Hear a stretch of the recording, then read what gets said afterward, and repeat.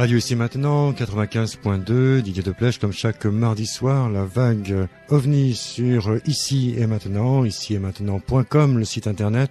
Nous recevons donc ce soir Jean-Paul Lyon et nous allons passer plusieurs heures en sa compagnie. On va faire un véritable voyage, un vrai voyage auquel nous sommes conviés. C'est le titre de cette émission, La vie quotidienne sur la planète Humo.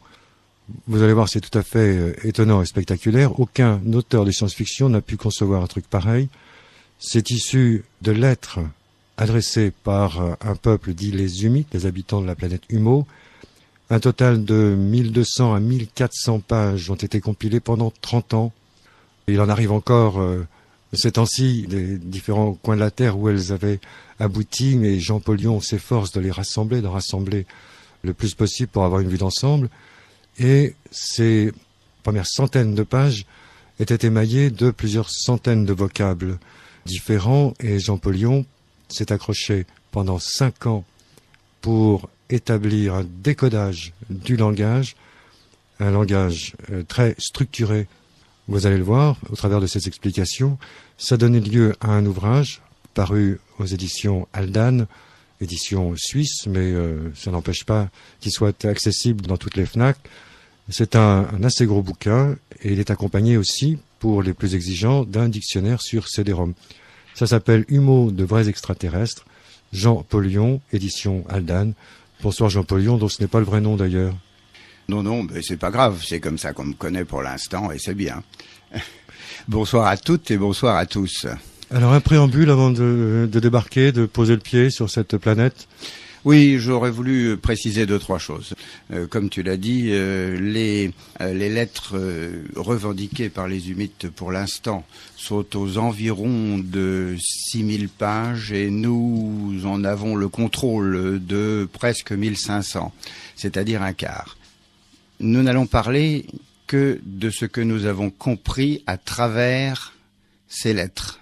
Ce sont les documents de base dans lesquels il y avait la langue que j'ai eu le bonheur de parvenir à décrypter et à comprendre.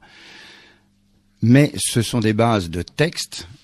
Ce n'est pas encore une preuve au sens scientifique, rationaliste de l'existence des Humites, mais on va voir que tout est tellement cohérent et l'existence de cette langue suffisent à donner une vie extraordinaire à ce dossier. Donc, d'autre part, dans ces lettres, tous les points de la civilisation humite ne sont pas abordés. Il y en a, nous n'en connaissons que 1500 pages, certaines lettres sont pas à vocation descriptive.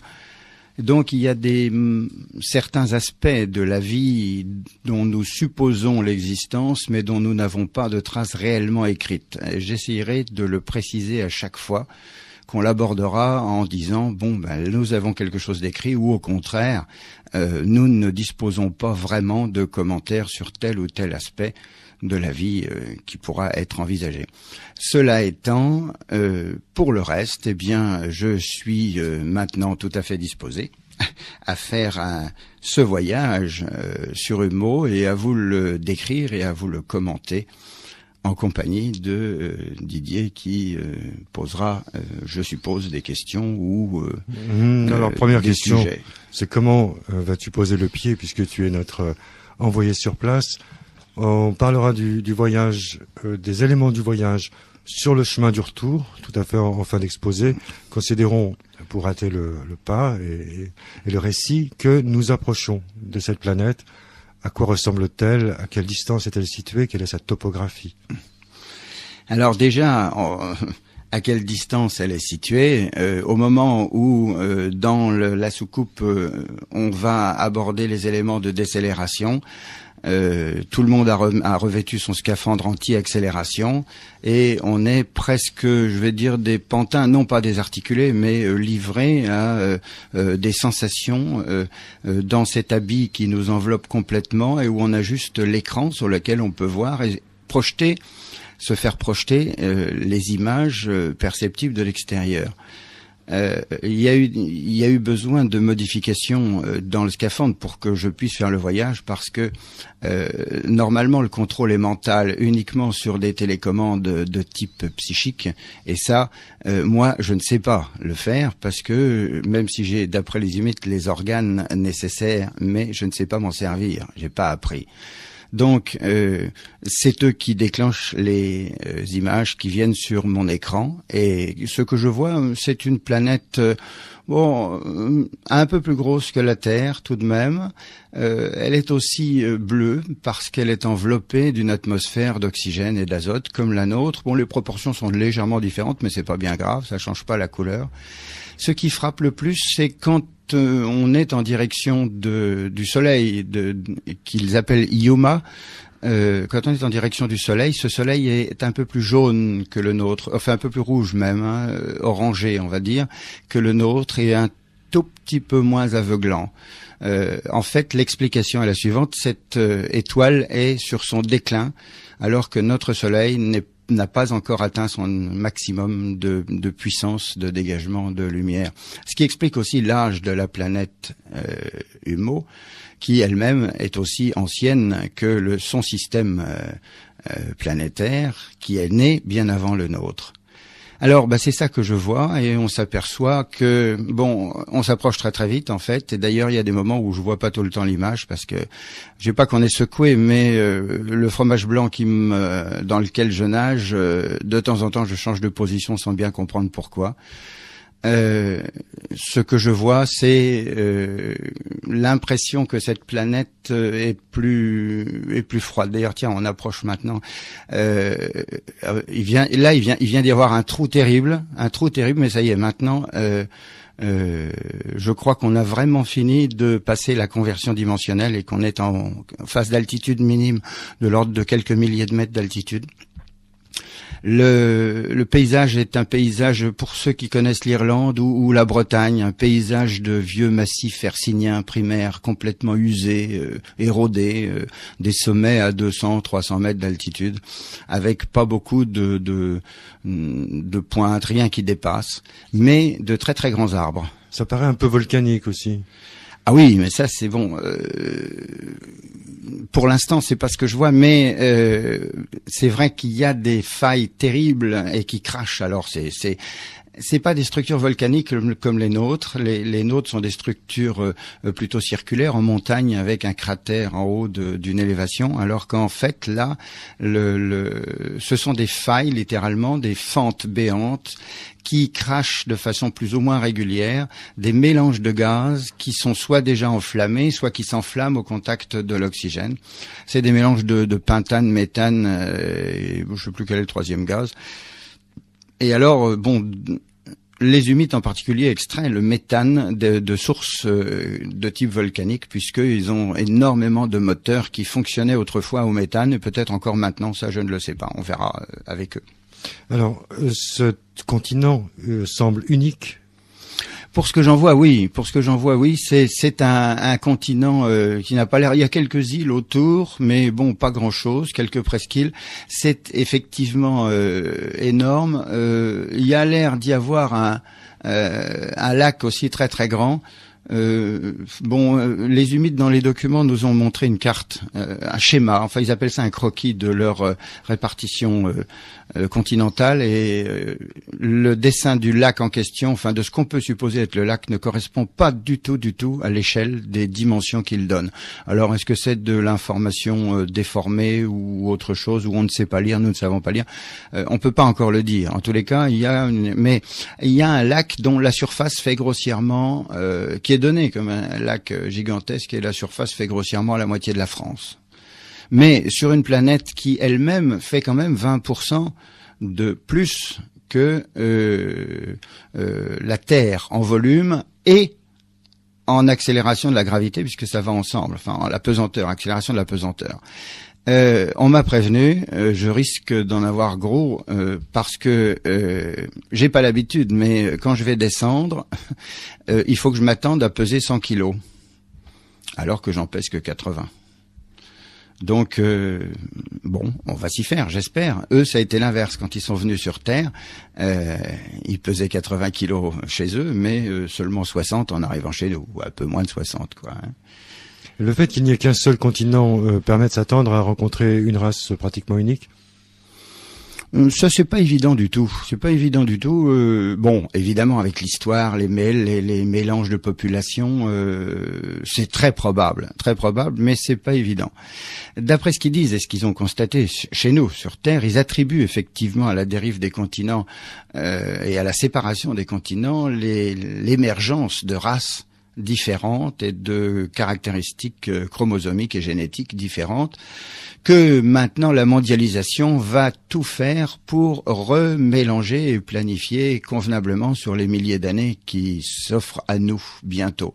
Mais pour l'instant, effectivement, nous sommes différents et chez eux, probablement, ah oui, dans les textes, dans tous les cas, ils revendiquent d'être tous pareils, la même race, enfin le même type d'individus, des gens qui ressembleraient pour nous à des gens un peu du Nord, plutôt un peu plus grands que la moyenne, bien bâtis, bon, à tendance blonde, mais on a des témoignages supposés avec des humides apparemment bruns aussi. Mais enfin bon, plutôt, oui, costauds. En tous les cas, sur Terre, ils se sont fait passer pour des gens de pays du Nord, surtout quand ils étaient dans les pays du Sud, en exploitant le fait que nous ne nous connaissons pas suffisamment les uns les autres. Alors, à mesure qu'on approche, on peut parler de la végétation. Est-elle abondante, luxuriante? À quel point est-elle variée de celle de la Terre? La végétation est très variée et surtout, elle est ordonnancée. La végétation de la Terre est une végétation qui s'est développée librement et qu'on a laissé se développer, sauf dans certains cas.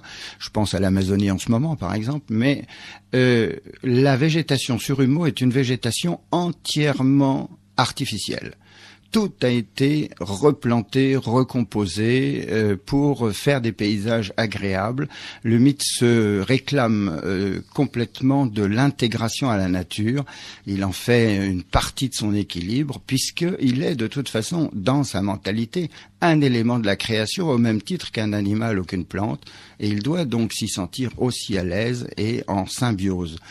Simplement, ils ont modifié pour des questions d'esthétisme. Donc, ils ont réparti systématiquement des massifs de grands arbres, de petits arbres, à petites feuilles, à grandes feuilles, des buissons, des cailloux, des rochers. Ils créent littéralement des falaises là où il n'y en avait pas.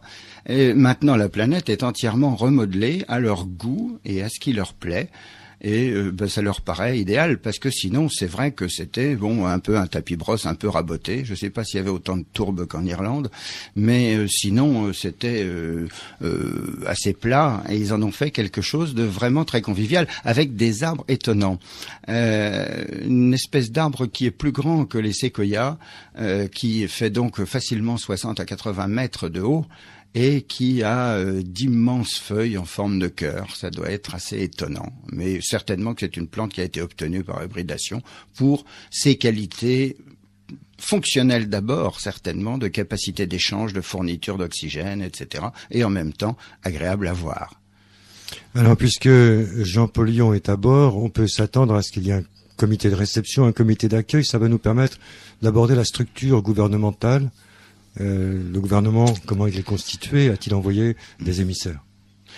En fait, ce voyage a été organisé, bon, un petit peu, on va dire, à la suite de mon travail, et c'est une espèce de renvoi d'ascenseur, on va dire, et puis d'initiation à la réalité des choses, à côté de la réalité des documents eux-mêmes, et pas seulement du terrain. En fait, donc, cette chose-là a été faite à l'initiative du représentant en chef sur Terre, qui a demandé à son gouvernement, le gouvernement de la planète. Humo est une planète qui est gérée intégralement par un organisme central, dont la partie exécutive est quadricéphale, c'est-à-dire il y a 4 personnes, les textes nous expliquent au minimum 3, mais 4 personnes qui décident des orientations et des applications à faire dans la dynamique d'évolution de la planète et des relations des hommes entre eux. Ils sont assistés naturellement, donc ça c'est ce qu'ils appellent l'humo aelewe, et qui est mentionné en tête de pratiquement tous les documents. Pour la petite histoire, ce mot veut dire que pour les gens de Humo, son rôle est de faire l'équilibre entre les modèles mentaux et leur efficacité, entre les décisions des modèles et leur efficacité. J'ai pas l'impression que chez nous on en soit encore à ce stade-là où les politiques s'occupent d'abord de l'efficacité de ce qu'ils décident avant de le décider. Mais revenons donc, ce gouvernement est celui qui a prononcé l'invitation, conseillé par une espèce de l'équivalent d'un parlement pour nous, qui est une espèce de chambre des députés dans laquelle il y a quelques 2000 à peu près 2000 personnes qui travaillent avec essentiellement des ordinateurs tout le temps. On aura l'occasion d'en reparler. Et assisté d'un pouvoir juridique qui est du même ordre. Il y a aussi une organisation comparable à celle d'un conseil de surveillance chez nous dans les sociétés commerciales, qui va surveiller la façon dont les décisions sont prises à l'intérieur du groupe des 4, si j'ose dire, et dans lequel ils vont veiller essentiellement à ce que aucune personnalité n'émerge et que les décisions soient réellement prises en synthèse de 4 points de vue différents, enfin au moins suffisamment différents.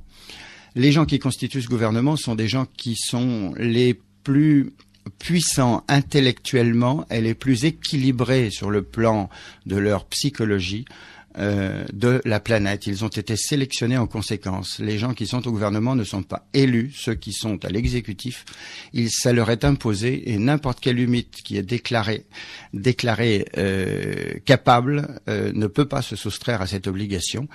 La période pendant laquelle il peut être partie prenante de ce groupe de 4 est une période de 6 ans, à l'issue de laquelle il retourne à des fonctions de type exécutif de la vie normale. Bon, évidemment, il sera probablement pas ouvrier dans les jardins ou des choses comme ça, mais il n'aura plus aucun des avantages, entre guillemets, de la fonction de co-directeur de la planète.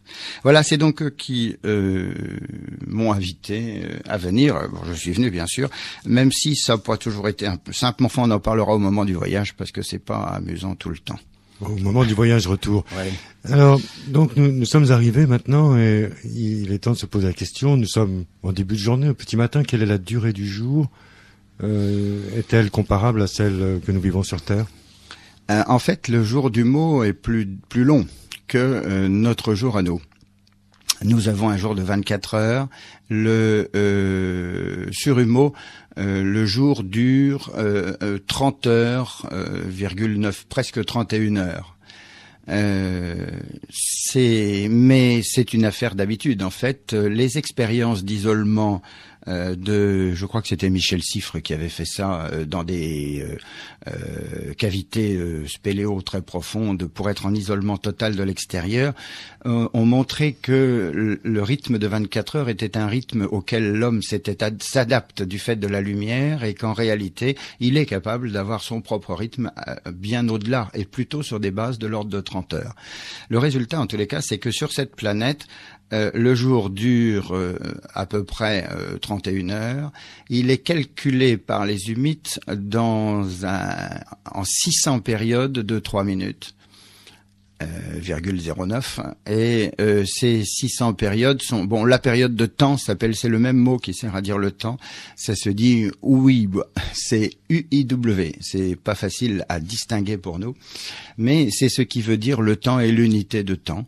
Ils ont un concept qui est amusant parce que, on verra en plus en détail, leur façon de calculer est à base 12, et nous, elle est à base 10. Et on s'aperçoit que nous calculons tous les jours à base 10, mais que les temps, les pendules, nous les calculons tous à base 12. Un cadran, ça fait 12 heures. 12 heures, le jour fait 24 heures qui fait 2 fois 12 heures.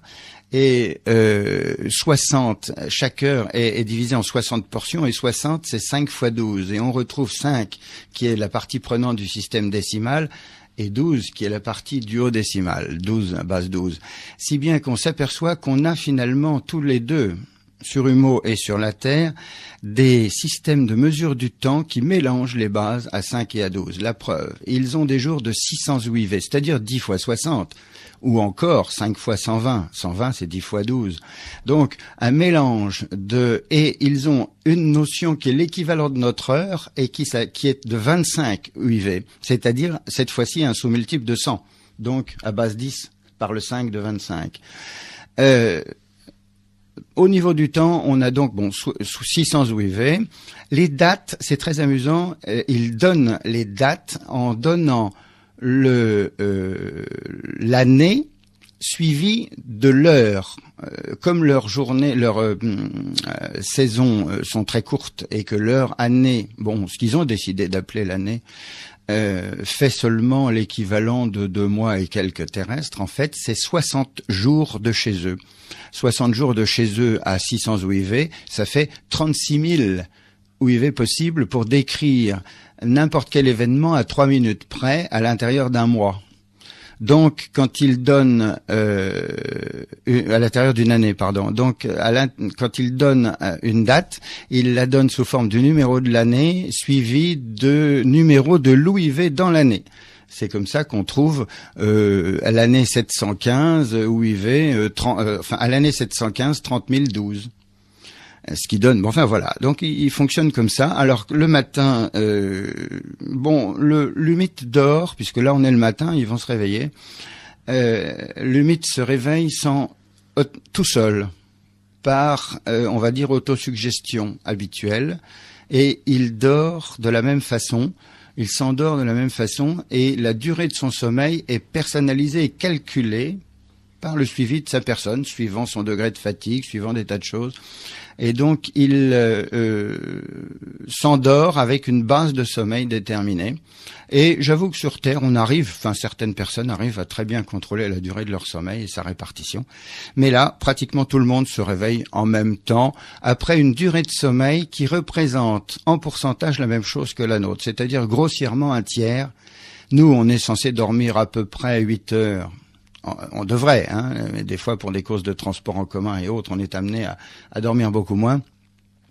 Mais la durée du sommeil moyenne est de 8 heures sur 24, c'est-à-dire un tiers. Et chez l'humide, c'est presque 200 UIV, c'est 178, je crois. Il le donne comme valeur dite modale, c'est-à-dire moyenne suivant les types des individus. Et donc tout le monde se réveille le matin. Eh bien, on va prendre une famille humide, celle qui a été choisie pour t'accueillir, Jean-Paul. On va la prendre au saut du lit, si l'on peut dire. On va se rendre chez eux, mais pas par les moyens de la route. Tu vas nous décrire le transport, et puis on va faire une pause musicale pendant ce transport. Donc après la salutation d'usage, la main sur la poitrine, l'échange de cadeaux traditionnels. En fait, on touche pas. En fait, on ne touche pas. La main sur la poitrine, mais elle reste à distance. On ne touche pas vraiment. L'échange de cadeaux traditionnels, la remise d'une mémoire en titane pour que tu puisses prendre des notes. Pas tout à fait, parce que oui, à la limite, oui. En fait, c'est bien ce qu'on m'a équipé d'un système comme ça, avec un micro multifréquence et tout ce qu'il faut.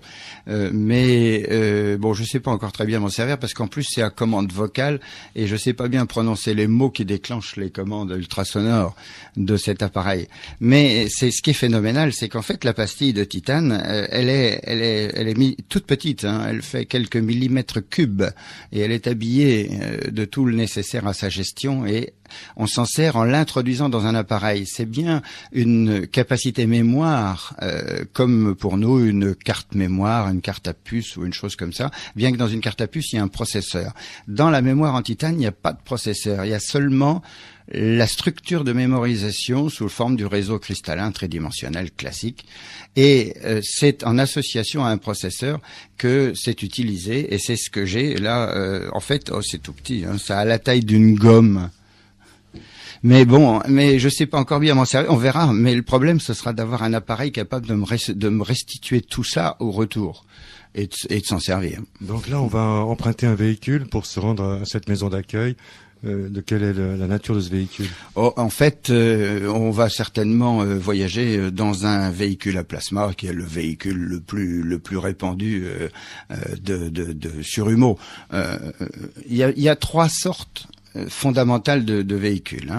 La soucoupe, la nef, on va dire galactique, puisque les nefs ne sont jamais sortis de la galaxie, et loin s'en faut.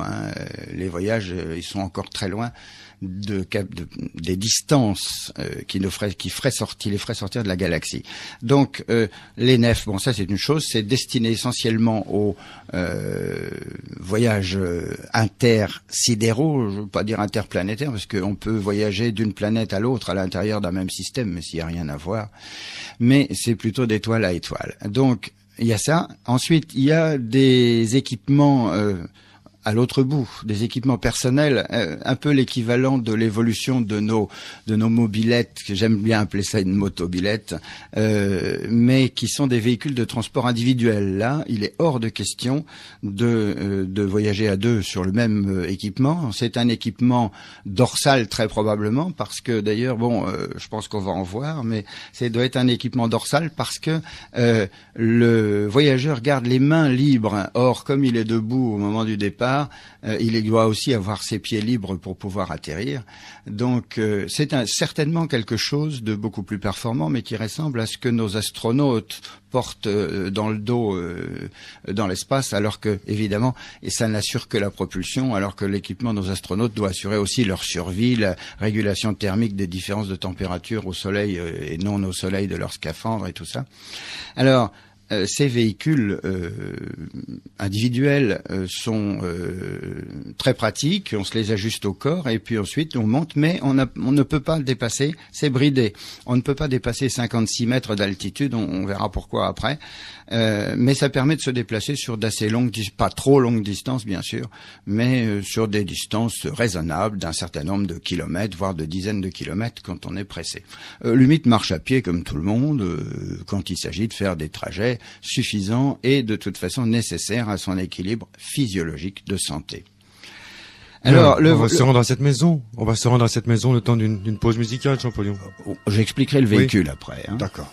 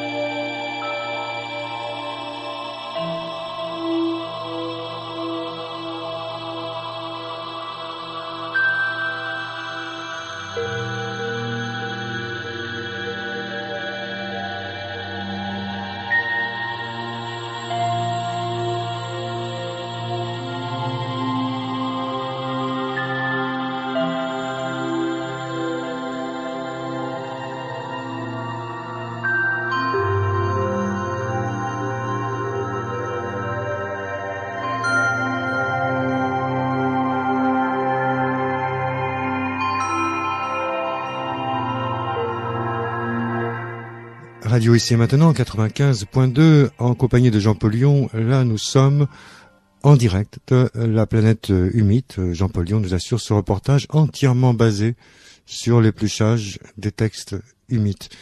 On approche de la maison, mais on est toujours à bord de ce véhicule qui se déplace, donc est à propulsion de plasma. Bon, le véhicule s'appelle un véhicule à plasma, mais je crois qu'il faut quand même qu'on fixe bien les choses.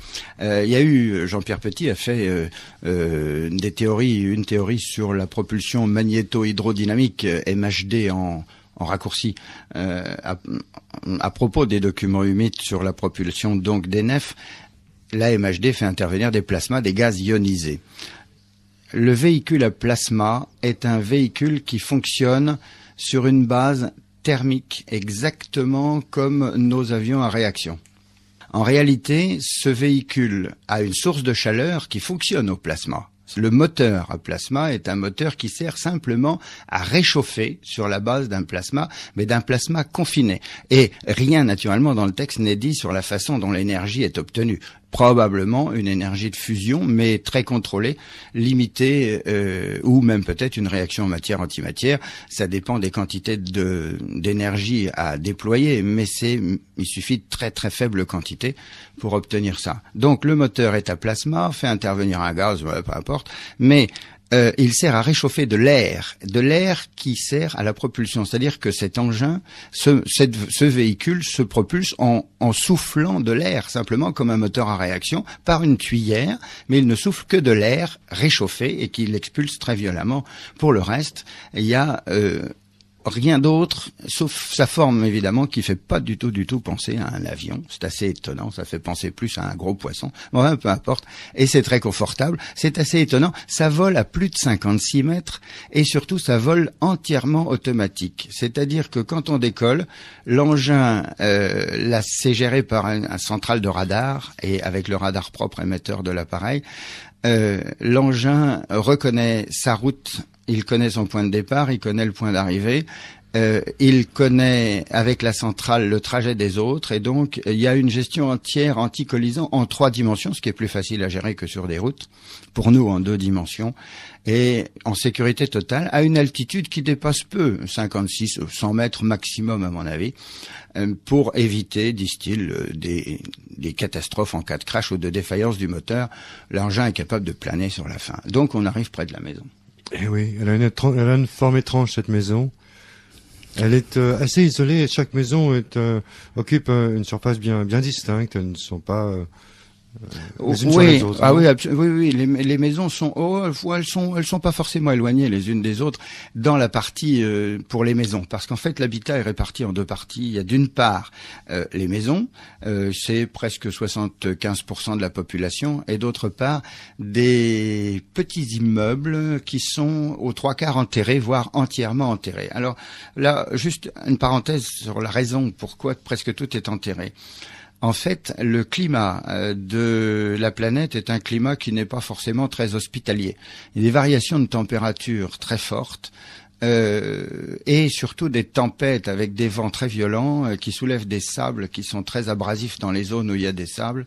Et donc les maisons et les habitations sont faites pour être à l'abri sous forme souterraine. Alors on peut imaginer des constructions qui sont adossées à des collines, mais pas sous forme de maisons apparentes, du genre maisons souterraines, mais qui auraient des baies vitrées donnant vers l'extérieur, un petit peu ce genre-là. Et d'autre part, ça c'est pour l'habitat collectif, les lettres disent que c'est réservé à 27% de l'habitat des gens, mais qu'ils ont des compensations de ce fait qu'ils n'ont pas de maison et qu'ils ont d'autres types de compensations. La maison elle-même, là, d'ailleurs, on la voit pas bien en fait. Quand on arrive, on arrive dans une espèce oui, on va dire un jardin. C'est joli. D'ailleurs, c'est entouré d'arbustes, un peu comme nos troènes ou nos thuyas, un petit peu ce genre d'arbustes, et qui forment le tour du jardin. Pour mémoire, ces arbustes s'appellent dans leur langue des igous, ce qui veut dire que ce sont des séparateurs de communautés. En fait, quand ils appellent, ils disent pas ce sont des thuyas, enfin ils donnent pas le nom de l'arbre, ils donnent à quoi il sert comme nom. L'arbre porte le nom de séparateur de communauté et non pas du type troène ou autre. Ça montre le côté fonctionnel de leur langue, c'est-à-dire en fait leur langue explique à quoi servent les choses, exprime à quoi servent les choses et non pas ce qu'elles sont. Alors dans ce jardin, une espèce de bosse, et cette bosse cache en fait le dessus de la maison, qui est en fait abrité par cette bosse des vents qui pourraient venir la frapper si elle dépassait du sol, comme nos maisons. Pour rentrer dans la maison, d'ailleurs, on descend le petit talus après la bosse, et puis on voit, il y a une porte. En fait, la maison semble être un peu comme dans une corolle, dans une espèce de construction circulaire. En dessous, elle ressemble un petit peu à, on dirait un chapeau de champignon sans pied. en fait, hein, une espèce de dôme, quelque chose comme ça, un petit peu structuré. Peut-être un peu comme un château d'eau à l'ancienne dans nos campagnes. Non, c'est beaucoup plus rond. Un tronc et une corolle. C'est beaucoup plus rond. Non, alors le tronc, c'est autre chose. En fait, le tronc apparaît quand la maison monte, parce que la maison peut monter en hauteur pour bénéficier d'un paysage à 380 degrés. C'est-à-dire que non seulement à 360 degrés, non seulement on peut monter, mais le fait de monter permet de tourner et donc de bénéficier de tous les aspects de l'horizon tout autour et donc de tous les paysages tout autour. C'est pour ça qu'on fait monter la maison, c'est pour voir et pour mieux voir que sinon on est dans la coquille à l'abri. Mais bien sûr, il fait pas tout le temps mauvais, heureusement. Alors donc, cette maison est donc, on rentre dans la maison par cette porte, et alors, c'est assez étonnant parce que c'est une construction, il n'y a aucun meuble. C'est étonnant. Au milieu, on a une espèce de colonne, on ne sait pas très bien, d'ailleurs, moi je ne sais pas là s'il y a un escalier, si c'est un escalier, probablement un escalier ou un élévateur ou quelque chose comme ça, qui n'est pas tout à fait centré, hein. La colonne est un petit peu mais c'est quand même au centre, enfin je veux dire, dans le milieu de la maison, mais ce n'est pas dans l'axe, hein, parce que l'axe va servir à autre chose. Et la surface de la maison est découpée, on dirait, un petit peu comme une citrouille, avec des quartiers de citrouille. Ça ressemble à une demi-citrouille le dessus, mais des quartiers, il y en a que 6, quelquefois 7 ou 8, mais pas beaucoup plus, alors que dans une citrouille, il y en a au moins une douzaine, plus que ça. Et chaque pièce est formée par cette espèce de quartier autour de cette place, de ce palier central. Et les pièces sont complètement vides. C'est très étonnant. Simplement, sur le sol apparaissent des dessins géométriques de couleurs, carrelés.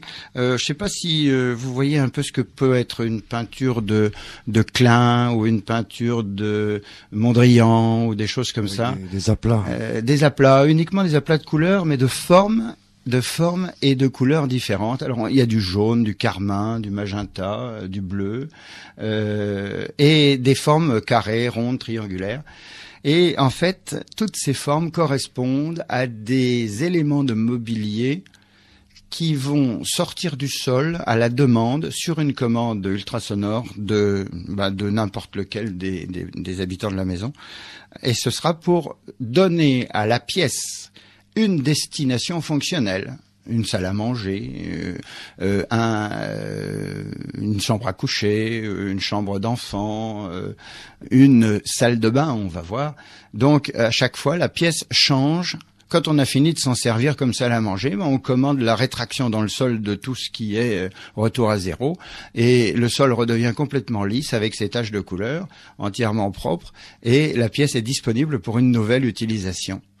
Alors dans cette maison, il y a en fait les parents qui ont 2 enfants, et puis les grands-parents exceptionnellement, je ne sais plus si c'est les parents de lui ou les parents de elle, qui ont obtenu du gouvernement de pouvoir vivre dans cette maison avec leurs enfants. La maison est mise à disposition du couple et de sa famille par l'État, en échange d'une partie du travail qu'ils vont fournir pour la société du mot. Et tout ceci se passe sans manipulation d'argent. Alors, chacun vaque un petit peu à ses occupations.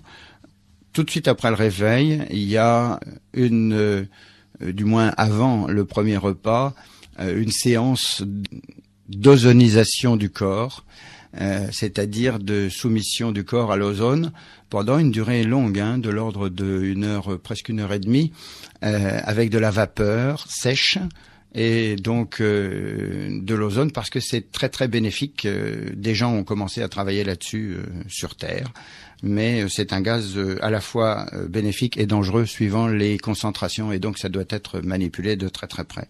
Donc les parois sont montées, permettant à chacun une relative isolation au sein de la même pièce. Et apparemment, la maîtresse de maison, la femme au foyer, s'active à composer des odeurs. Oui, alors là, il y a 2 choses. La première chose, c'est physique simplement, c'est les parois qui s'élèvent. En fait, dans chaque pièce, il y a ce qu'on va appeler un siège. En fait, c'est pas un siège, c'est une zone polyvalente de gestion de l'individu. Ça peut servir de siège, ça peut servir de cabine de douche, ça peut servir de bain vertical.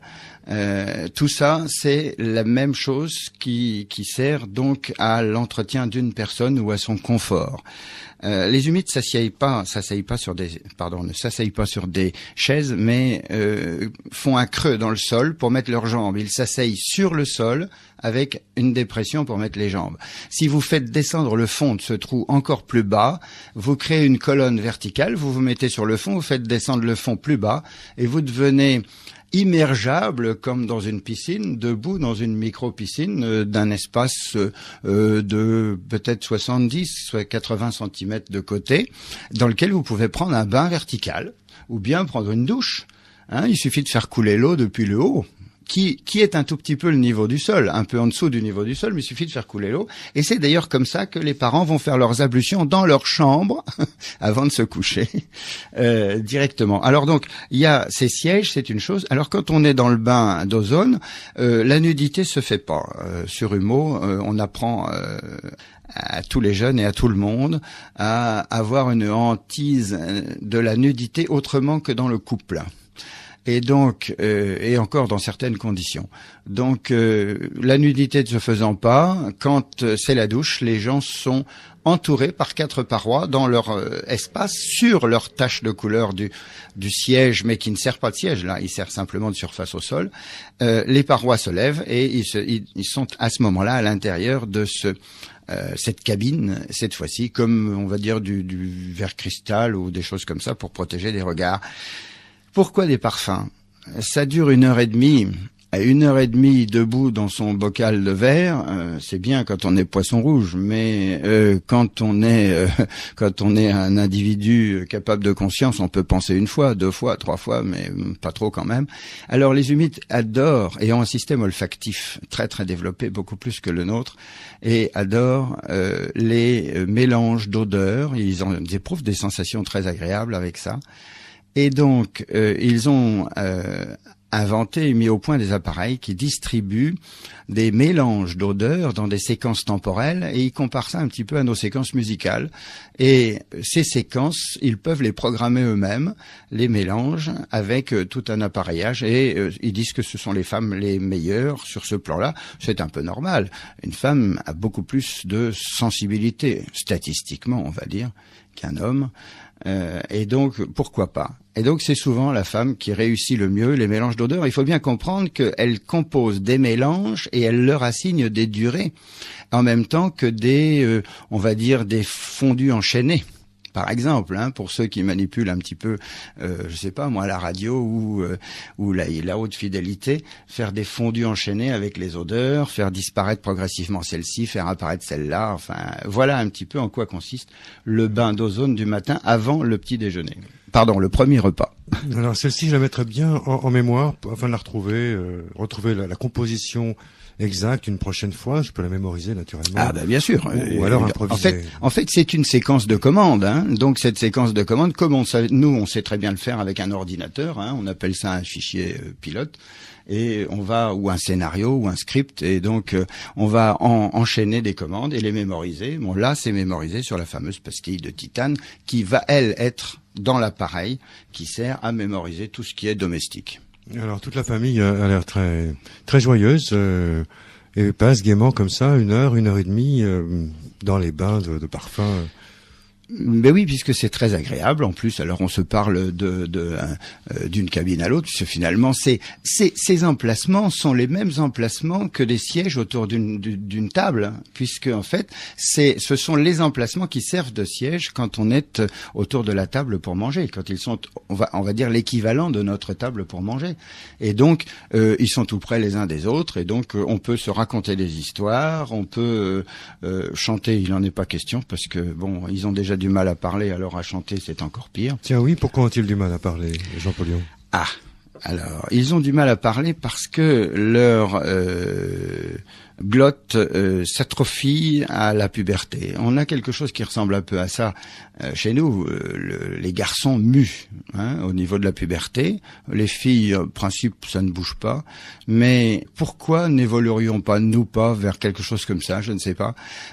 Ils ont donc une atrophie de la glotte qui les rend de moins en moins capables d'émettre des sons. Même à la limite, ils sont plus capables d'en émettre du tout.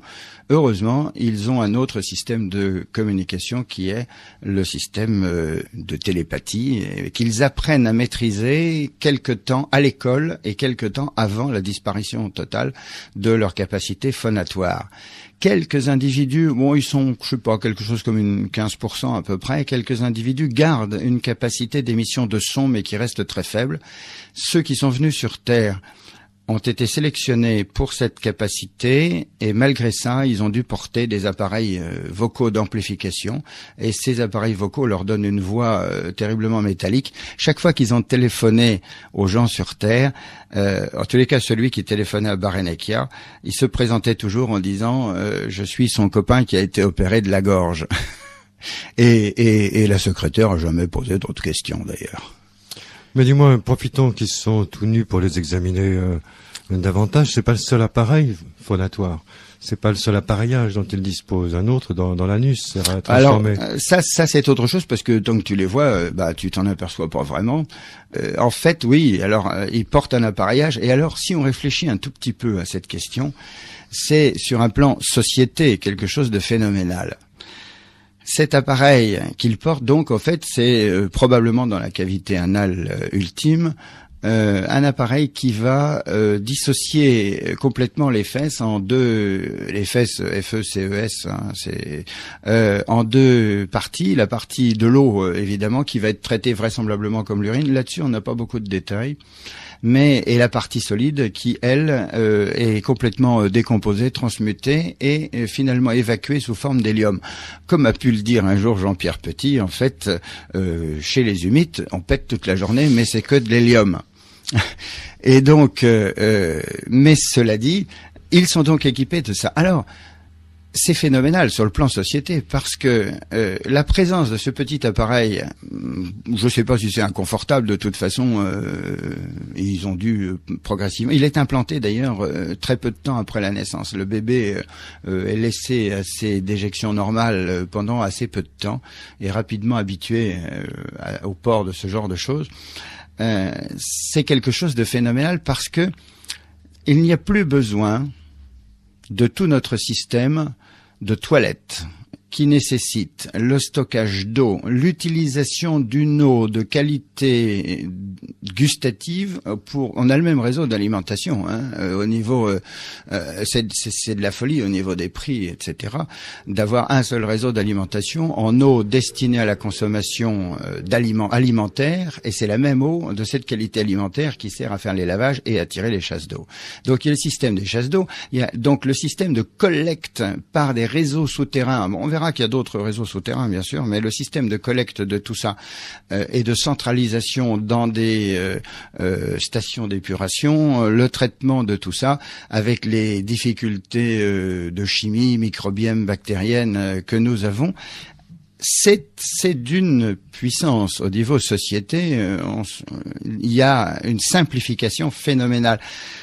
D'ailleurs, beaucoup de choses ressortent de leur société. Les problèmes traités à la base sont simples à traiter à la base et évitent des spirales terribles de type collectif. Mais ça, c'est encore une autre philosophie. Quelquefois, ça coûte un peu de liberté de traiter le problème à la base.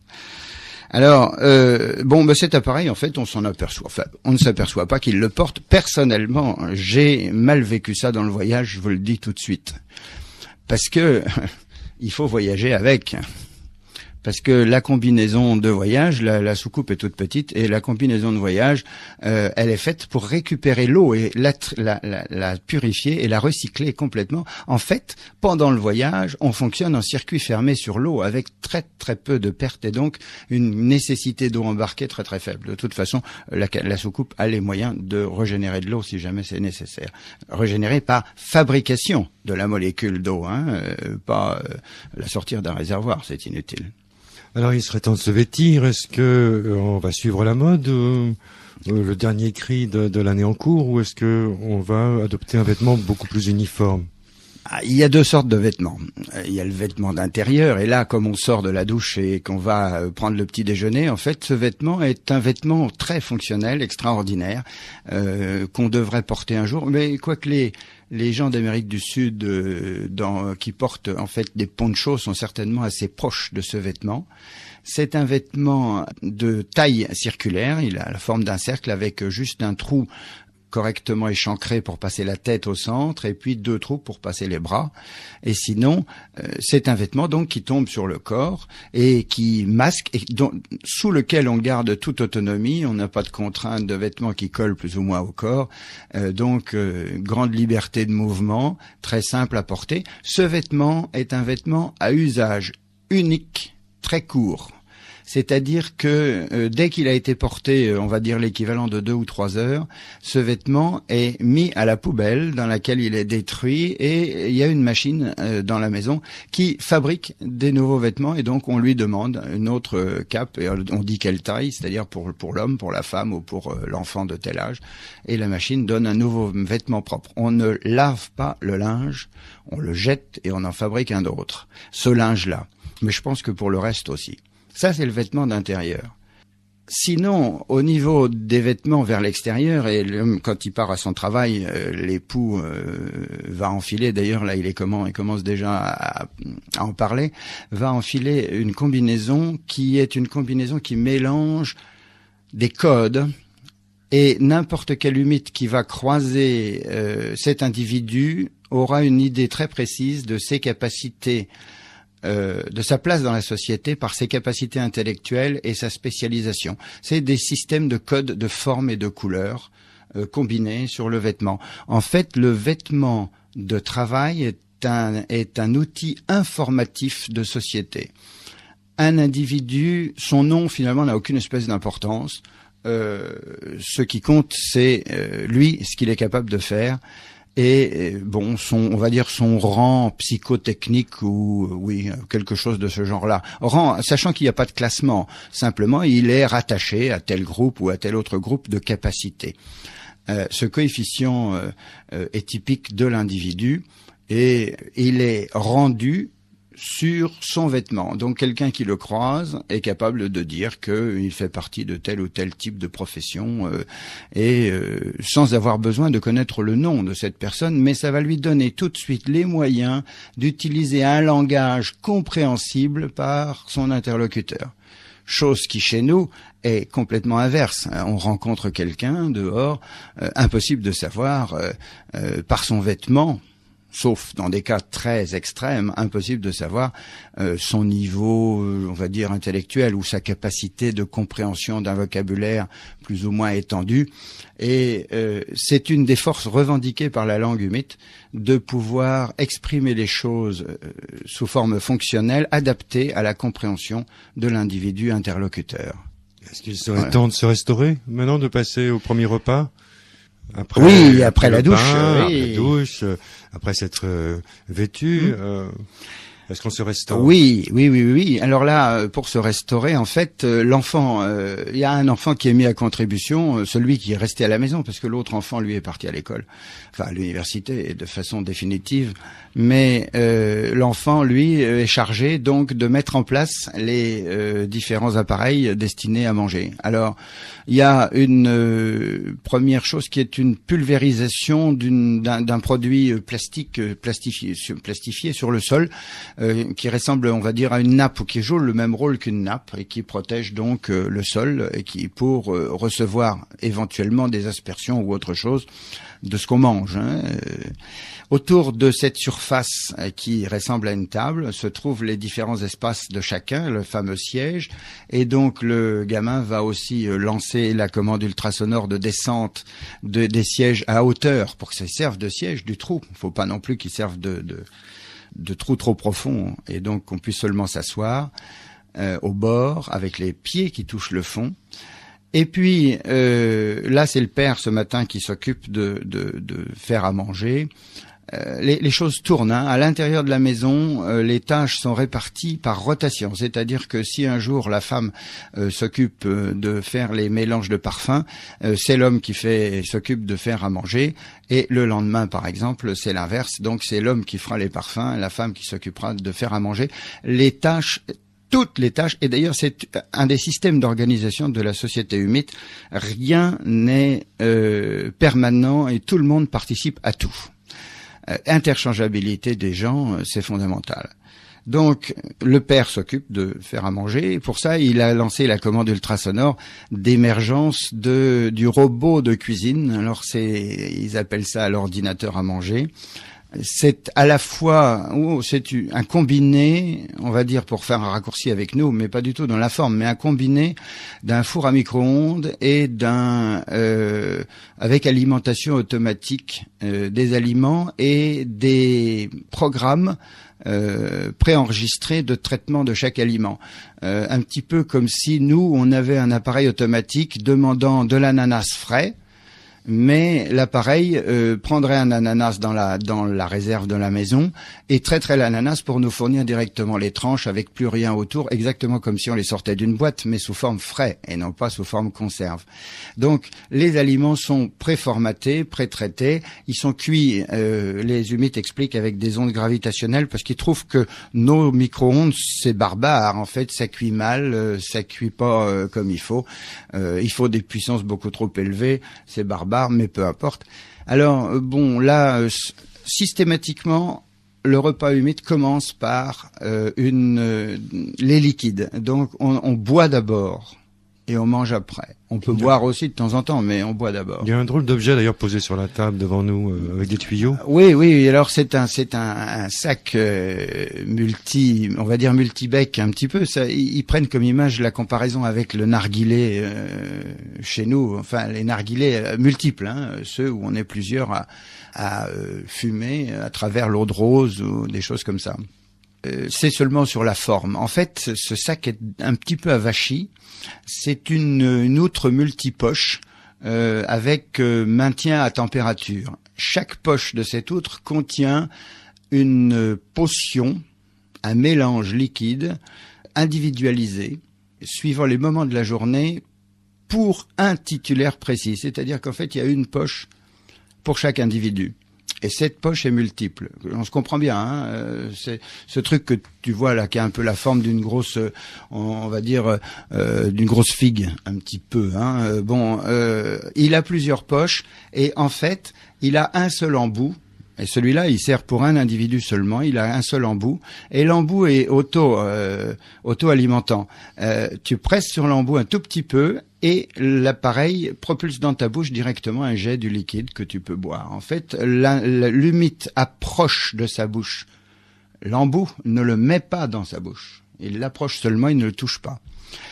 C'est délivré à température et tout. Alors, chacun de ces mélanges est calculé dans sa composition avec des vitamines, des stimulants qui correspondent aux nécessités de maintien en condition idéale, aussi idéale que possible, de la santé du titulaire. C'est comme ça qu'on va, par exemple, si un enfant est un petit peu malade ou a pris un petit courant d'air, on va changer la composition en mettant plus tel type de vitamine, plus tel autre. Je me rappelle, quand j'étais gamin, on aurait pu imaginer un appareil comme ça où il y avait plus d'huile de foie de morue pour fortifier les enfants, par exemple. Hein.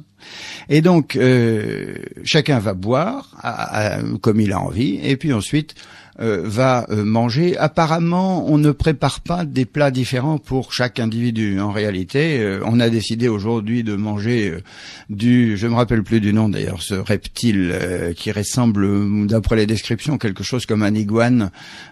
Oui, à peu près, ça fait dans les 2 mètres. Mais ce reptile, il a une chair un petit peu blanche, jaunâtre. Ça fait penser un peu au poulet, un peu un poulet nourri au maïs, hein, ce genre de truc.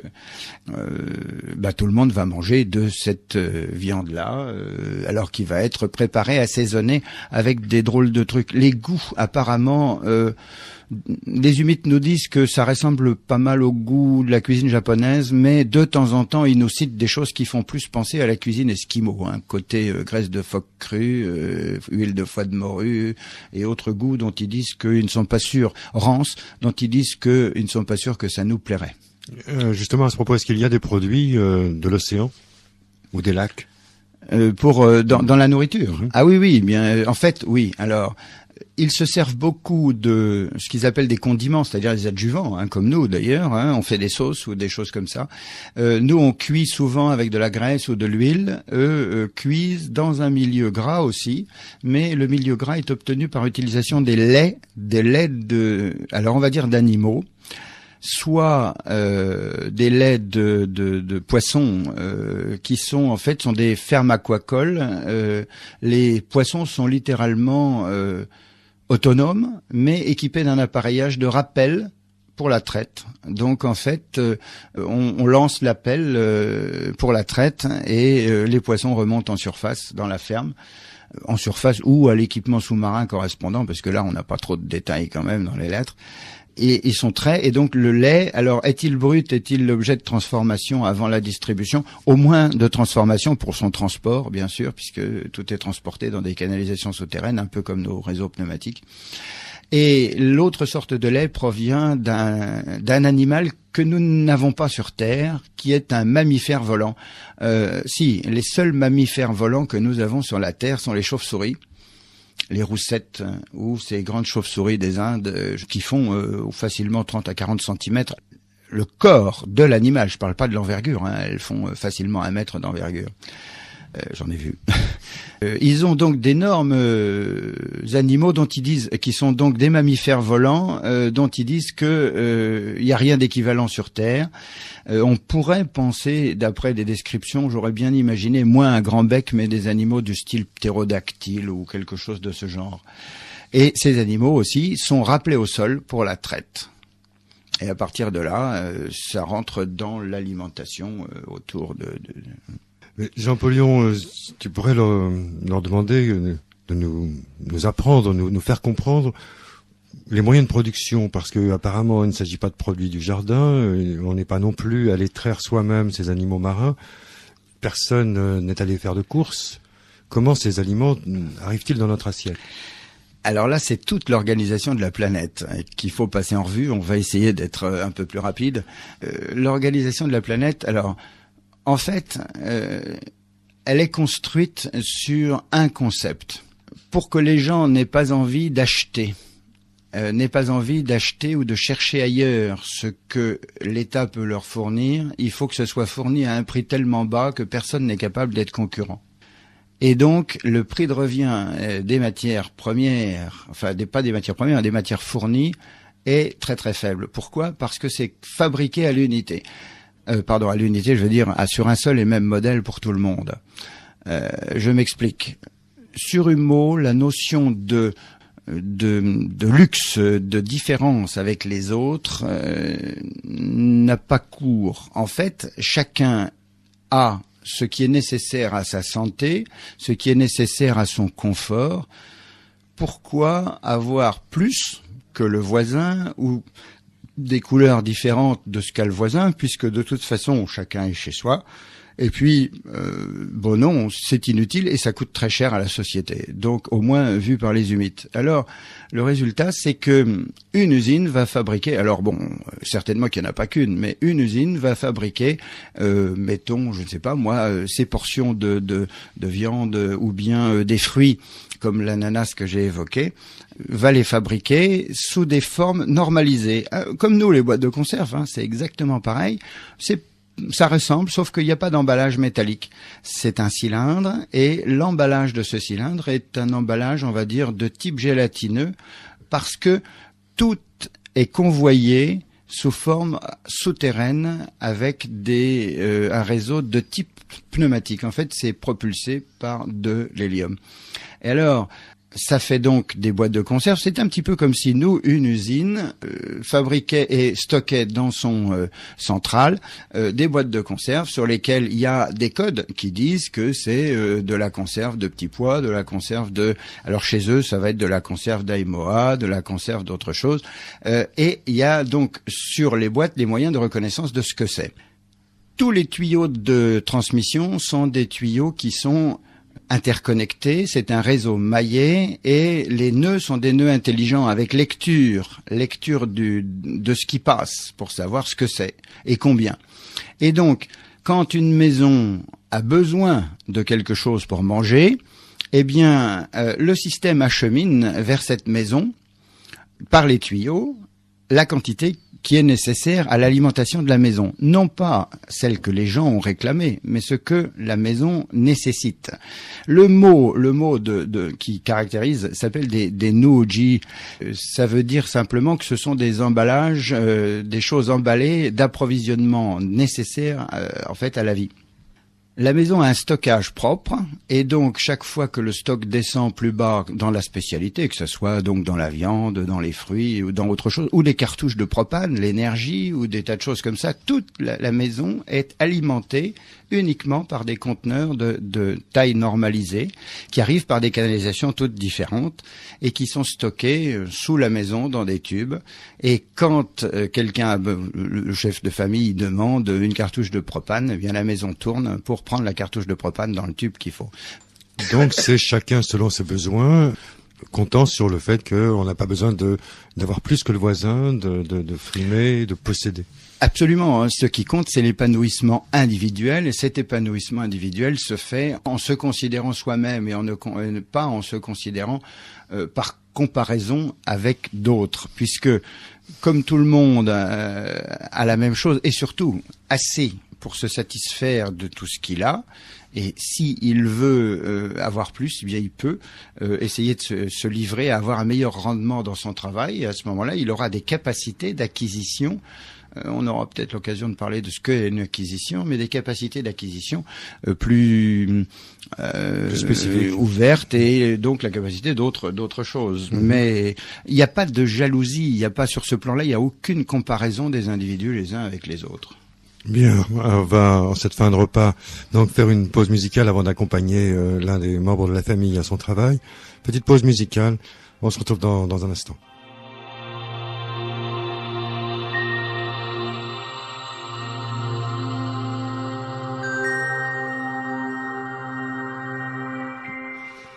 Radio ici et maintenant, 95.2, et donc retour sur la planète Humo avec Jean Pollion. Donc Jean Pollion a été accueilli à notre demande, à la demande du gouvernement de la planète, comme hôte de marque pour visiter, nous faire ce récit. Il a été accueilli dans une famille humide, il vient de nous décrire la maison, les ablutions matinales, le premier repas. Il serait temps, Jean, d'accompagner le chef de famille, de l'accompagner sur le lieu de son travail, mais je crois avoir compris qu'il ne travaille pas beaucoup chaque jour. Alors c'est pas seulement cet individu-là, mais tout humide travaille, mais entre 2 et 3 heures et demie par jour, c'est-à-dire grossièrement 10% du temps de la journée, d'une journée. La variation de la durée du travail correspond à la difficulté du travail ou à sa dureté. Les gens qui font du travail intellectuel, quand c'est du travail intellectuel très intense, ou bien les manuels, quand c'est du travail manuel difficile, font des horaires plus courts que les autres. Donc c'est un petit peu variable, mais ça reste quand même très très faible dans la journée, de l'ordre de 10%. Un point quand même, les femmes sont dispensées de contributions de travail à la société pendant tout le temps où elles ont leurs enfants en éducation, c'est-à-dire de la naissance jusqu'à l'âge de 13 ans et demi, un tout petit peu plus que 13 ans et demi, où les enfants à ce moment-là rentrent dans des écoles très spécialisées ou polytechniques qui se ressemblent à nos universités. On est étonné de l'âge, mais ça c'est encore autre chose. Les enfants humides apprennent beaucoup plus vite que les nôtres, semble-t-il. Mais on va comprendre peut-être aussi pourquoi, parce qu'il y a quand même des différences dans les individus, dans la physiologie des individus. Alors, nous sommes actuellement en train le chef de famille vient d'enfiler sa tenue de spécialiste. Alors, il fait un métier étonnant. C'est un inspecteur des appareils des appareils d'évaluation de perturbation des conduites souterraines. Alors, on a entendu tout à l'heure qu'il y avait des tuyaux partout pour faire apparaître, arriver dans les maisons ces fameuses doses précalibrées d'aliments, de propane, de toutes choses nécessaires à la vie de la maison. Ces canalisations sont enterrées dans des systèmes mixtes comme chez nous, avec des lits de sable, de gravier, des remblais par-dessus, etc.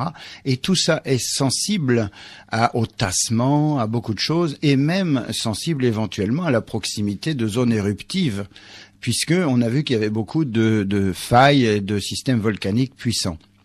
Donc, il faut régulièrement visiter, contrôler l'état de ces canalisations, leur stabilité, leur déplacement éventuel, c'est-à-dire si ça a bougé, et des choses de cet ordre. Ça se fait avec un appareil qui sert à évaluer ce genre de déplacement. Et l'homme que nous allons accompagner est un homme qui vérifie ces appareils. C'est-à-dire, c'est pas l'homme qui fait les mesures sur le terrain, c'est l'homme qui vérifie que les appareils fonctionnent. Un petit peu comme les gens qui font la vérification des radars automobiles pour nous, qui disent si les radars sont bien conformes, etc. Alors donc, il est évaluateur de ce type d'appareil. C'est un appareil de type visuel, à visée. Ça fait penser à la fois à des choses de type radiographie des conduites souterraines que nous connaissons avec des isotopes. On peut aussi faire penser à des outils de visée du type bolomètre. Enfin voilà, c'est un appareil optique essentiellement. Donc il fait ça. Alors nous sommes montés avec lui dans son véhicule à plasma et donc on va vers le centre dans lequel il a tous les appareils à contrôler. Et ces appareils, il va les contrôler dans leur fonctionnement sur des terrains calibrés. C'est-à-dire qu'en fait, il va prendre les appareils et il va aller sur le terrain pour, sur un même terrain, vérifier que tous les appareils donnent la même chose, parce que c'est comme ça qu'on va trouver les dérives entre les appareils. Et ensuite, on verra quel est l'appareil qui donne la bonne information. Quand je lui ai demandé s'il manquait de quelque chose, finalement, pour tout, il a dit, mais non, finalement, j'ai besoin de quelque chose, eh bien, je demande sur les boutons ou au système ordinateur. Oui, il m'a expliqué aussi que la maison est entièrement informatisée. Nos balbutiements actuels en domotique nous font peut-être imaginer ce que ça peut être. La maison est entièrement automatisée, aussi bien pour le contrôle des périphériques de vie, qu'il s'agisse du système de cuisson, qu'il s'agisse des sièges, qu'il s'agisse des lits, qu'il s'agisse d'autres choses. Et en même temps, elle est en connexion avec les réseaux d'ordinateurs, les deux réseaux d'ordinateurs fondamentaux, celui de gestion des individus et celui de gestion des enfants. La gestion des enfants, j'en fais une parenthèse, et puis elle est assurée essentiellement sur le suivi de leur progrès de développement intellectuel et de capacité d'acquisition de connaissances. En fait, chaque individu est suivi de très très près pour par exemple, revenir, s'il y a des concepts qu'il a mal assimilés, revenir dessus jusqu'à ce qu'il les ait bien assimilés. Au contraire, s'il a assimilé des concepts plus vite que ce qui avait été prévu par sa tranche, compte tenu de ses qualités, de son coefficient psychotechnique, eh bien, à ce moment-là, c'est enregistré et l'enseignement est accéléré puisqu'il est capable de mieux comprendre, de comprendre plus vite. L'enseignement est accéléré et peut donner à l'enfant une meilleure progression et donc changer son coefficient. Un petit mot juste sur le coefficient parce que on a été amené à en parler pendant le trajet. Le coefficient est mesuré 3 fois. Une première fois, un peu avant la naissance, quand on peut déjà, les humides savent déjà mesurer un certain nombre de paramètres de fonctionnement du cerveau chez le fœtus et déjà détecter à cet âge-là un certain nombre de caractéristiques de sa personnalité et de ses capacités cognitives, comme nous dirions maintenant. Ensuite, l'évaluation est refaite après la naissance, un petit peu comme nous les tests, je sais plus comment s'appelle ce médecin qui a inventé les tests qu'on fait faire au nouveau-né pour voir tout de suite s'il a des réflexes normaux, des capacités de marcher et des choses comme ça. Et là, il y a un portrait déjà beaucoup plus fin de l'enfant qui est fait et qui va donner une approche assez fine de sa capacité psychotechnique et qui va donc le brancher via un modèle, puisque cet enfant va être rattaché à une famille suivant des modèles, un modèle d'éducation correspondant au développement de ses capacités. Alors on ne sait pas le développement des capacités, si c'est le développement des capacités qui sont moins bonnes ou si c'est de l'hyperdéveloppement des capacités déjà fortes. Ça, on ne sait pas si c'est fait pour niveler ou au contraire accroître les différences de cet ordre. Et puis, il y a une troisième validation de ce code qui va être faite après l'ensemble de l'éducation à la maison, par la mère donc, et le père, bien sûr, quand il est là, mais en l'absence du père, c'est la mère. Faut pas oublier qu'il est absent, a priori, grossièrement 3 à 4 heures par jour, si on lui donne des temps de trajet très longs. L'autre évaluation est faite juste avant l'entrée à l'université, et cette évaluation de l'entrée à l'université est une évaluation presque définitive, puisque, a priori, à l'université, on va lui compléter ses connaissances, mais sa structure de personnalité est déjà faite et donc elle va plus changer, pratiquement plus changer pendant ses études de type universitaire. En tous les cas, celles qui vont lui donner l'accès au monde du travail. Mais Jean-Paul Lyon, le temps de travail étant assez court, que dirait-il de nous emmener visiter l'université, le centre d'éducation de cette famille qui a placé 2 enfants, un garçon et une fille? Oui, en fait non, c'est pas tout à fait ça. Je me suis mal exprimé. En fait, il y a une fille qui a dépassé l'âge de 13,7 années et donc qui est entrée à l'université. L'autre enfant est encore à la maison. Il a 8 ans et donc tant qu'il n'a pas 13 ans, il est entièrement à la maison et en éducation, on va dire personnalisée à la maison. On verra les moyens de l'éducation à maison. Avant de parler de ceux de l'université, il y a dans toutes les maisons une salle hémisphérique en surface au-dessus. C'est un niveau supérieur au-dessus des pièces, une salle entièrement hémisphérique où on s'assied au centre et où on peut vivre tout en 3 dimensions complètement, c'est-à-dire le kiné panorama multiplié par 3 complet, 360 degrés d'image et son et image en 3 dimensions. Et là, on s'en sert aussi bien pour visiter des choses qui sont très très loin et on va pas faire le voyage, ou bien pour apprendre, et c'est en particulier là que l'enfant va apprendre en dehors de certainement des apprentissages de type manuel, c'est-à-dire qu'il faudra qu'il apprenne en manipulant lui-même, en faisant lui-même ses erreurs. Mais à la maison, donc, cette zone de hémisphérique sert aussi à l'apprentissage des enfants. Donc, l'université, c'est un vrai problème par rapport à nos usages. La société humite, on a vu, est très structurée, hiérarchisée et a un fonctionnement qui pour nous est étonnant. Enfin, c'est à la fois Big Brother et aussi tout paraît très très canalisé, stéréotypé et où on ne peut pas en sortir. Afin d'éviter un certain nombre de débordements, et bon, je crois que de temps en temps l'évolution de la vie autour de nous peut nous faire réfléchir là-dessus, les humites ont été amenés à concevoir un type d'éducation où l'éducation répond à un modèle et non pas à la transmission de valeurs par les parents. Les valeurs transmises sont les valeurs voulues par la société. C'est une façon, que nous qualifions de totalitaire, de complètement totalitaire. Il s'agit de transmettre des valeurs et de structurer les personnalités pour un fonctionnement idéal de la société. Ça ne veut pas dire enlever des capacités de libre arbitre aux individus, mais ça veut dire de les amener à avoir des réflexes conditionnés de comportement en situation sociétale. Je veux dire, pas question de faire autre chose que ce qui est bon pour la société. Tout ce qui peut être mauvais pour la société aura été éliminé complètement de l'esprit de l'individu. Comment le faire? Eh bien, on fait rentrer les enfants dans cette université et ils n'en sortent plus pour voir leurs parents. Les enfants ne voient plus leurs parents jusqu'à leur insertion dans la vie active, c'est-à-dire après avoir été moulés, préformatés ou préformés à la société. Ils sont donc entièrement pris en charge à l'intérieur de l'université et un enfant de 13 ans qui commence tout juste reçoit des parents de substitution sous forme de professeurs qui sont ses tuteurs un homme et une femme, de façon à se substituer au père et à la mère sur le plan, on va dire, affectif, de façon à ce que l'enfant ne soit pas complètement pris en charge sous une forme, on va dire, pseudo-militaire ou autre.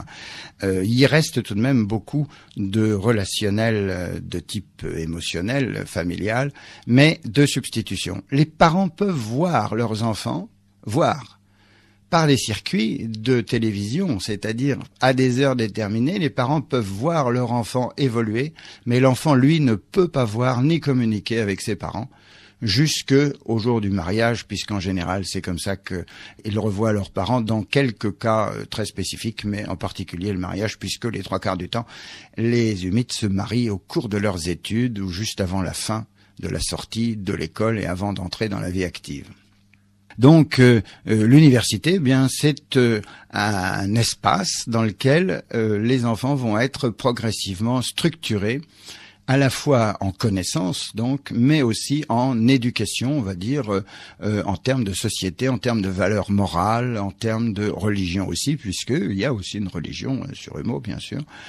Enfin, je dis bien sûr, il y en a comme chez nous, mais il n'y en a qu'une seule. Et les enfants sont structurés avec des méthodes pédagogiques qui pourraient nous faire sursauter.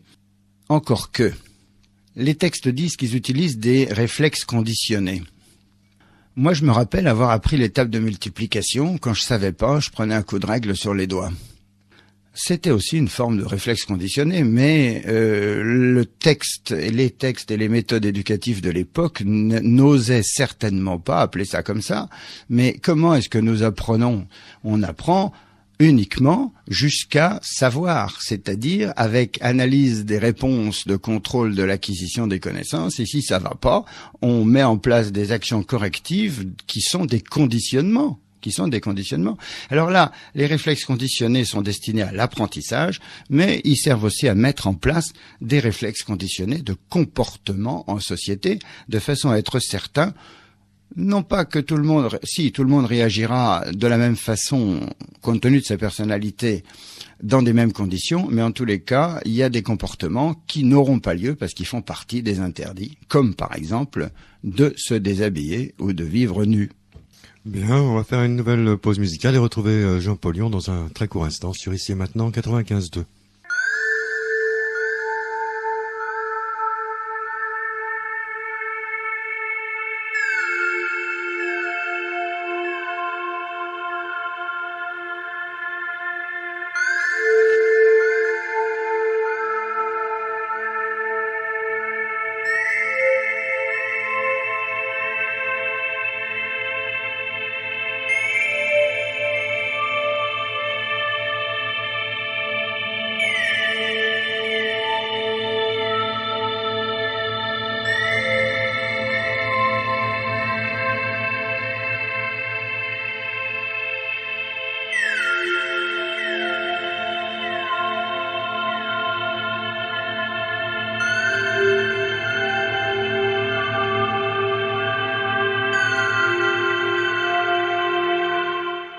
Radio Ici Maintenant avec notre invité Jean Paulion, celui qui a décodé le langage des humites. Les humites, ce sont les habitants de la planète Humo. Son livre 5 ans de travail, c'est pas le titre 5 ans de travail, c'est le temps qu'il y a consacré.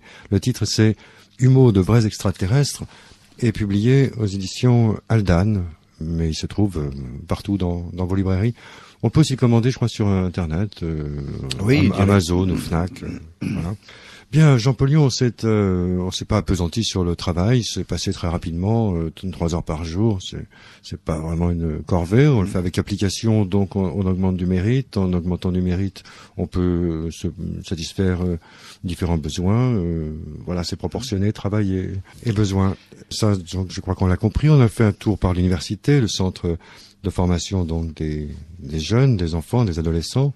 Mais on a parlé d'ordinateur depuis le début de ce compte-rendu. Comment est-il structuré cet ordinateur central? Comment est structuré ce réseau qui fonctionne dans les deux sens? L'ordinateur, c'est une machine à mémoriser et une machine à traiter de l'information.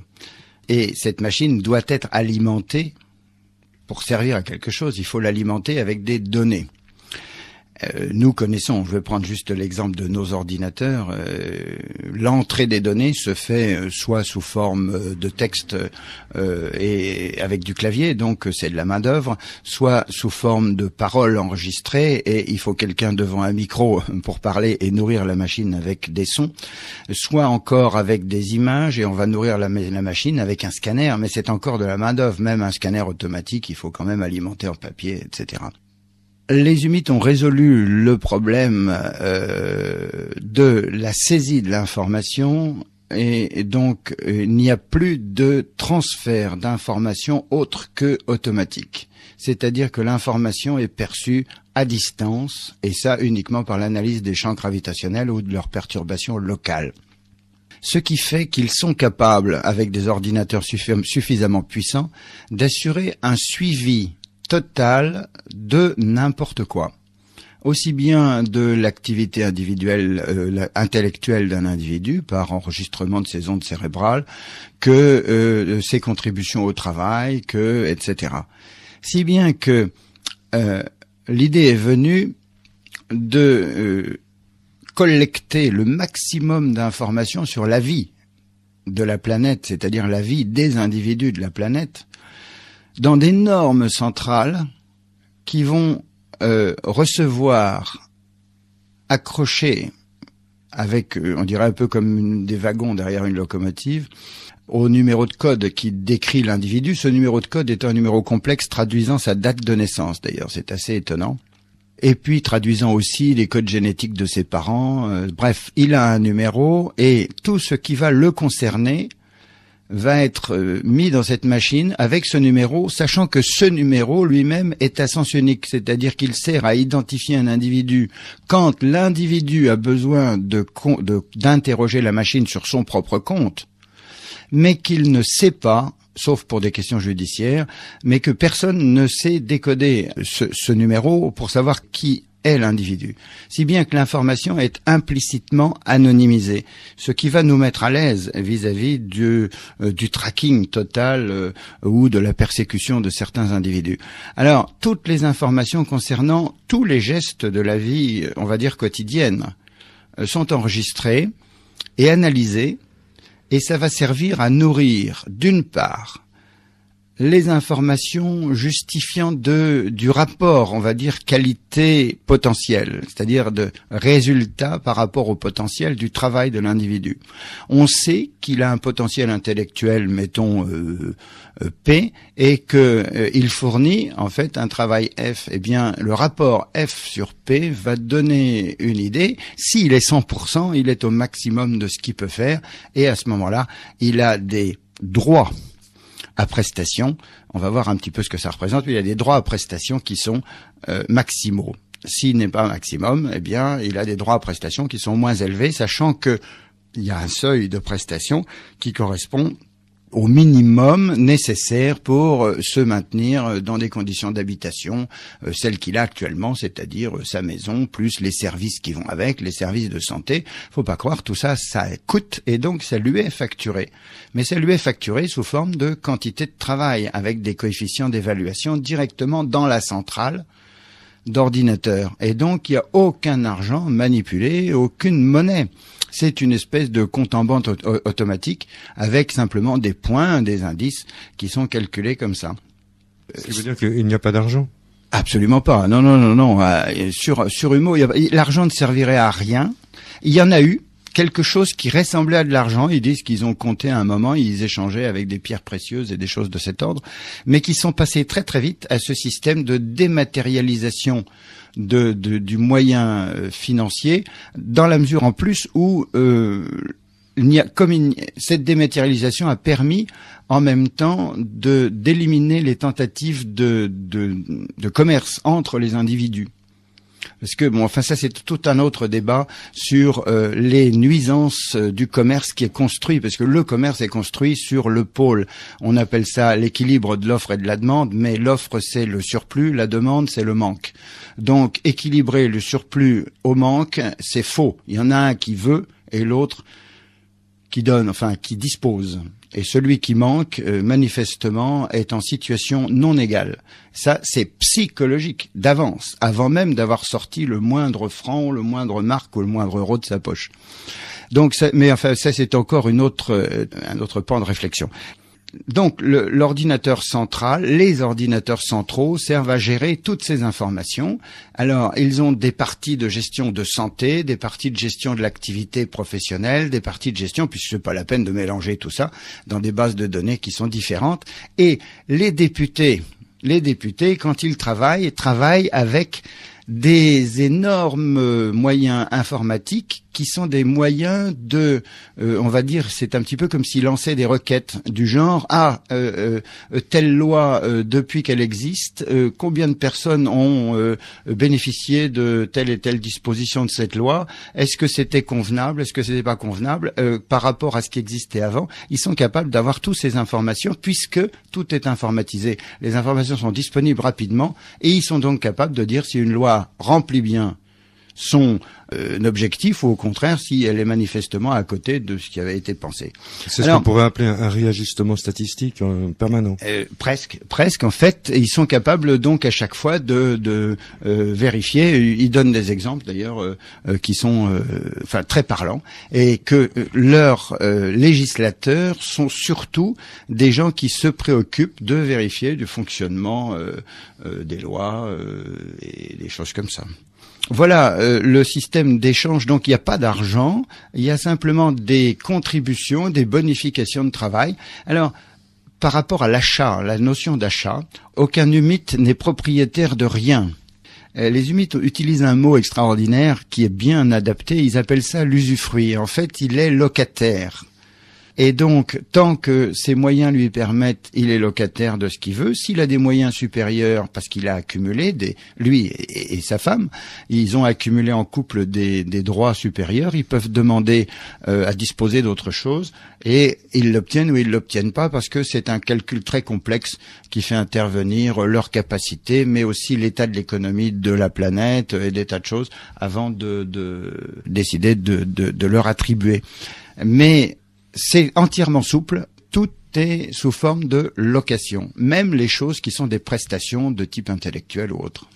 Mais je vois qu'on apprend beaucoup de choses pendant le temps des transports avec ton hôte. Je m'aperçois que sur le chemin, sur le parcours, il n'y a pas tellement de musées au sens artistique, de salles de concert ou de choses comme ça. Non, c'est quelque chose qui m'étonne fondamentalement. Alors, oui, musée, oui, au sens ethnographique, il y en a, puisqu'ils ont des centres correspondant aux civilisations qu'ils connaissent et qu'ils ont enregistré, dont ils ont enregistré des morceaux et des traces, et ça serait un peu du même genre que nos musées ethnographiques. Maintenant, des choses de type proprement artistique, il y en a un petit peu, mais ça n'a rien à voir du tout avec notre façon de concevoir l'art, puisque ça correspond à une liberté d'expression, une créativité qui est un petit peu contradictoire avec le préformatage et le prémoulage vis-à-vis du fonctionnement de la société. Et donc je pense que c'est une des raisons pour lesquelles je n'ai pas remarqué, en tous les cas on m'en a pas parlé. Toutefois, Jean, on est passé tout à l'heure devant un bâtiment, me semble-t-il. Il était annoncé ou proposé de regarder la Pietà ou la Joconde terrestre. C'est un peu gonflé quand même. C'est une imitation, quoi. Ah oui, ce sont des imitations, mais ce sont des imitations telles que, en réalité, on aurait nous entre les mains les deux, leur copie et la nôtre. Il y aurait intérêt à mettre une étiquette parce personne ne saurait plus faire la différence entre les deux. Comment ils ont fait ça? Ils ont une technique qui leur sert à produire tous les biens de production matériels non consommables. Quand je dis consommable, je veux dire non alimentaire. Mais les objets, par exemple, sont fabriqués comme ça, et même les machines, outils et des tas de choses sont fabriquées de cette façon-là. C'est un système de duplication atomique, c'est-à-dire qu'ils vont, disposant d'un objet, ils ont un système qui analyse l'objet original atome par atome et qui fabrique sa copie atome par atome et dans les mêmes conditions. Si bien qu'une fois que la copie est terminée, on a un véritable clone au niveau de l'objet et n'importe quelle analyse chimique va donner des analyses exactement identiques. Donc, avec des outils comme ça, si la machine est suffisamment performante, vous avez, moi je sais pas, un vase en chrome comme ils en utilisent. Si vous en fabriquez par cette méthode-là, attention, hein, c'est entièrement automatique. Il y a peut-être des régleurs qui de temps en temps interviennent pour vérifier que la machine fonctionne normalement. Mais sinon, vous pouvez produire comme ça des dizaines de milliers de vases et le prix de revient du vase devient le prix de la matière. Comme en plus ils savent fabriquer des atomes, on va dire, puisqu'on le voit, ils font des copies et donc ils les fabriquent directement par transmutation, puisque à l'origine la matière première est pas toujours l'atome en question. Il y a plus de problème avec ça. Ça nous paraît idyllique. Ça représente probablement des milliers d'années d'avance sur nos technologies et peut-être même plus. Mais le résultat est là. En fait, ils sont capables de faire des doubles et ils ont dit qu'ils ont fait des doubles d'un certain nombre de nos choses, de nos créations artistiques. Il y a même certains objets qu'ils ont pris et ils ont dit qu'ils nous rendraient des petits objets. Ils ont dit qu'ils nous les rendraient plus tard, quand on serait capable d'assumer ce qu'ils représentent. C'est autre chose encore. Bien, donc pas de salle de concert, très peu de penchant pour la musique, et en tout cas pas d'exposition picturale. Il y a des salles de concert, mais ce sont des salles de concert d'odeur, des concours de programmes olfactifs. En fait, il y a des rassemblements, mais pas beaucoup, mais de temps en temps, des rassemblements de nombreuses personnes pour faire des concours de fabrication de concerts d'odeurs. Et donc, on pourrait imaginer un petit peu nos rassemblements au Stade de France avec une vedette ou autre, et où là, ce serait des gens qui défilent et qui propose à chaque fois des compositions odoriférantes. Alors il y a à la fois le choix des odeurs, mais leur combinaison, leur durée, etc. Enfin, il y a beaucoup de paramètres qu'on peut faire intervenir. Et donc ce sont des concours à l'issue desquels des gens sont récompensés.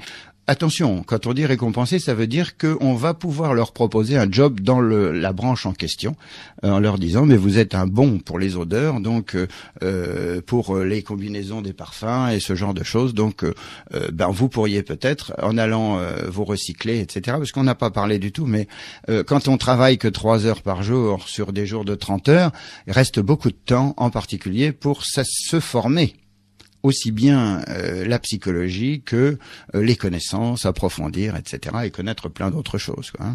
Alors, ce qui est formateur, c'est ce que ton hôte t'a proposé il y a un instant, c'est le jeu incontournable et éducatif en même temps. Ah oui. Alors, le jeu porte un drôle de nom. Le nom du jeu, c'est Oxuro. Et ça veut dire que il s'agit d'une organisation de permutation de l'origine du chef, en fait, du responsable. C'est des équipes de 4, à l'intérieur desquelles qui sont mises à des défis, soit des défis à l'intérieur de l'équipe vis-à-vis d'un objectif, soit des défis entre équipes avec des choses qui ressemblent un peu à des combats quand même. Mais mais des luttes, on va dire, des luttes simplement, parce que le jeu n'est pas qu'intellectuel, il est physique aussi. Et donc, les participants au jeu sont mélangés, sont groupés. Je pense que les équipes sont fabriquées à la demande au moment du jeu. Et surtout, le chef n'est jamais le même. C'est-à-dire que à l'intérieur du jeu, il y a un moment où brutalement, hop, on change de chef. Et on dit, c'est plus 1, c'est 3. Et l'équipe doit se restructurer. 3 prend les commandes et décide, dans l'état où ils en sont dans le jeu, de prendre la suite. Et donc d'avoir la créativité, l'intégration, l'assimilation de la situation, etc. C'est très très formateur, et surtout sur le rôle d'interchangeabilité des individus à l'intérieur de l'équipe, les prises de responsabilité, ou au contraire de redevenir, après avoir été le chef, de redevenir l'exécutant, le meilleur, etc. compte tenu des 3 autres. C'est très très formateur et c'est physique. Et ils expliquent que les jeux, il y a encore pas très longtemps, disent-ils, ça veut dire que c'est plus ancien, mais enfin bon, il y a encore pas très longtemps, les jeux étaient avec une grosse dominante aquatique. Et aquatique, ça voulait dire qu'il y avait littéralement des combats et des luttes sous l'eau. Et il parle de petits appareils respiratoires qui sont phénoménaux. C'est juste des tout petits tubes qui rentrent dans les narines et qui alimentent en oxygène et en azote, et dont le générateur, la centrale génératrice, est portée juste dans le cou. D'après ce que j'ai compris, c'est un petit peu plus gros qu'un collier, mais avec l'appareil plutôt dans le cou derrière, de façon à ce que ça gêne pas dans le reste. Et sinon, tout le reste de l'individu, est habillé d'une combinaison puisque on n'est pas nu, mais autrement. Et donc le jeu est très souvent sous l'eau, est cité comme étant très souvent sous l'eau, ce qui doit développer beaucoup de capacités physiques en pseudo-apesanteur. Faut pas oublier quand même qu'ils encaissent presque 12 G tous les jours. Hein. Au bord du trou servant au jeu, finalement, c'est assez calme. On ne les entend pas beaucoup crier pour cause. Oui, bien sûr, puisque de toute façon, ils peuvent pas. Et il n'y a pas de spectateurs. Tout le monde est participant. Les gens sont participants, pas forcément très nombreux, parce que les jeux sont organisés à la demande, suivant la disponibilité des gens dans la journée, parce que les gens travaillent pas tous à la même heure. Nous travaillons tous à la même heure, ce qui génère les embouteillages et toutes les complications de trajet, de transport, etc. Les gens là-bas travaillent pas tous à la même heure, ils ont des créneaux, il suffit simplement d'organiser et de mettre au milieu de leur travail des phases de jeu combinées avec les voisins, etc. autour de, vous savez, on se téléphone ou bien on se télépathe, juste un petit coup de télépathie pour dire d'accord, on va au jeu à telle heure. Et il faut pas oublier que, comme les activités professionnelles, les activités de jeu sont entièrement enregistrées dans la mémoire de l'ordinateur. Pareil, si bien que cette centrale est capable de dire ensuite, à l'issue du jeu, de la phase de jeu, vous avez été moins bon que la dernière fois, ou bien vous avez été un peu meilleur que la dernière fois, ou cette fois-ci dans telle phase de jeu, mais bon. Donc ça permet en même temps une critique constructive du comportement pendant le jeu, c'est-à-dire une analyse. En fait, ces jeux sont une forme d'éducation plus libre et ludique, mais maintenue tout de même dans des canalisations de développement de la personnalité, de l'individu, dans la gestion de la collectivité et de la permutation des individus. C'est ça le plus important. Finalement, le chef, c'est aujourd'hui moi, mais ça peut être demain toi, un autre. Et il faut que tout ça continue à fonctionner très bien parce qu'on s'entend bien et on joue.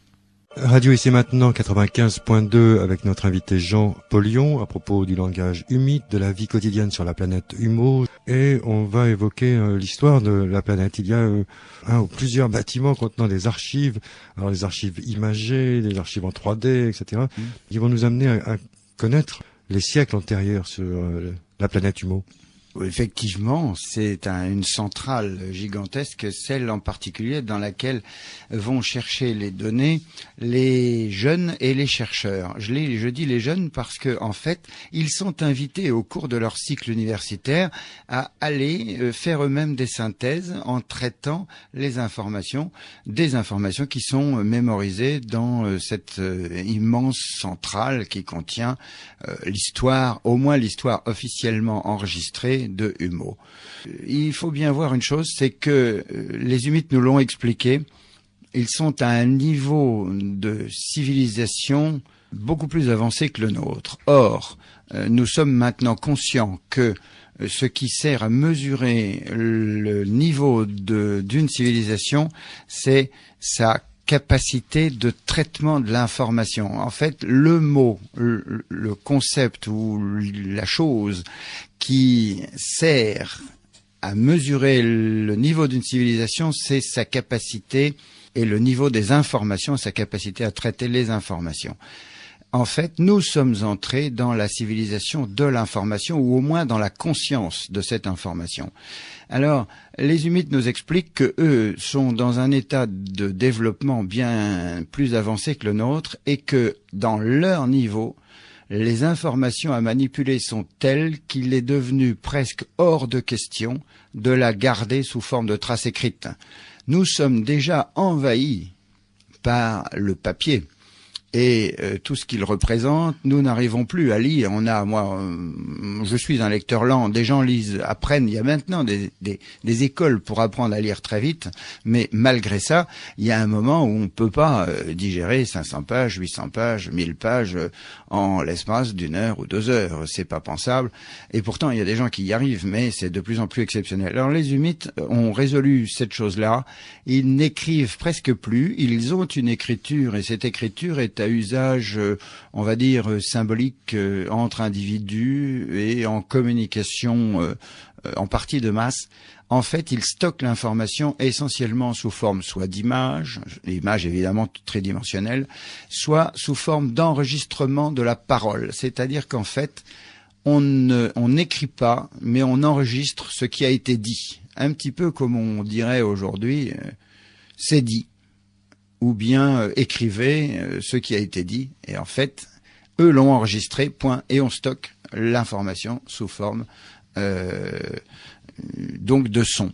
Alors cette information est en fait sous une forme optique, mais peu importe après tout la façon dont c'est enregistré sur les supports, sauf quand c'est des vieux supports, mais enfin ils nous en parlent d'ailleurs. Oui, l'enregistrement de la parole se fait grâce à l'appareil phonatoire.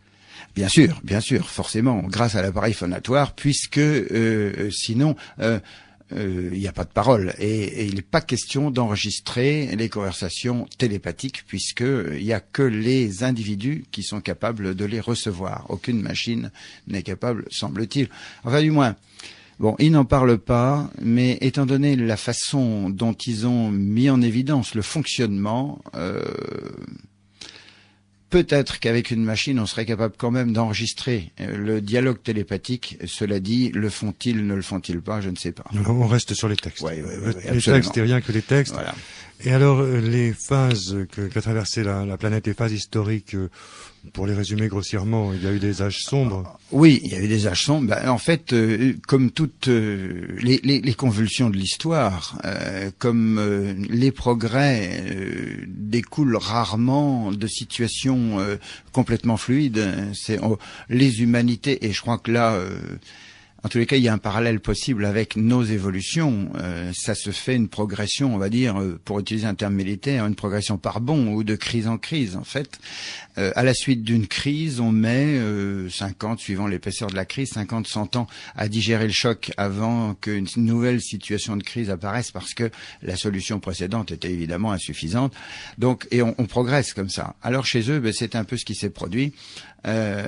Avant la situation qu'ils vivent maintenant, ils ont donc vécu des situations du même type que ce qu'on a pu connaître dans des temps reculés, on va dire quelque chose comme le Moyen-Âge, enfin entre oui, même déjà du temps de la civilisation romaine, bien que la civilisation romaine avait quelquefois des aspects relativement évolués déjà. Mais de façon, semble-t-il, et ils le disent, semble-t-il plus violente et plus sanguinaire que nous n'avons connue. En fait, nous, on a connu la guerre de 100 ans, où on s'était tripé entre pays, deux pays, mais ça a duré un siècle, sporadiquement, mais quand même, ça a duré un siècle. Chez eux, apparemment, ça ne durait pas fort longtemps, mais c'était très violent. Et en plus, comme le chef a toujours eu tout pouvoir, au début, les chefs étaient des chefs régionaux, mais ils avaient quand même, donc sur leur zone, ils avaient tout pouvoir. Mais tout pouvoir, ça voulait dire non seulement de vie et de mort, mais aussi pouvoir sexuel, etc., vis-à-vis de toutes les personnes sous leur responsabilité. Mais ils avaient tout pouvoir, mais ils avaient la responsabilité du fonctionnement. Mais ils n'avaient personne à qui en rendre compte. Et donc, c'est quand des individus arrivaient à se grouper et à former un contre-pouvoir que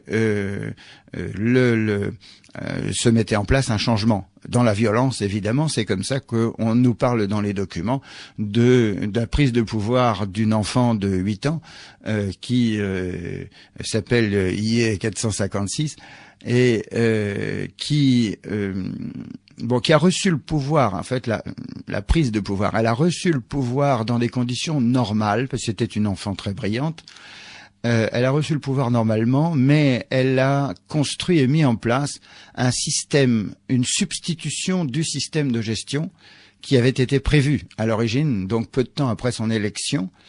Elle a été, le choix, elle a décidé de changer les règles du jeu. Et c'est ce que dit le nom. Ils appellent ça coup d'État à Argaa, mais ça veut dire que c'est simplement une copie faussement équilibrée d'une organisation destinée à l'équilibre. En fait, c'est ça que ça veut dire. Ça veut pas du tout dire coup d'État, mais simplement que c'est une autre organisation destinée soi-disant à mettre un meilleur équilibre. Alors, ça a été très sanguinaire. C'est le cas qui nous est le plus décrit, bien sûr. Ça allait, par exemple, jusqu'à obliger les femmes à être en permanence enceintes, parce que, d'un autre côté, tous les gens qui n'avaient pas un bon niveau de production étaient systématiquement éliminés, physiquement éliminés, et ils étaient plus intéressants. Donc, les savants étaient obligés de trouver, c'était vraiment des situations un petit peu démentielles, mais à côté de ça, on nous dit qu'elle a eu aussi des effets bénéfiques sur telle et telle partie de la société. Donc, mais ils ont connu des convulsions. À la suite de ces convulsions, ils ont été amenés à réfléchir à ce système auquel ils sont arrivés maintenant. Dans leur histoire, ils ont gommé, au moins vis-à-vis de nous, une période équivalent à, on va dire, 2 ères. Alors, autant nous avons connu sur Terre l'ère égyptienne, l'ère latine, l'ère grecque, etc. Chez eux, le temps est divisé en ères, des ères de 6000 années, mais 6000 années de leur calcul. Ça représente 1250 ans à peu près de nos années à nous. Et donc, ils avaient choisi ce nombre-là parce qu'ils étaient persuadés que leur planète et leur civilisation ne dureraient pas plus de 6000 ans de chez eux. Ils ont donc 2 ères de 6000 ans et ensuite une période de presque 12 000 ans, donc presque 2 ères, qu'ils appellent la période noire et dont le nom est un nom qui démontre que c'est une période d'adaptation. En fait, c'est le prix que leur a coûté la mise en place du nouveau système. Il n'y a pas eu, ça s'est pas fait apparemment dans la douceur, et la mise au point d'un certain nombre de choses. Cette grande période noire, alors il y a une petite controverse, on va dire, sur la lecture des lettres. C'est vrai que le texte qui explique ça est lisible. Bon, moi je suis pas d'accord avec l'autre version, bien sûr, puisque j'ai ma conviction, mais je comprends que d'autres puissent avoir une autre conviction. Il n'empêche, ils ont décidé de faire le blackout sur cette période et ils nous reparlent d'autres ères. Pour la petite histoire, la fin de la 4e ère Humo va avoir lieu au mois de juillet 2003. Donc, et alors je suppose qu'ils font certainement quelque chose d'assez marquant pour ouvrir une nouvelle ère de 6000 ans, et donc peut-être que, pourquoi pas, entendrait-on parler de quelque chose dans la période de juin-juillet 2003. Ça correspond en tous les cas exactement à la fin de la 4e ère de chez eux. Alors il y a eu aussi, on se souvient donc de l'époque de la jeune tyran, il y a eu aussi une sorte de Spartacus qui s'est levé. Spartacus, le rebelle libérant les ouvriers opprimés, qui est un fait marquant dans l'histoire de Humo. Tout à fait. Là, bien sûr, tu parles de Humo, qui est en fait on va dire, un individu tout à fait comparable dans son impact psychosociologique, comparable à Jésus-Christ, le Galiléen de la religion catholique, enfin de tous les chrétiens. Effectivement, les gens avaient souvent, sous ce régime despotique, un statut d'esclave, et il travaillait, Humo travaillait à la création d'une centrale de collecte d'énergie, de rayonnement du soleil, en fait, de leur soleil. Et il a effectivement, il n'a pas vraiment levé des individus, mais il a simplement prêché en expliquant aux gens que le bon comportement, c'était le comportement d'amour vis-à-vis de son prochain, le comportement d'écoute, le comportement de compréhension, le comportement d'échange. Et donc il a distribué des préceptes un petit peu, c'est amusant parce qu'on retrouve une structure comparable à celle, on va dire, des versets du Coran ou des paragraphes de la Bible qui c'est pareil. Alors, cet individu a progressivement attiré autour de lui des gens qui ont trouvé son discours convaincant. Il s'est rebellé violemment contre le comportement inexcusable, dans des termes humains normaux, de gardien des esclaves, et il s'est livré, n'a pas fui quand il a été maîtrisé, qu'il a su qu'il allait être maîtrisé pour rendre compte de ses actes et de ses paroles surtout. Et il a été présenté au tyran, et le tyran qui a décidé qu'il fallait que cet individu d'exception, il avait quelque chose d'exception et il fallait l'étriper jusqu'à ce qu'on ait trouvé ce qu'il avait d'exception, mais l'étriper au sens de l'écartèlement de nos gens du Moyen-Âge. Hein. Les gens du Moyen-Âge, on attachait un cheval à chaque membre et on fouettait les 4 chevaux. J'ose pas imaginer à quoi ressemblait la pauvre personne qui était au milieu dans les supplices d'écartèlement. Là, étripé, c'est-à-dire à vif, et on sortait tout, pièce par pièce. Et il s'est produit, pour cet individu, il s'est produit quelque chose de phénoménal.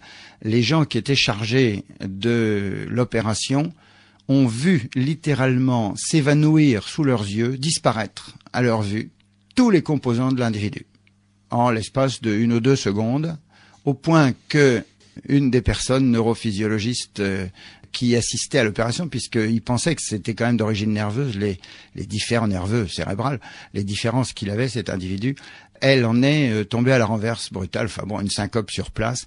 Et donc, l'explication est l'explication assimilable à ce qui a été décrit dans les textes bibliques comme la montée au ciel du Christ, c'est-à-dire en fait sa disparition sur place. La montée au ciel ayant été une mise en image assimilable pour les gens de l'époque à la disparition sur place. C'est un parallèle qui est fait avec notre Jésus-Christ. Il y a énormément de parallèles. Les humites expliquent que ces individus d'exception ne sont exceptionnels que parce que nos civilisations sont trop jeunes. Ils prétendent, alors là, je le dis par rapport à ce qui est dans les lettres, hein, parce que, bon, et ce qu'on a pu me dire quand même sur place, mais les preuves, c'est pas facile. Nous sommes, d'après les connaissances des humites, chaque individu est connecté à l'esprit collectif de sa planète. L'esprit collectif étant une gestion collective de tout ce qui est vivant. Tout ce qui est vivant, aussi bien les plantes que les animaux et que les hommes.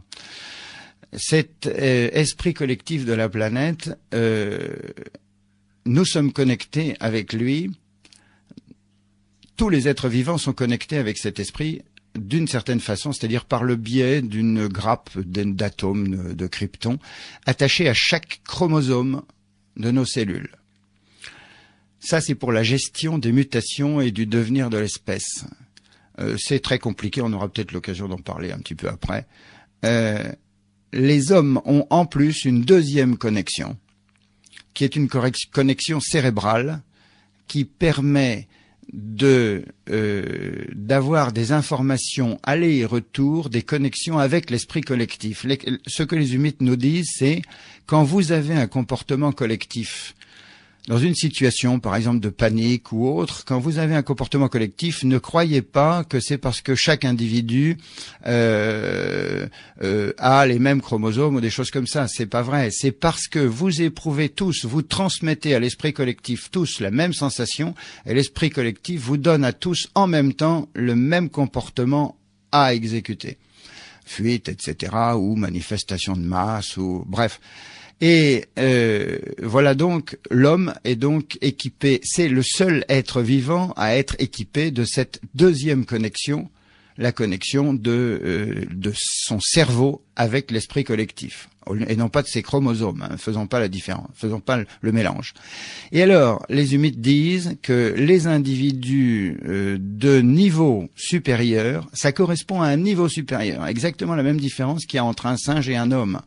Un singe n'a pas la connexion cérébrale, un homme a la connexion cérébrale. Un individu comme le Christ ou comme le Rumovoa a deux connexions cérébrales différentes, une connexion cérébrale de tout le monde et une connexion cérébrale en prise directe avec la structure de gestion de l'univers et non pas de la planète. La structure de gestion de l'univers étant ce qu'ils appellent Dieu. Le mot Dieu, Voa, veut dire dans leur langue les modifications, les transformations de la texture des choses, c'est-à-dire en fait l'évolution. Ça revient à ça, le moteur d'évolution. Donc Dieu, pour eux, est la force, le moteur qui sous-tend la texture des choses, donc son évolution. Comment on peut décomposer à titre d'exemple W-O-A? Le W exprime le concept de modification, de changement, de nouveauté éventuellement. Et OA, alors O, ça représente tout ce qui est dimensionnel, c'est-à-dire tout ce qui est représentable par un système d'équations. C'est long, c'est large, c'est grand, c'est petit. Tout l'univers est représentable par un système d'équations, sauf des choses comme la peur, la crainte, l'amour, qui sont des sentiments. Donc en fait, tout ce qui n'est pas sentiment ou modèle, on va dire modèle psychologique rationnel, type Dieu, l'âme ou des choses comme ça, tout est dimensionnable. Ça se transforme, ça s'exprime par le son O, réalité dimensionnelle, et A qui veut dire l'effectivité active. Donc en fait, la combinaison OA, c'est l'effectivité des réalités dimensionnelles, de tout ce qui existe pratiquement, sauf les sentiments. Donc l'effectivité, c'est aussi, c'est pas seulement l'état, c'est l'action, le caractère actif des choses. Et donc, ce qui modifie le caractère actif des choses, c'est ce qui modifie leur texture, leur structure, leur soubassement. Ils aiment beaucoup le mot ourdissage. Donc ça dit un petit peu ce que c'est en fait la trame.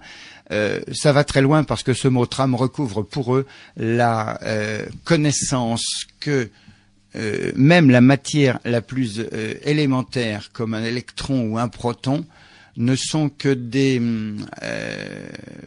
choses perceptibles à nos instruments de mesure et qui sont en réalité des paquets d'énergie sous-tendus par des ondes. Et donc une texture, c'est un système d'ondes en fait, et en général gravitationnel, et un paquet d'énergie sous forme d'ondes gravitationnelles. C'est ce qui donne OA. Alors les humides savent, après nous avoir rencontrés, qu'ils ne sont pas seuls dans l'univers. C'est rassurant pour eux. Mais oui, il y a pas que nous qu'ils ont rencontrés. Hein. Nous, on est des. Mais il n'y a pas que nous. Non. Et on est même nous. Alors, on est probablement dans les plus gamins. Les plus gamins considérés comme fréquentables. Je veux dire que si sur des planètes on en est encore à du temps des dinosaures ou même avant l'apparition de l'homme et qu'ils ont visité ces planètes, c'est pas des planètes intéressantes pour eux puisqu'il n'y a pas d'échange possible avec les individus conscients. Parce que un des buts de leur voyage était de valider aussi chez nous, comme ils ont pu tenter de le valider sur d'autres planètes, de valider s'il y avait des, on va dire des interconnexions entre les esprits collectifs planétaires. Parce que chaque planète a son propre esprit collectif. Et y a-t-il un esprit collectif de l'univers autre que Dieu, c'est-à-dire une capacité d'interconnexion des différentes planètes entre elles, et c'est ce qu'ils cherchent à valider. Ils ne donnent pas la réponse en ce qui nous concerne, mais beaucoup d'éléments font penser qu'il n'y en a pas, et que, en particulier dans leur vocabulaire, et que les structures planétaires sont vraiment indépendantes, complètement indépendantes les unes des autres, ce qui fait que les gens ne sont pas pareils. On croise un humide dans la rue, on ne sait pas que c'est un humide. Mais en revanche, il nous ressemble extérieurement, mais alors à l'intérieur, bon, il a une colonne vertébrale, mais alors au niveau du cerveau, c'est pas tout à fait pareil quand même. Hein. Oui, au niveau de l'ADN, par exemple, ou des chromosomes. Alors au niveau de l'ADN, doucement. Alors, l'ADN, c'est une structure complexe. Elle est faite avec des atomes qui sont les mêmes que nous, c'est-à-dire essentiellement du carbone, la chimie du carbone avec sa répartition spatiale de ses 4 capacités de connexion aux autres atomes, le carbone, le phosphore, l'azote, je les donne pas dans l'ordre d'importance, hein. L'hydrogène et l'oxygène, c'est essentiellement les principaux. Après, on va trouver de temps en temps du soufre, des choses comme ça. Mais et ces atomes, alors, ce sont des atomes qui sont eux-mêmes organisés en molécules, on va dire des sous-ensembles, des sous-groupes. Et ces molécules, on va dire, il y en a 4 sortes fondamentales. Ce qu'on appelle les bases, qui sont l'adénine, la guanine, la thymine, et puis je sais plus la 4e, mais bon, ça n'a pas d'importance ici en tous les cas. Et ces bases se combinent selon des affinités assez limitées pour former des séquences, et ces séquences elles-mêmes se combinent entre elles par paires, si bien que ça forme une hélice double. Une hélice image, hein, qu'on comprenne bien. Quand l'hélice se coupe, ça veut dire que chaque moitié est capable de régénérer sa moitié complémentaire, sa demi-hélice qui la complète, et non pas faire une copie de sa propre partie. C'est seulement la demi-hélice qui la complète, c'est-à-dire capable de former une nouvelle hélice. Alors, bon, l'ADN, donc, c'est à la fois des briques et la façon de les organiser. Disons qu'on a 4 sortes de briques, mettons, des bleus, des rouges, des vertes et des jaunes, et que, suivant leur organisation, on va fabriquer des codes génétiques. Alors, les briques sont les mêmes, les 4 bases sont les mêmes. Ce qui change, c'est le code génétique. Alors, il y a des choses qui sont communes, comme l'aspect de la peau, comme l'existence d'yeux, de bouche, etc. Enfin, il y a plein de choses qui sont identiques, mais il y a aussi des choses qui sont complètement différentes dans le code génétique et dans leur code génétique, et ça, c'est propre à chaque espèce, il n'y a pas à dire. Donc, ils sont extérieurement identiques à nous, sauf certaines choses qui se sont bien gardées de nous dire parce qu'ils voulaient pas pouvoir être identifiés, et pourtant ça a failli, il s'en est fallu d'acheveux sur l'aéroport de Vienne. Mais donc voilà. Alors ils sont différents de nous, des capacités intellectuelles vraiment complètement différentes. Nous avons encore un certain nombre de progrès à faire. Bien, on va revenir à l'habitat, à la maison, après cette tournée en ville, si l'on peut dire. Ah oui.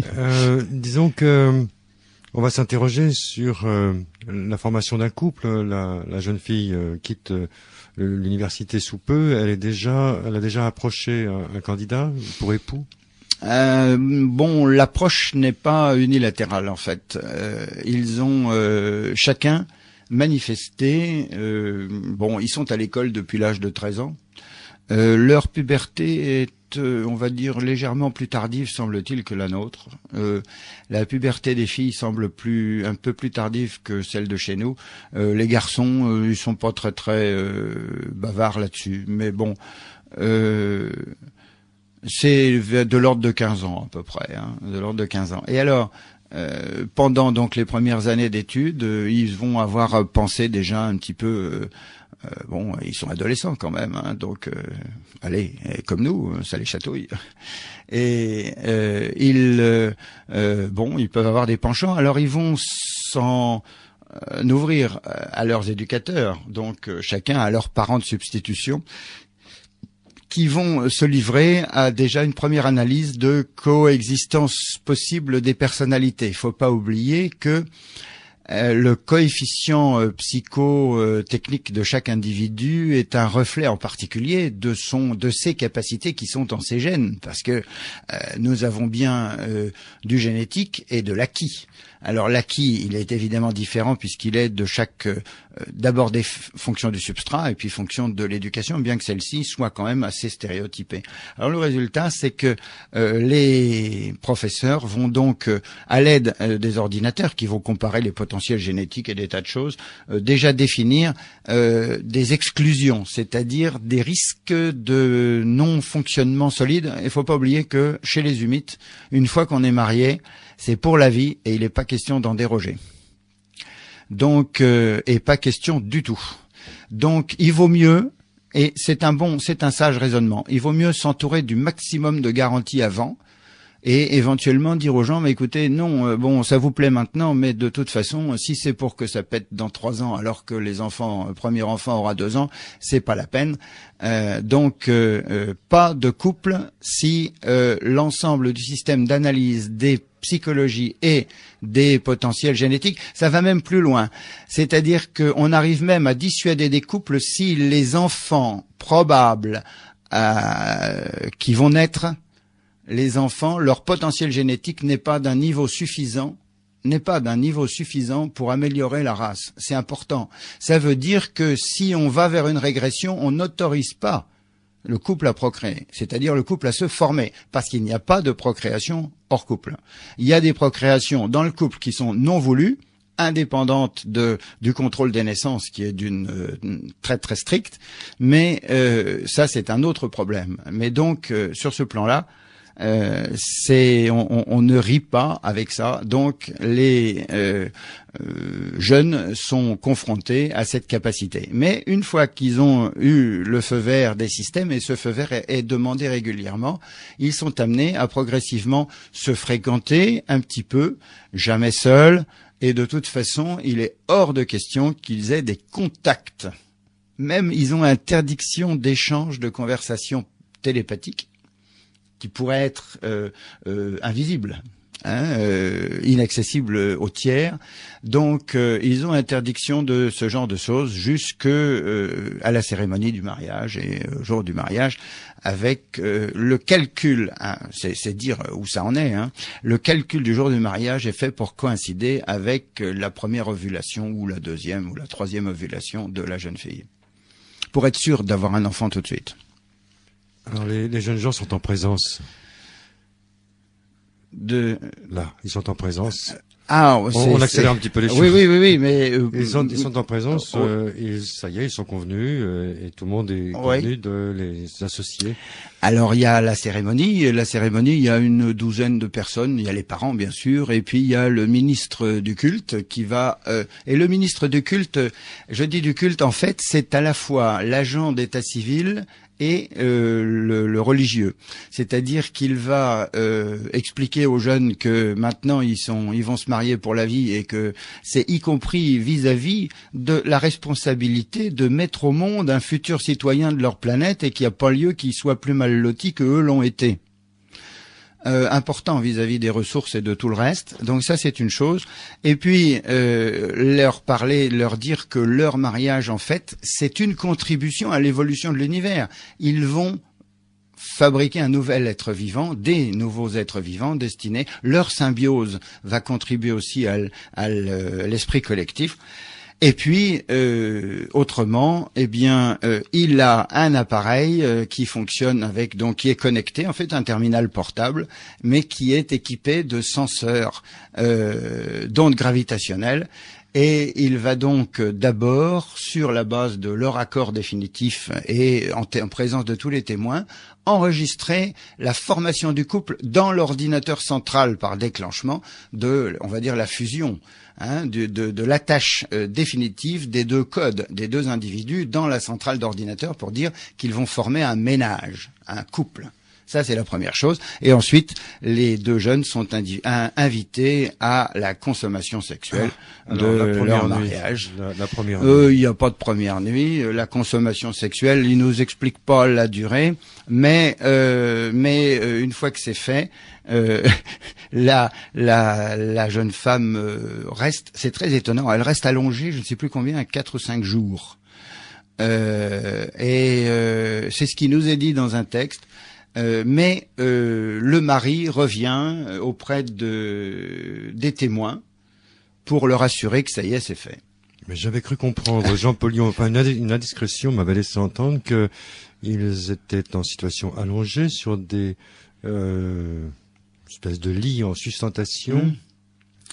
Donc il commande le rapprochement. Ouais, non, ça c'est à la maison tous les jours. C'est pas le jour du mariage, c'est à la maison tous les jours. Le jour du mariage, je ne sais pas quel confort ils ont. Peut-être qu'ils ont ce même genre de support. C'est pas déclaré. Mais non, alors à la maison, ça c'est autre chose. À la maison, ils ont des lits qui sont à amortissement électromagnétique. Donc, et c'est amusant parce que le lit est régénéré tous les jours. Quand je dis régénéré, ça veut dire que le lit ancien est foutu à la et jeté à la poubelle, et on en fabrique un autre pour se coucher dans quelque chose de neuf et de sain. Le fabriquer, c'est rien, c'est en fait un anneau métallique qui a, je sais pas, à peu près 30 cm de diamètre, et peut-être 40. Cet anneau métallique est en lévitation magnétique au-dessus du sol. Sur commande, il sort du sol et il se met à sécréter toute une mousse. C'est assez proche des mousses de polyuréthane qu'on peut connaître maintenant avec des bombes pour dans le bricolage, l'isolation, etc. Donc il se crée, mais cette mousse se met en forme d'un plateau avec une partie qui se relève un peu pour la tête, un peu l'équivalent d'un oreiller. Et cette mousse est suffisamment ferme pour tenir toute seule autour de cet anneau qui est en lévitation, et d'autre part assez douce pour le corps, mais enfin elle doit pas être très très douce dans la mesure où les humides ne couchent pas toujours sur ces lits, ils couchent souvent par terre aussi. Ils couchent par terre pour garder la tonicité des muscles et donc pas s'avachir systématiquement sur des lits. C'est ce qu'ils expliquent en tous les cas. Et donc là les lits sont commandés, et c'est vrai, la lévitation électromagnétique, finalement il suffit de modifier la géographie du champ pour avoir soit disons un rapprochement par exemple des couches, ou bien des inclinaisons, des rotations, etc. Alors il y a un passage savoureux parce qu'ils nous disent que tout ça est assuré par des servomécanismes, et que les commandes de ces servomécanismes sont en ultrasons bien sûr, donc chacun commande ce qu'il veut à son lit en espérant que les deux sont cohérents dans leurs mouvements. Et ils expliquent que les servomécanismes sont même conçus pour éviter les mouvements désordonnés, aléatoires ou incongrus, et donc demandent des validations ou refusent d'exécuter certains types d'ordres. C'est assez étonnant quand même. Ben alors là, ils pratiquent la nudité. J'imagine qu'ils sont en situation érectile permanente s'ils ont une telle obsession de la nudité. Non. Ah non. Alors là, je crois qu'on a tendance à mélanger. Il faut revenir au texte. C'est cloisonné. Oui, il faut revenir au texte. Il est bien question de nudité, c'est le seul mot qui est commun à tous les concepts. Mais il y a d'une part la nudité elle-même qui est déshonorante, qui est l'image du déshonneur, et en même temps c'est un stimulant sexuel, mais pas tellement. En fait, ce qui est stimulant sexuel, c'est de se déshabiller. C'est la dynamique du déshabillage. Ce n'est pas la nudité elle-même. Et la nudité, elle, est associée au déshonneur. Alors, non seulement parce qu'on est nu, mais surtout parce qu'on n'a plus aucun attribut d'identification. Ça, je vous expliquais qu'en fait le vêtement est un porteur d'informations pour les autres, puisqu'on a le code de la profession, du niveau psychotechnique, etc. Donc, si on n'a plus de vêtements, on n'est plus rien, on n'est plus capable d'identifier l'individu. Il a plus de vêtements, il est tout nu. À quoi se rattache-t-il? À rien. Il est, on va dire, on a la même chose chez les militaires, il est dégradé, on lui a enlevé ses grades. Alors là, c'est des grades psychotechniques, mais peu importe, c'est grades civils dans la société. Donc ça, c'est une chose, la nudité. Et le couple, dans son intimité de couple, est nu. Et bon, évidemment, comme nous, faut pas exagérer. On n'est pas toujours insensible malgré tout. Mais il est vrai aussi que plus on verra des gens nus, moins on en sera affolé ou affriolé. Et donc, c'est vraiment une question d'éducation et de pratique à ce niveau-là. C'est le déshabillage qui est le facteur, on va dire, d'excitation sexuelle, aussi bien pour l'homme que pour la femme. Et c'est pourquoi le couple, c'est bien précisé plusieurs fois, le couple éteint la lumière pour se dévêtir et rallume après. Donc, au moment de se coucher, après avoir médité, parce qu'ils sont amenés à méditer sur leur journée, sur la création, sur des tas de choses, pendant plus d'1 heure le soir, 1 heure ou 1 heure et demie, avant de faire d'ultimes ablutions et autres. Le couple donc éteint la lumière, se dévait et rallume la lumière ensuite pour se livrer à tous les ébats dont il peut avoir envie. Et donc, mais alors comme ils sont sensibles de façon sexuellement érotique à certains types d'accélération, ils ont même été amenés à envisager pendant un certain temps la rotation des lits sur eux. Bon, enfin bon, nous on a inventé les waterbeds, donc mais ils disent que bon, maintenant ça a été considéré comme trop lascif et finalement bon, c'est un peu abandonné, quoi.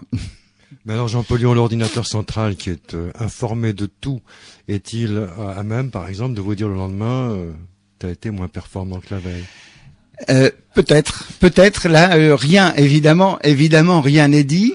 Évidemment, rien n'est dit, mais en fait, ils ont littéralement d'autres moyens de le savoir, comme nous, mais peut-être qu'eux sont plus renseignés quand même.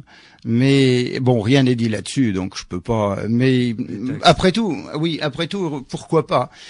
Déjà, leur présentation des choses sexuelles est une présentation qui est à la fois intéressante, descriptive sans être bon, trop érotique ni rien, et quand même sérieusement bousculante, même encore maintenant pour certains d'entre nous. Il faut pas oublier que c'est sorti en Espagne en 1966-67 sous Franco. Et c'était pas tout à fait le même contexte. Mais simplement, je crois que chez les Humites, ça me paraît bien clair. Un chat, c'est un chat. Et donc, on appelle les choses par leur nom. On n'en fait pas toute une salade, mais on appelle les choses par leur nom. Alors, Jean-Paul Lyon, là, on a un petit peu anticipé, on a ironisé, on s'est amusé relativement à nous-mêmes, à nos mœurs, mais il n'est pas encore le temps de se coucher. Et en fin de journée, comme au coin du feu, bien qu'il n'y ait pas d'âtre, il est temps d'avoir une conversation avec eux sur ce qu'ils pensent de nous, notre organisation sociale, par exemple. Comment ils nous voient? Ils nous voient comme des gamins. Essentiellement comme des gamins, c'est-à-dire qu'on en est encore au stade de la liberté, pas débridée, mais on en est au stade de la liberté. Et on n'a pas encore compris tout ce que nous coûtent certaines formes de liberté. Je dis bien, je n'exprime, bon, peut-être en partie mon point de vue à ce sujet, mais essentiellement le point de vue des Humites. Ils sont dans un système social qui a dépassé ce que notre idée, notre conception de la liberté représente. Et on peut le lire dans beaucoup de lettres, cette liberté qui nous paraît essentielle au fonctionnement, la liberté des échanges, leur caractère économique, la capacité d'entreprendre à tout va, sont autant d'équations insolubles pour la gestion propre des pays d'abord et de la planète ensuite. Comment organiser la sauvegarde d'un certain nombre de choses de la planète pour nos enfants? Je pense là aux réserves, et c'est peut-être un peu l'époque des hydrocarbures ou des énergies fossiles, c'est-à-dire celles qui sont non renouvelables. C'est très important dans leur esprit et traduit un état de réflexion planétaire. N'oublions pas que la planète est l'unité fonctionnelle de l'univers. Même si elles sont organisées, les planètes, en système planétaire, une planète sur laquelle des êtres conscients vivent, elle est à leurs mains. C'est eux qui décident d'en faire un enfer ou un paradis. Comment, à quels moyens? Bon, eux ont mis du temps. Ça leur a coûté presque 2000 ans de situations floues, très difficiles et qu'ils ont préféré gommer. Cela dit, ils nous font bien comprendre que nos libertés, ce que nous considérons comme des libertés fondamentales, sont en fait des générateurs à terme de problèmes sans solution, même sans que ce soit à terme. Déjà aujourd'hui, nos politiciens, les moins préoccupés d'autres choses, en sont simplement à chercher des lois de meilleure coexistence. Ils n'en sont pas à chercher des lois de meilleure, on va dire, de sauvegarde des ressources ou de meilleure autre chose. Quand un pays représente 5% de la planète et qu'il consomme à lui seul 25% des énergies fossiles, ça peut pas faire plaisir à tout le monde, en particulier à ceux qui représentent 4 fois plus de monde que lui et qui consomment 10 fois moins d'énergie que lui. Il y a quelque chose là, il y a un problème. Et donc nos libertés sur ce plan-là, j'ai pris cet exemple, mais c'est vrai aussi au niveau individuel, la liberté de chacun devrait s'arrêter là où commence celle des autres, c'est-à-dire le droit aux autres à la liberté. Eh bien ça, ils ont décidé de l'organiser de façon définitive et présentent toutes les choses en disant qu'ils s'en sentent pour le mieux. Mais c'est comme ça, en tous les cas, qu'ils nous ont présenté leur système et c'est pour ça qu'il nous paraît paradisiaque. Qu'est-ce qu'il en est du crime, du moindre délit au meurtre sur la planète Humo? Ça existe. Il y a des individus qui sont hors normes, et je crois que le mot hors norme est encore plus adapté à leur forme de civilisation qu'à la nôtre. Nous, les normes, elles sont quand même très larges et très très très floues, ce qui nous permet justement d'exercer ce que nous appelons des libertés. Alors, les individus hors normes existent, mais ils sont sanctionnés. Alors, de façon, il n'y a pas de peine de mort. Ils sont dénudés, exposés pendant certaines parties de la journée à la contemplation de la population. En même temps, ils servent aussi d'individus d'expérience pour les jeunes, à condition que ça n'ait pas d'influence douloureuse pour eux, donc pas question de leur faire mal, mais comment voulez-vous, quand la nudité est prescrite comme le résultat du crime, comment voulez-vous apprendre la physiologie et autrement que par la vérité à des enfants? Donc, on envoie les enfants, toute l'école, voir de près à quoi ça ressemble un homme et une femme nue, et même aller jouer avec le stimulé ou la stimulée, faire n'importe quoi. L'individu est devenu un objet d'étude et il doit être content parce que il sert à la société, il se rachète en faisant ça. Mais en même temps, il a aussi des périodes de rééducation, évidemment. Mais il n'y a donc pas de peine de mort. Et après, c'est la dureté des périodes nues, de la rééducation, etc., qui fait la lourdeur ou non de la peine. On a un exemple typique, c'est la découverte des atomes de krypton cérébral a été faite sur une jeune fille qui servait de cobaye pour les tests, et parce qu'elle avait tué sa sœur en l'électrocutant. Alors, volontaire ou pas, ça on ne sait pas, mais elle avait tué sa sœur et donc elle était condamnée à servir, et donc c'est à l'occasion d'ailleurs de ça qu'on nous explique un petit peu en quoi consistent les peines. Et là, elle était cobaye. Alors c'était sans douleur, mais elle était cobaye, elle était exposée avec des tuyaux partout, des mesures partout, des tas de trucs partout, et c'est comme ça qu'ils sont arrivés à mettre en évidence le krypton cérébral. Mais elle s'appelait Gaia quelque chose. Et alors quel est leur système de santé? Alors le système de santé, là aussi, procède. C'est très curieux parce que là, on va retrouver justement le pendant de ces fameuses libertés. Nous avons des libertés individuelles que eux ne semblent pas avoir. En revanche, ils ont aussi des responsabilités et une grande liberté dans la gestion de leur santé. Mais cette liberté est sanctionnée très fort. En fait, sur Humo, on ne se soigne pas. On anticipe ce qu'on pourrait avoir, c'est-à-dire qu'on fait essentiellement du préventif. Alors, c'est à comparer avec nos sociétés qui sont des sociétés marchandes.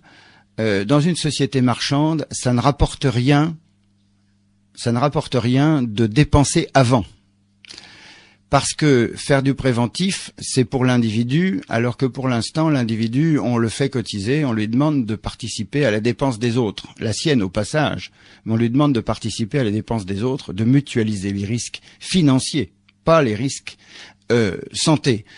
On commence simplement avec les interdictions de fumer dans les lieux publics, des choses comme ça, mais la mutualisation du risque devrait être interdiction de fumer partout, puisque en fait rien que ça, c'est déjà une cause de tabagisme passif, de tabagisme aussi passif, bien sûr. Pardon Didier, mais donc voilà une façon. Mais c'est vrai de n'importe quel autre. Par exemple, l'alcool, ça n'existe pas. Pendant toute leur durée sur la Terre, ils ont été astreints à ne pas toucher autre chose que de l'eau.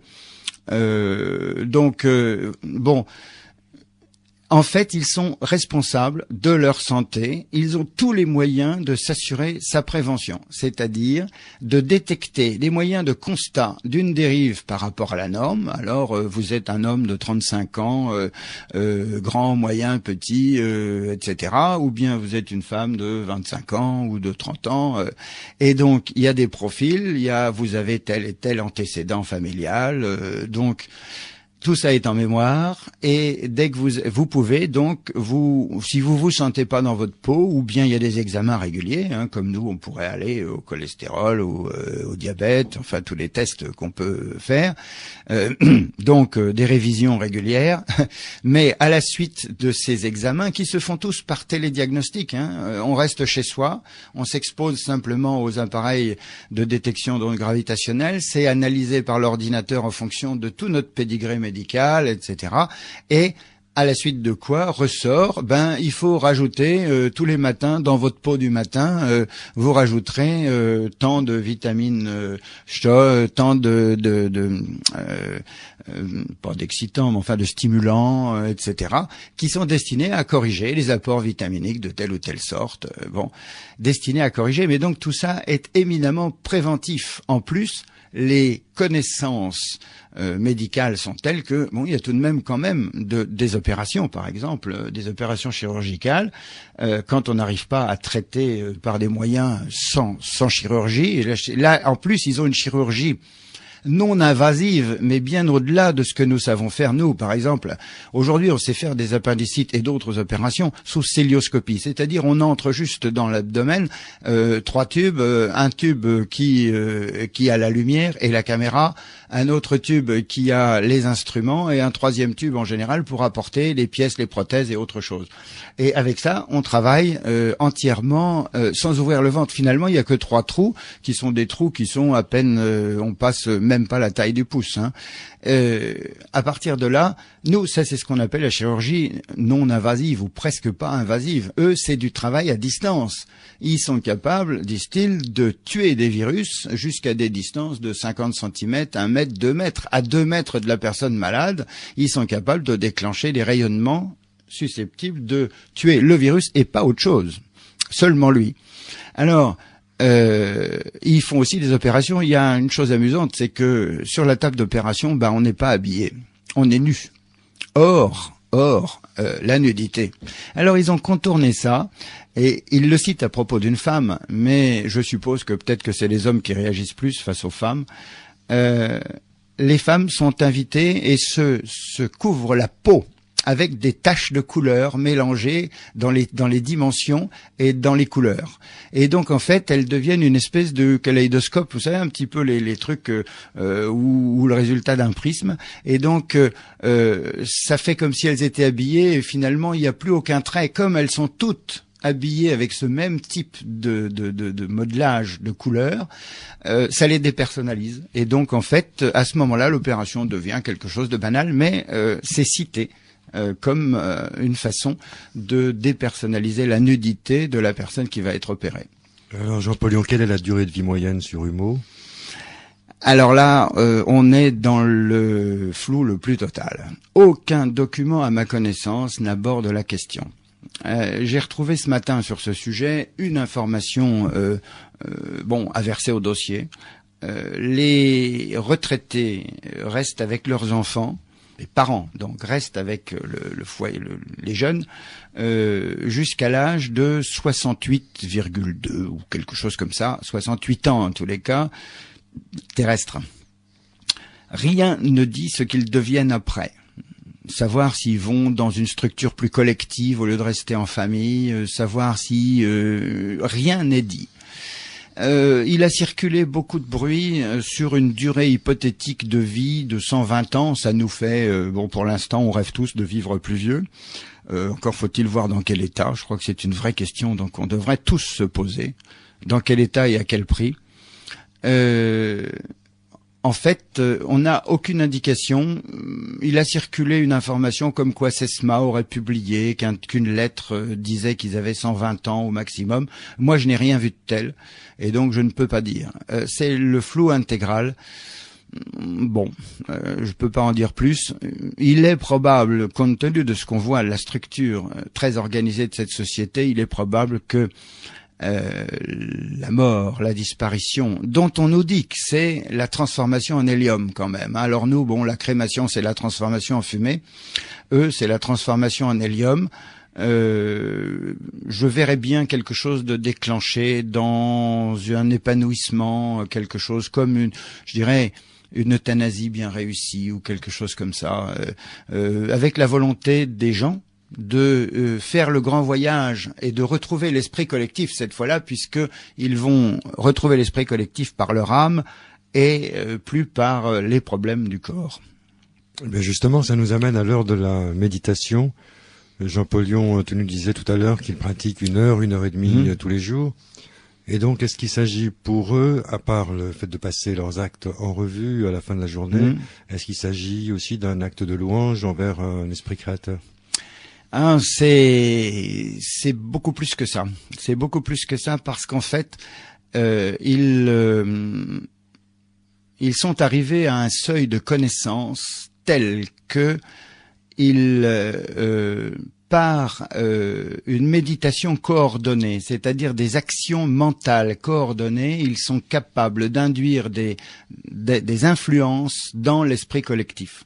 C'est-à-dire de prendre en main l'évolution de leur espèce. Quand ils méditent, c'est dans des axes précis de développement de leur espèce, c'est-à-dire pas seulement pour vivre bien ensemble, mais pour mieux s'intégrer à la nature, mais aussi pour faire accéder leur espèce à des mutations de plus haut niveau et de bien plus rapides que les mutations aléatoires provoquées par les rayonnements ou provoquées par la nature. Donc quand ils font de la méditation tous les soirs, c'est bien sûr pour analyser leur comportement de la journée, faire une sorte de, ce qu'on appelle l'examen de conscience, l'autocritique, enfin c'est comme on veut. C'est très formateur sur le plan de la négantropie, c'est-à-dire de l'organisation du cerveau et de la société. C'est aussi pour évidemment envisager la création, mais l'esprit collectif fait partie de la création, puisque cet esprit collectif a été créé par le grand architecte, leur Dieu, et donc c'est une sorte de rendu grâce dans la fusion avec le Dieu pour l'accompagner dans l'évolution de sa création, puisqu'il s'agit de faire évoluer l'individu, les individus globalement, à travers l'esprit collectif. Et par exemple, j'ai cru comprendre que ils avaient déjà acquis, par exemple, certains niveaux de conscience grâce à ce genre de pratique eux-mêmes, puisqu'ils sont capables de mesurer, semble-t-il, alors sur combien de générations, je ne sais pas, parce que ça se passe pas du jour au lendemain, ce type d'évolution, en tous les cas, ils nous souhaitent de parvenir, comme eux, à maîtriser ça, parce que c'est une façon aussi de se garantir une évolution encore plus cohérente de la planète et de ses individus, jusqu'à la généralisation des Jésus-Christ, parce qu'on n'a pas eu le temps de le dire, mais ils ont des statistiques, d'abord des Jésus-Christ ou des Humoa, ils en ont vu sur d'autres planètes que la nôtre et la leur, et ils savent que plus le temps avance dans l'évolution, plus le nombre de gens comme ça apparaît grand. Mais ces gens sont non reproductibles, ils sont stériles, ce sont des individus à part d'une autre génération, comme nous. Je vais pas faire ça, faut pas prendre ça mal, mais je vais prendre l'exemple du croisement d'un cheval et d'un âne ou d'une ânesse. Ça donne un bardeau, je crois, qui n'est pas capable de reproduction. Eh bien, les individus à double pontage crypton-cérébral, donc les individus du type Christ ou Humovoa, sont des gens qui n'ont pas d'enfants, qui ne peuvent pas avoir d'enfants.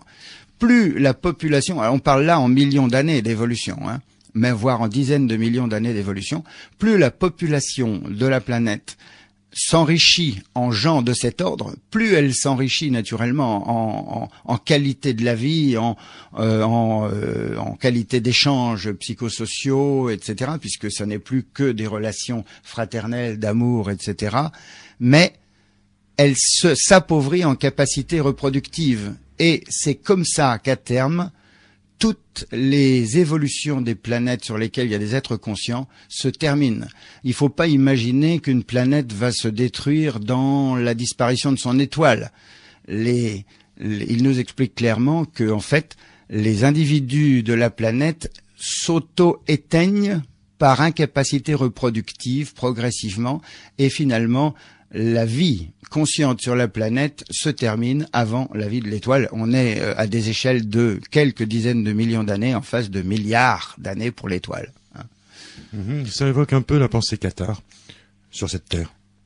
Ah, c'est possible, oui. Là, l'idéal des parfaits, oui. Qui ne souhaitent pas se reproduire, qui préfèrent l'extinction par la spiritualisation. Et là, c'est un constat, disent-ils, et c'est pas seulement la spiritualisation, c'est le constat du fait que ces individus sont des individus stériles. C'est vrai que Jésus sur la terre ne s'est pas marié. Oui, on verrait mal comment l'éveil spirituel serait héréditaire alors qu'il est individuel. Tout à fait. Bien, Jean-Paul Lyon, on va peut-être les laisser se reposer à la fin de cette journée, se préparer au voyage retour. On a encore beaucoup à dire sur les transports intersidéraux. On va faire naturellement une pause musicale.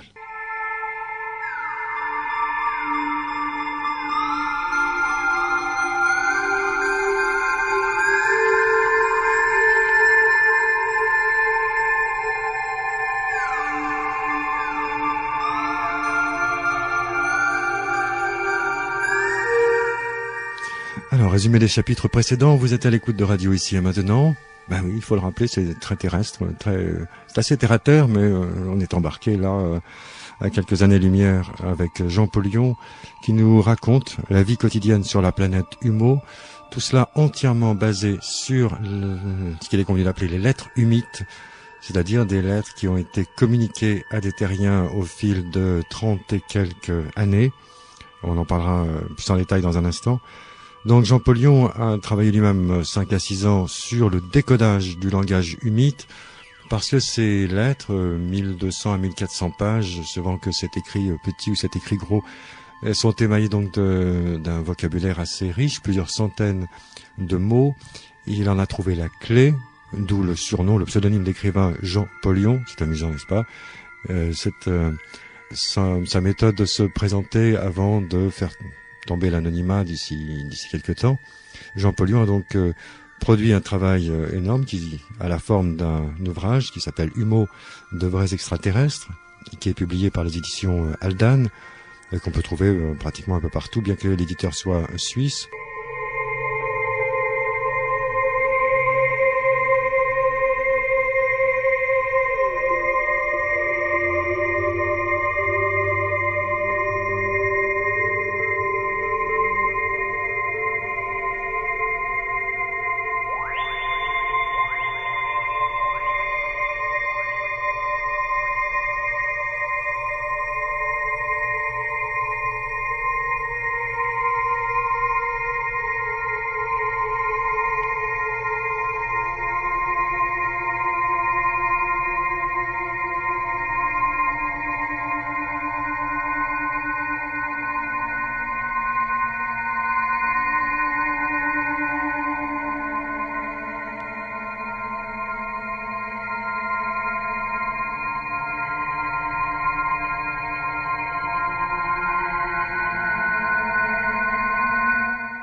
radio ici et maintenant 95.2. Didier Deplèche vous propose la vague d'OVNI sur Ici et Maintenant tous les mardis soirs à 23h20, à partir de 23h20.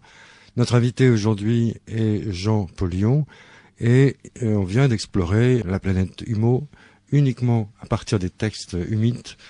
Et maintenant il est temps de revenir sur Terre. Alors on s'est projeté vers Humo sans avoir évoqué le vol. C'est maintenant qu'on va parler technique, on va parler du vol. Il va falloir embarquer sur une nef et parcourir le chemin inverse vers la Terre, Jean Pollion. Tout à fait, tout à fait. Bon, en fait, ce qui s'est passé, c'est que, bon, là, je te le décris comme ça, mais c'est pas aussi simple. En fait, bon, c'était sympa. On avait fait le tour à peu près des choses qui étaient à me montrer, la vérité des choses à me montrer, à m'expliquer. Mais en ce qui concerne le voyage de retour, les conditions qu'ils appellent isodynamiques de l'espace n'étaient pas les meilleures et même pas suffisantes. Et donc, on s'est organisé pour m'occuper en attendant que ces conditions isodynamiques soient bonnes, parce que, en fait, entre systèmes, entre étoiles, donc dans les voyages intersidéraux, les distances sont telles et les temps de voyage associés sont tels que il ne peut pas être envisagé de faire les voyages n'importe quand. Ça vient de la technologie des transports intersidéraux. Alors, quelques mots là-dessus, juste pour éclairer un petit peu. On verra qu'il y a plusieurs écoles ensuite dans la technique, parce que, hélas, les lettres ne sont pas toutes cohérentes et naturellement, on comprend pas tout. On n'est pas non plus à leur niveau de civilisation. Il faut d'abord parler un petit peu de l'idée qu'ils ont et qu'ils nous décrivent de la structure de l'univers et de l'espace. La lumière parcourt les distances d'une certaine façon, et cette lumière, nous la voyons. Elle fait partie de notre univers. Et quand les humites nous disent, Humo, c'est dans la direction de la constellation de la Vierge pour vous, c'est à 14,6 ou 14,4 années-lumière de la Terre, c'est des années-lumière de la lumière que nous voyons se propager comme la lumière du soleil, la lumière de la lune. Même à 300 000 km/s, ça représente une durée, c'est-à-dire la vitesse de la lumière. Et ça, on serait incapable de voyager à cette vitesse-là. Même à cette cadence-là, le voyage durerait des années. Et donc, je sais plus, c'est 20 ou 30 ans, enfin, il n'y a qu'à faire le calcul. C'est pas sérieux, c'est pas envisageable. Heureusement, leur conception, ils ont découvert que l'univers n'est pas fait que de notre univers dans lequel nous voyons la lumière, que nous voyons. Et ils ont une autre façon de mesurer les distances, et il y a des situations dans lesquelles la distance entre, par exemple, leur planète et la nôtre est une distance optimale de l'ordre de 3,5 années-lumière, ce qui est déjà très différent de 14. C'est presque, on va dire, presque un tiers. Malgré ça, ça ne suffit pas. En fait, pour voyager dans des temps raisonnables, les temps de voyage grossièrement évoluent entre Humo et la Terre entre 3 et 6 mois à peu près. Ils considèrent qu'un voyage qui dure plus que 6 mois est un voyage qui vaut pas le coup d'être entrepris vis-à-vis de la Terre. Mais d'après ce que j'ai compris, vis-à-vis des autres planètes aussi, ils attendent que les conditions soient suffisantes pour voyager, pas beaucoup plus que 6 mois. C'est vrai que c'est déjà pas mal, parce que quand même, la soucoupe, on verra, c'est une jolie petite boîte de conserve où il n'y a pas beaucoup d'espace pour vivre. Et 6 mois là-dedans, c'est quand même pas rien. Alors, leur conception de l'univers fait intervenir on va dire des sous-univers qui marchent par paires et dont l'une influence l'autre. Chaque univers a ce qu'on appelle son univers jumeau ou son anti-univers. Moi, je préfère l'appeler l'univers conjugué, c'est-à-dire qui va avec. Mais ces deux univers s'influencent, et l'influence de notre anti-univers sur le nôtre, c'est justement la fabrication de ces ondes, plutôt de ces plissements isodynamiques. Ce serait compliqué de rentrer trop dans le détail. Disons que ces plissements isodynamiques ont comme caractéristique de permettre de voyager beaucoup plus vite que la vitesse de la lumière de l'origine de l'univers d'origine, et en même temps sur une distance beaucoup plus courte. Le résultat, c'est qu'il faut attendre d'abord d'avoir les bonnes conditions isodynamiques avant de voyager, si bien que j'ai dû attendre pas mal. Ensuite, la soucoupe est toute petite et on a vu que la vie dans la soucoupe pendant 6 mois est une vie en circuit fermé dans un tout petit volume. Faut pas oublier que la soucoupe fait à peu près 13 mètres de diamètre sur 3,50 mètres de haut, enfin d'épaisseur à peu près. C'est pas un grand espace et que en général dans cette soucoupe on est couramment, disons maximum 12 personnes. Mais il faut bien penser, 12 personnes dans un truc de 13 mètres de diamètre, sachant que tout le diamètre n'est pas exploité pour la partie vivable, c'est quand même très très serré les uns sur les autres. Heureusement, les équipements sont faits pour que chacun se sente presque isolé, sauf quand il enlève son équipement. À ce moment-là, il est comme nos cosmonautes ou nos astronautes dans la station internationale, au contact des autres, en sous-vêtements, en t-shirt ou comme il a envie. Mais dans un espace de 13 mètres, bon. Alors, il y a un autre problème dans les voyages spatiaux, et nous on le voit bien avec nos astronautes, c'est le problème de la pesanteur. L'absence de pesanteur, la vie en apesanteur fait chuter terriblement la capacité de fixation du calcium. On ne sait pas encore par quel mécanisme, et c'est pour ça qu'il y a énormément d'analyses et d'études. On ne fait que constater aujourd'hui, mais en fait, on récupère des astronautes qui arrivent au sol après un séjour en apesanteur long, comme ont pu faire les Russes dans la station Mir. On récupère des cosmonautes qui sont en état d'ostéoporose, littéralement, alors que ce sont des hommes et qu'ils ont 40 ans ou 45 ans et en pleine situation. Heureusement, c'est réversible, c'est-à-dire que la reprise de la pesanteur, sur la Terre permet la réacquisition et la refixation du calcium, mais enfin, il y a quand même des traitements assez lourds pour y arriver. Alors, les humides, eux, ils ont résolu le problème autrement. On met une pesanteur artificielle dans la soucoupe en la mettant en rotation, au moins la partie d'habitacle à l'intérieur, en la mettant en rotation à une vitesse suffisante pour avoir une pesanteur. Donc en fait, on est collé aux parois, exactement comme on est collé à la Terre et eux à Humeau. Cette pesanteur par rotation dans un si petit volume a d'autres conséquences qui sont des conséquences de vertige, et on le connaît aussi un petit peu dans certaines situations, dans des manèges chez nous et des choses comme ça.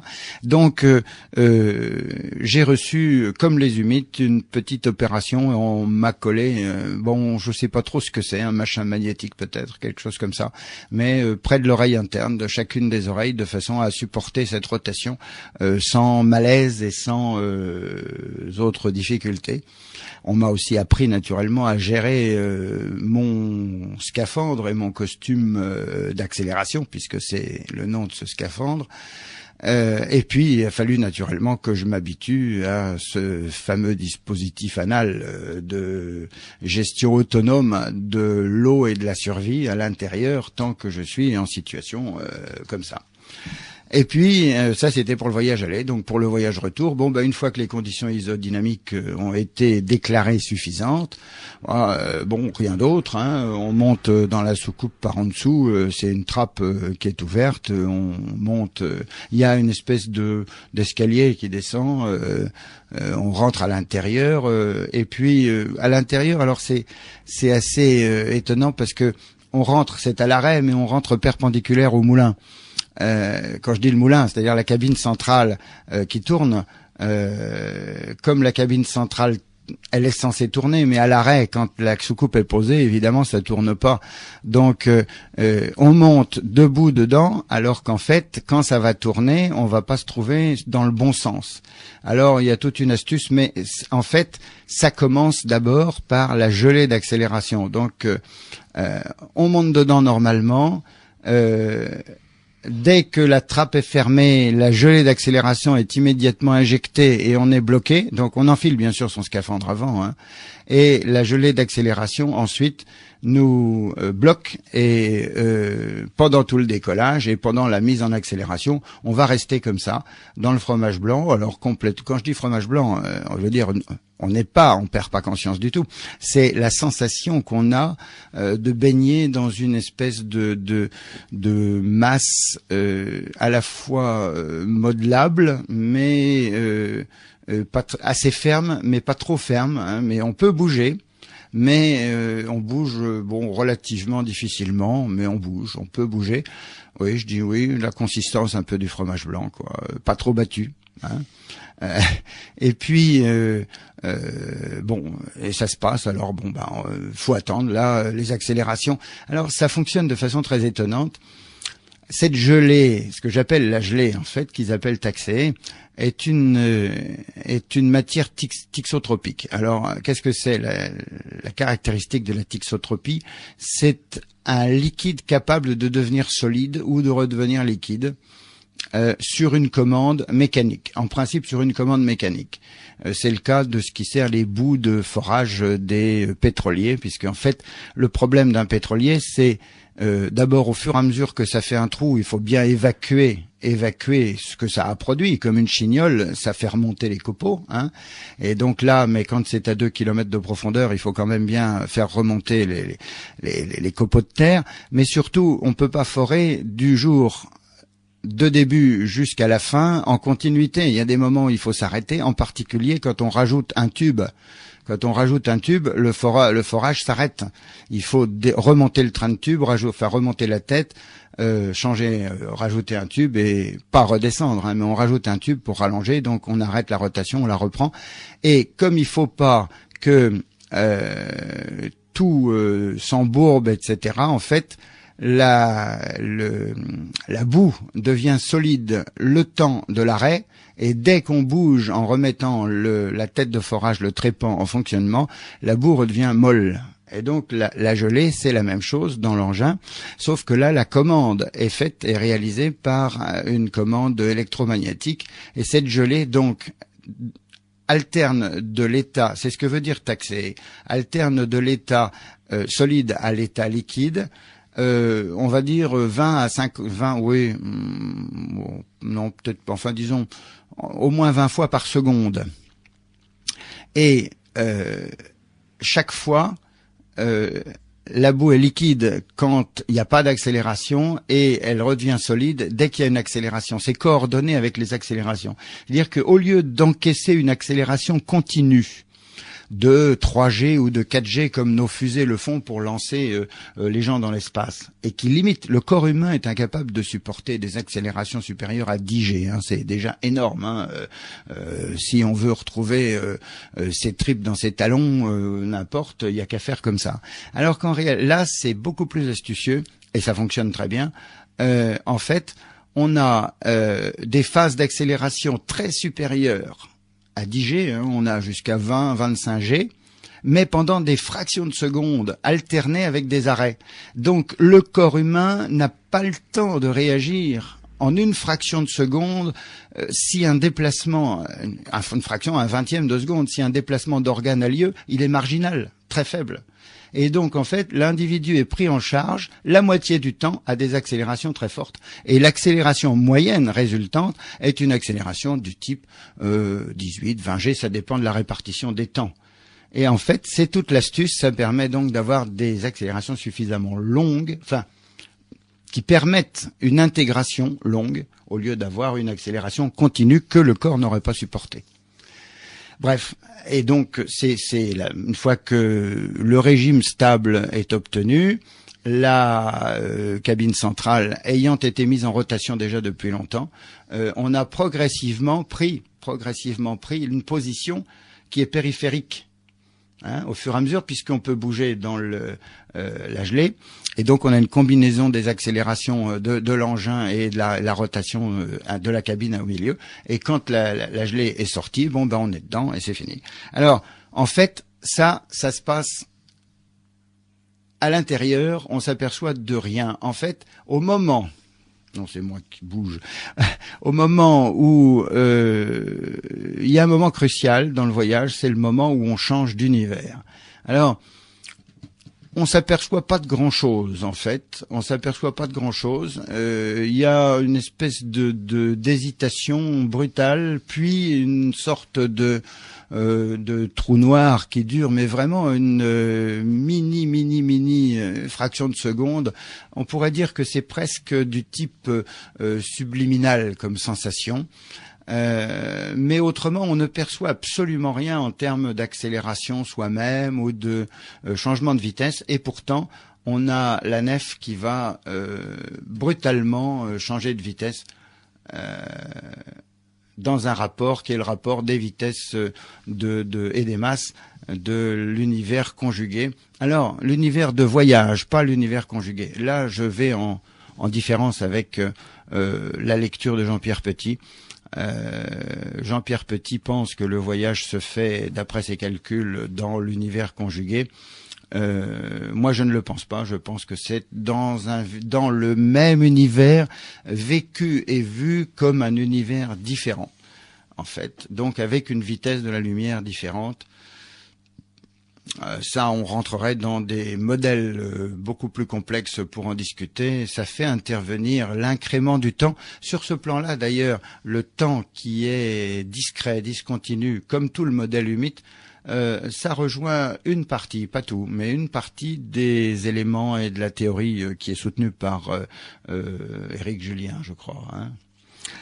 Voilà. Alors bon, à partir de là, le voyage se passe, on s'ennuie. Alors si, on a quand même les humides. Moi, j'étais embêté et je dois dire que j'ai été mis plus souvent en sommeil qu'autre chose parce que j'ai pas les moyens qu'ont les humides dans le voyage, les moyens intellectuels. Je veux dire la capacité de télépathie. Eux ont la capacité de télépathie et la télépathie fonctionne quelle que soit la vitesse. C'est très très très fort comme concept. Ça fonctionne quel que soit le déplacement, quelle que soit la vitesse et quelle que soit la distance. Ça reste instantané. Ça, Jean-Paul Lyon, nos parapsychologues terriens l'ont établi depuis quelque temps déjà. Le problème de la distance, c'est oui, que la distance n'intervienne pas. Mais je pense que nos parapsychologues n'ont pas encore fait tout à fait les mêmes constats et les mêmes tests que ce que les humides ont pu faire. Et le résultat, en tous les cas, c'est que l'individu en voyage peut très bien entrer en contact avec des gens qui lui sont proches, moins proches, ou avec d'autres structures pendant le voyage et donc se distraire. Et il peut aussi se faire défiler des choses, des images dans son scaphandre. Sur son écran. Il y a aussi un système qui est assez intéressant et là que j'ai pu utiliser parce que c'est un système qui exploite les ondes cérébrales et donc l'engin mesurait les miennes autant que celles d'un humide. C'est un engin qui permet de vivre du dessin, des choses virtuelles complètement. C'est-à-dire que si je fais comme si je prends un crayon ou quelque chose dans ma main qui ressemble à un crayon, peu importe. Et avec ce crayon, je vais faire du dessin. Et en fait, je déplace ma main, mais je vois le dessin apparaître sur mon écran comme sur une ardoise magique. Et donc, en fait, je peux dessiner, m'occuper comme ça, uniquement en faisant semblant, simplement, puisque j'ai pas le dessin, mais je vais déplacer, crayonner. Et ils sont très friands de ce genre de système. Et ils s'en servent pour, m'occuper. Mais ils font aussi de la méditation, et puis de la discussion. Et puis voilà, on attend que ça se passe, quoi. Hein. Alors, dans les meilleures conditions, ils nous ont dit qu'un jour, ils auraient pu faire le voyage en 2 mois. La moyenne, je crois que les meilleurs temps qu'ils aient fait, c'est quelque chose comme 3 mois et demi ou 4 mois. Et au-delà de 6 mois, non, ils sont pas friands des voyages quand ils durent trop longtemps, quoi. Hein. Alors pour quelle raison, ça, je sais pas. Et à quelques 3 à 5 000 kilomètres de la Terre, tout à coup, la nef apparaît dans notre univers. Oh non, c'est beaucoup plus... Alors, en fait... pendant le voyage, la nef revient systématiquement dans notre univers pour faire le point, un petit peu comme un navigateur qui fait le point régulièrement, sauf que lui, il change pas d'univers. Mais comme d'un univers à l'autre, il n'y a aucune communication possible, sauf des communications gravitationnelles, et encore sont des effets qui sont hors d'échelle de l'homme. En fait, la nef revient, c'est-à-dire que ils font régulièrement ce qu'ils appellent l'Oavo Leida, qui est l'inversion des axes. Donc, c'est fait régulièrement, de temps en temps, pour faire le point sur la progression du voyage et se situer, vérifier qu'on est bien dans la bonne progression. Donc, en fait, on fait des sauts de puce, entre guillemets. Alors, je ne sais pas combien ont été faits au cours du voyage, mais ces sauts de puce sont d'autant plus rapprochés qu'on est près de la cible, près de l'arrivée.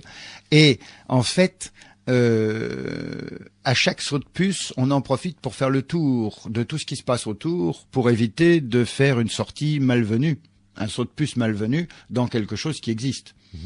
Et quand on arrive près du point de destination, on est capable de mieux en mieux de situer la distance. Et en fait, la dernière conversion dimensionnelle se fait à 7-8 000 mètres, et non pas kilomètres, 7-8 000 mètres d'altitude, c'est-à-dire très proche, très très proche de la surface finale, quoi. Mais la vitesse aussi est très faible. Je veux dire que il déboule pas. Il faut bien voir que l'équivalent vitesse dans notre univers, l'équivalent vitesse de déplacement de l'engin est un équivalent vitesse grossièrement de 500-600 000 kilomètres secondes. Je dis l'équivalent vitesse puisqu'il y a contraction de la distance et augmentation de la vitesse. Donc on arrive à des chiffres phénoménaux, mais au fur et à mesure qu'on se rapproche, on approche de vitesses beaucoup plus faibles. Et au moment de la conversion dimensionnelle, en fait, on est à une vitesse, l'ultime, on est à une vitesse quasiment stationnaire. En revanche, dans la descente, moi je ne sais pas à quelle vitesse on est descendu pour l'arrivée, mais dans la descente qu'ils ont décrite de la Javie, de 7700 mètres d'altitude à l'altitude sur laquelle ils se sont posés, qui doit être de l'ordre de 1500 mètres à peu près. Non, 7700 mètres c'était au-dessus du sol. Donc ils ont descendu ça à la vitesse du son moins epsilon. C'est-à-dire qu'ils étaient à peine en dessous de la vitesse du son, c'est-à-dire 1000 km/h. Ils ont descendu ça, je crois, en 15 ou 18 secondes. 7 km 700. C'est d'après ce qu'ils disent. Hein. Donc là, c'est une question simplement de contrôle des décélérations ou pour aller vite et pas laisser de traces, quoi. Hein. À 4 heures du matin, en plus, dans le brouillard, ça devait être plus facile. Alors, Jean Pollion est donc revenu, cet aller-retour sur la planète Humo, cette année, mais il vient de citer la Javie, c'est-à-dire il n'était pas, faisait pas partie du voyage, ne les connaissait pas à l'époque. Ça situe leur première arrivée sur Terre, leur premier contact en Provence française. Oui, en tous les cas, c'est ce qu'ils revendiquent, en fait. Ils ont fait d'abord une première exploration de la Terre, avec une nef qui n'a fait qu'un tour autour de la Terre. C'est très étonnant. Et qui a fait donc en un tour toutes les collectes de paramètres, les enregistrements de tous les paramètres d'atmosphère, etc. Ce tour ayant comporté un passage à basse altitude. Basse altitude, c'est 5000 mètres, hein, donc c'est vraiment très très bas, au-dessus de la Suisse. De Montreux, non ? Voilà, ils disent qu'ils ont pris des photos, etc. Des images de Montreux.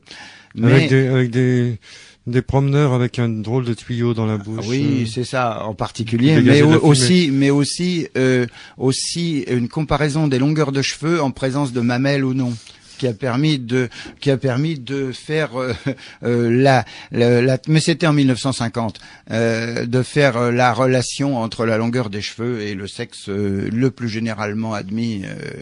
Et donc à partir de là, ils ont donc enregistré. Sur ces données et la qualité de ces données enregistrées, ils ont décidé de faire une véritable expédition qui a été déclenchée dans les mois suivants. Et ils sont arrivés moins d'un an après. Et là, ils ont apparemment loupé, entre guillemets, parce que je dois dire que se tromper de 200 km quand on a fait 14,4 années-lumière, moi je trouve que c'est déjà pas mal comme précision. Hein. Alors, est-ce qu'ils voulaient arriver aussi en Suisse ? Je crois qu'ils voulaient arriver dans une zone montagneuse, parce que dans une zone montagneuse, il y a moins de peuple. C'est plus facile de se planquer et surtout d'avoir un point de domination pour pouvoir vérifier autour dans quelles conditions ça se passe. Ils ont voulu arriver en montagne. Est-ce qu'ils ont vraiment voulu éviter Montreux ? J'en sais rien, mais ils sont arrivés à 200 km. Et donc, dans ce qui s'appelle maintenant les Alpes de Haute-Provence, à côté de Digne, la Javie est à, 15 km ou 17 km de Digne, en montant vers le nord-est. Bien, après ce premier campement d'observation dans la Provence française, ils sont allés ensuite se regrouper vers l'Espagne. En Espagne, ils ont commencé à écrire, ou du moins à faire écrire, et à diffuser des lettres. Ça se passe pas du tout. Les échelles de temps sont pas celles-là. Non, c'est pour aussi que les auditeurs aient le loisir de poser des questions. Ok. Mais donc pour arriver aux lettres, les lettres, elles sont apparues à partir de 1960. Alors, je vais donner, je veux pas dire une information encore un peu confidentielle, mais presque. C'est aussi une forme de scoop. Toutes les lettres connues sont des lettres connues en Espagne à partir de janvier, voire février 1966. C'est les premières lettres, en tous les cas revendiquées par SESMA. Dans son livre, il est question de décembre 65, éventuellement. Enfin bon, mais les lettres humides, apparemment, les premières lettres humides à SESMA datent de cette époque. Je suis actuellement sur la piste de, on va dire, 6 à 8 lettres datant de 1964 et envoyées ailleurs qu'en Espagne. J'ai une partie des pièces déjà en main. Bien, donc ces lettres étaient leur moyen de communiquer avec un groupe, disons, restreint, privilégié, qui a culminé une trentaine de personnes. Au total, sur les 30 ans qu'a duré la distribution des lettres, en Espagne, 35. Ah oui, alors ça aussi, c'est un petit détail. 34, j'ai revendiqué dans mon livre 34 destinataires espagnols, et depuis j'en connais un 35e. Mais donc c'est une poignée, une trentaine, entre 30 et 40, destinataires espagnols. Et je peux dire aujourd'hui presque une vingtaine de destinataires non espagnols. Alors, je voudrais prendre un témoin, nos auditeurs de la première heure, la première minute de cette émission avec Jean-Paul Lyon. Quand on entend un tel récit, aussi détaillé, aussi fouillé, et encore tout n'a pas pu être exposé faute de temps, à partir de 1200, 1400 pages écrites, les voici donc interprétées, mises en ligne, en quelque sorte, par Jean-Paul Lyon. Ce courrier destiné à 35 personnes au fil de 30 ans, comment est-ce que un terrien, un groupe terrestre aurait pu imaginer, c'est la question que je vous pose, aurait pu imaginer de concevoir une telle invention? Les développements, en tous les cas, pour ce que j'ai constaté, le contenu même des lettres, la distribution géographique des réceptions, on n'a pas dit, mais ces lettres ont été postées aux 4 coins du monde. Il y a des lettres qui ont été postées au Canada, au Zimbabwe, aux États-Unis, en Allemagne, même à Riyad, et dans d'autres, Kuala Lumpur aussi, donc en Indonésie. Donc bon, et peut-être d'autres, mais pour l'instant, ce sont les noms qui me viennent le plus à l'esprit. Quand je parle de ça, ce sont des lettres dont j'ai les photocopies des enveloppes avec les timbres. On n'arrive pas toujours à lire les dates d'expédition, mais j'ai tous ces documents dans mes archives. Donc, la distribution géographique des envois, la durée de ces envois sur plus d'une trentaine d'années, les contenus scientifiques, bon, il y en a certains qui sont franchement étonnants et même déstabilisants. Il faut bien dire que certaines lettres contiennent une explication en disant mais on est obligé de mettre au milieu de notre texte aussi des informations fausses de façon à ce que vous ne nous preniez pas trop au sérieux.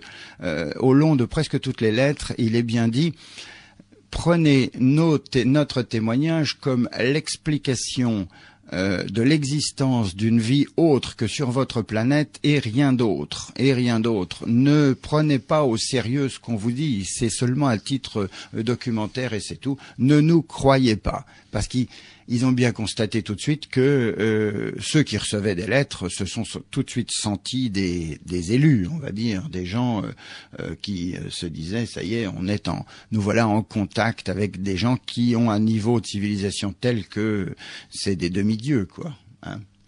Et donc la distribution de tout ça, les contenus scientifiques, alors l'existence de cette langue et sa structure, son homogénéité avec tous les textes, ce sont pour moi des arguments de validité du dossier très très solides. ce n'est pas une preuve au sens scientifique. Il faut regarder les choses comme elles sont au sens scientifique de nos normes. Ce n'est pas encore une preuve, mais bon, on avance quand même gentiment vers des éléments convergents de vraisemblance plus que solides. Oui, ou alors raisonnement par l'absurde. Autant de chercheurs qui se penchent sur ce problème, et de plus en plus nombreux d'ailleurs ces dernières années, parmi eux, et souvent des pointures, personne ne trouve la moindre faille, voilà, qu'elle soit physique, chimique. Ou alors là, je dirais qu'il y a en particulier une faille, sans déflorer trop le sujet, mais il y a par exemple une faille chimique terrible dans la dernière lettre publiée par Jean-Pierre Petit. Et donc, je crois qu'il faut être prudent là-dessus parce que, suivant les domaines dans lesquels les fausses informations ont été distribuées, on peut tomber sur des failles, mais qui sont clairement identifiables, très faciles. Ça peut tenir à la distribution, alors. Oui, mais c'est vrai que l'analyse des contenus maintenant, même sur le plan scientifique, nous conduira très vraisemblablement à mieux à une bonne validation. Si on y arrive, bien sûr, mais en tous les cas, la structure des lettres paraît très sérieuse. Et donc, Jean Pollion prend connaissance de ces documents et le relève comme une sorte de défi, le décodage du langage humide en 1995, c'est ça? Oui, j'ai commencé en fait. Je me suis intéressé à l'affaire Humeau à l'automne 95 et j'ai, on va dire, acquis la certitude que ça méritait de se plonger et d'y consacrer le temps nécessaire au début 96, on va dire. Mais enfin, janvier 96, quoi.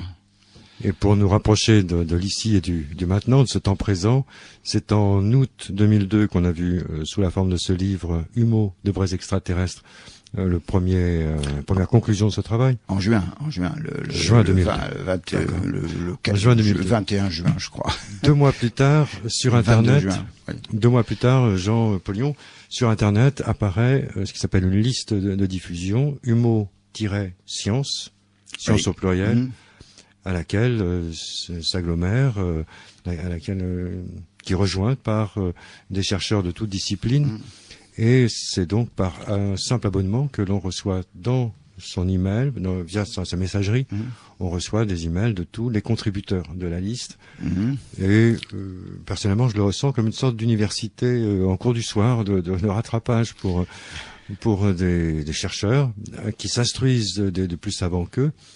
Tout ça à partir des lettres humides, mais dans tous les domaines possibles et imaginables, et par vague, en quelque sorte. En ce moment, c'est très fort sur l'un des concepts clés, la logique tétravalente.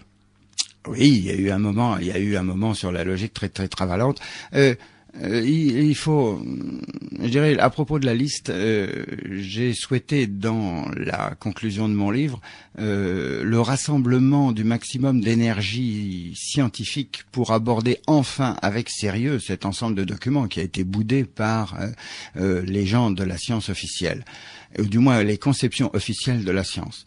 Et j'ai été entendu, j'ai pu participer à la construction de cette liste de diffusion avec André Jacolbec qui l'a fondée sur le plan technique.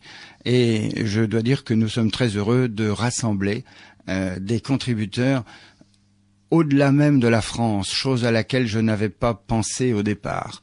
Nous avons maintenant plusieurs nationalités, et ce qui pose un problème de fonctionnement de la liste, puisque les échanges se font maintenant dans 3 langues, en français, en espagnol et en anglais.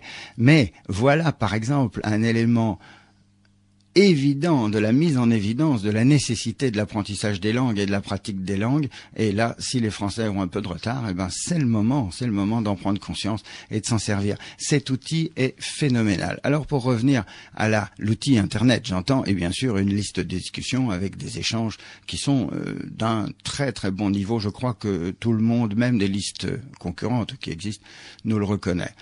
Alors, la logique tétravalente, oui.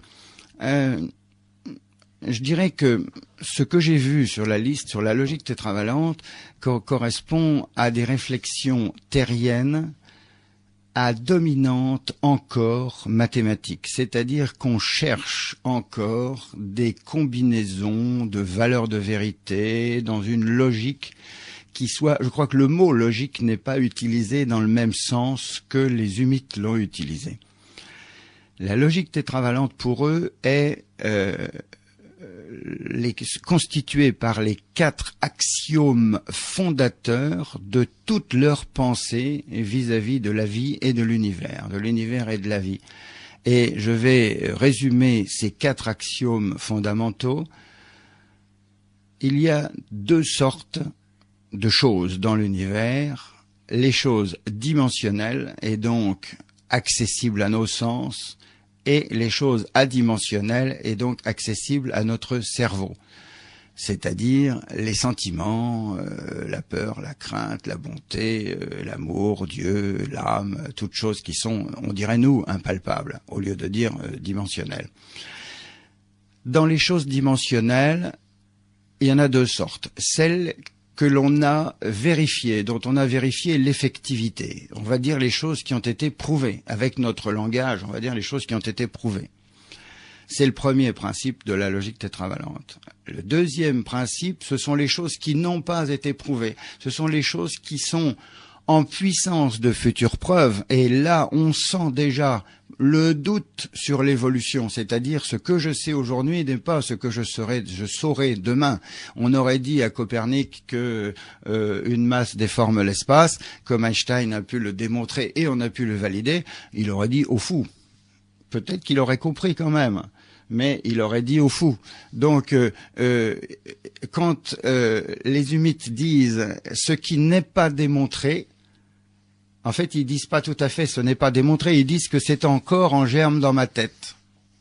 C'est en germe dans ma tête, c'est-à-dire c'est une vue de l'esprit.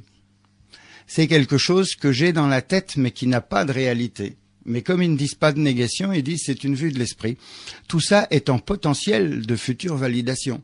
Tant que ça n'est pas validé, ça ne l'est pas. Et donc ça n'a pas de réalité.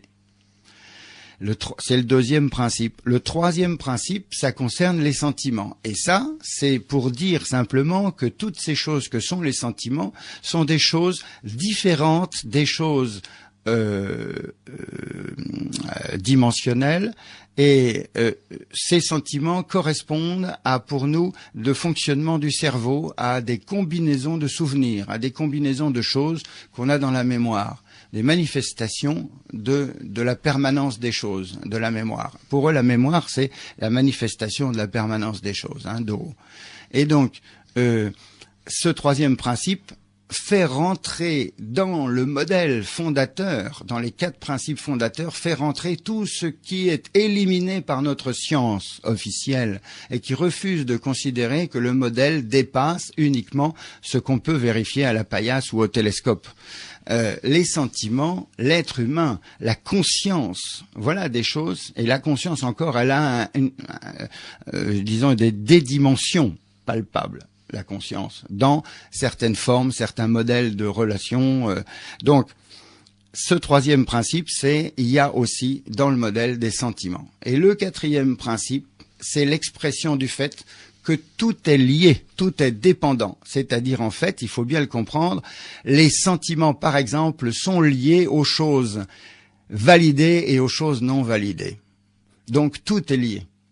Et ça va très loin parce que dans leur modèle de l'univers, cette fois-ci, j'attaque dans les 10 dimensions dont on n'a pas parlé, le modèle Ibozohu, dans ce modèle, tout est lié aussi, c'est-à-dire qu'en fait, ce que nous voyons, on en a un exemple typique avec les expériences d'Alain Aspect qui ont été refaites plus tard, les photons intriqués. On n'arrive pas, nous, dans nos théories et nos connaissances, à justifier pourquoi, quand on polarise un photon, l'autre se polarise aussi en complément. Et alors qu'il est indépendant. Et ben voilà, dans notre théorie, voilà l'explication, le 4e principe, que tout est dépendant les uns des autres. On ne peut pas considérer quelque chose indépendamment de son contexte et du reste. Ce que nous faisons en étudiant et en disant non, pas ça, ça c'est de la biologie, c'est pas de la psychologie, ça c'est une erreur. Et donc, il nous faut prendre conscience que tout est lié. Donc, ces 4 principes fondateurs de leur vision de l'univers et de tout tout ensuite se rattache à ces 4 principes. Mais ce ne sont pas des principes de logique de type exclusif ou de type valeur de vérité, genre vrai, faux vrai, etc. Et donc, je pense que, bon, ce sont des exercices intellectuels intéressants de toute façon et qui déboucheront peut-être sur des constats vraiment très structurés de la nécessité de 4 valeurs. Mais ces 4 valeurs sont d'abord fondatrices et culturelles. Ce ne sont pas des valeurs de logique mathématique. Ce qu'ils appellent la logique de leur tétravalente, c'est simplement le fait que leur vision de l'univers est construite sur 4 principes, les 4 que je viens de dire. C'est en somme un cadeau qu'ils nous font. C'est, semble-t-il, tout ce qu'ils peuvent faire pour nous en ce moment, c'est de nous amener, nous donner des bases, nous amener à réfléchir.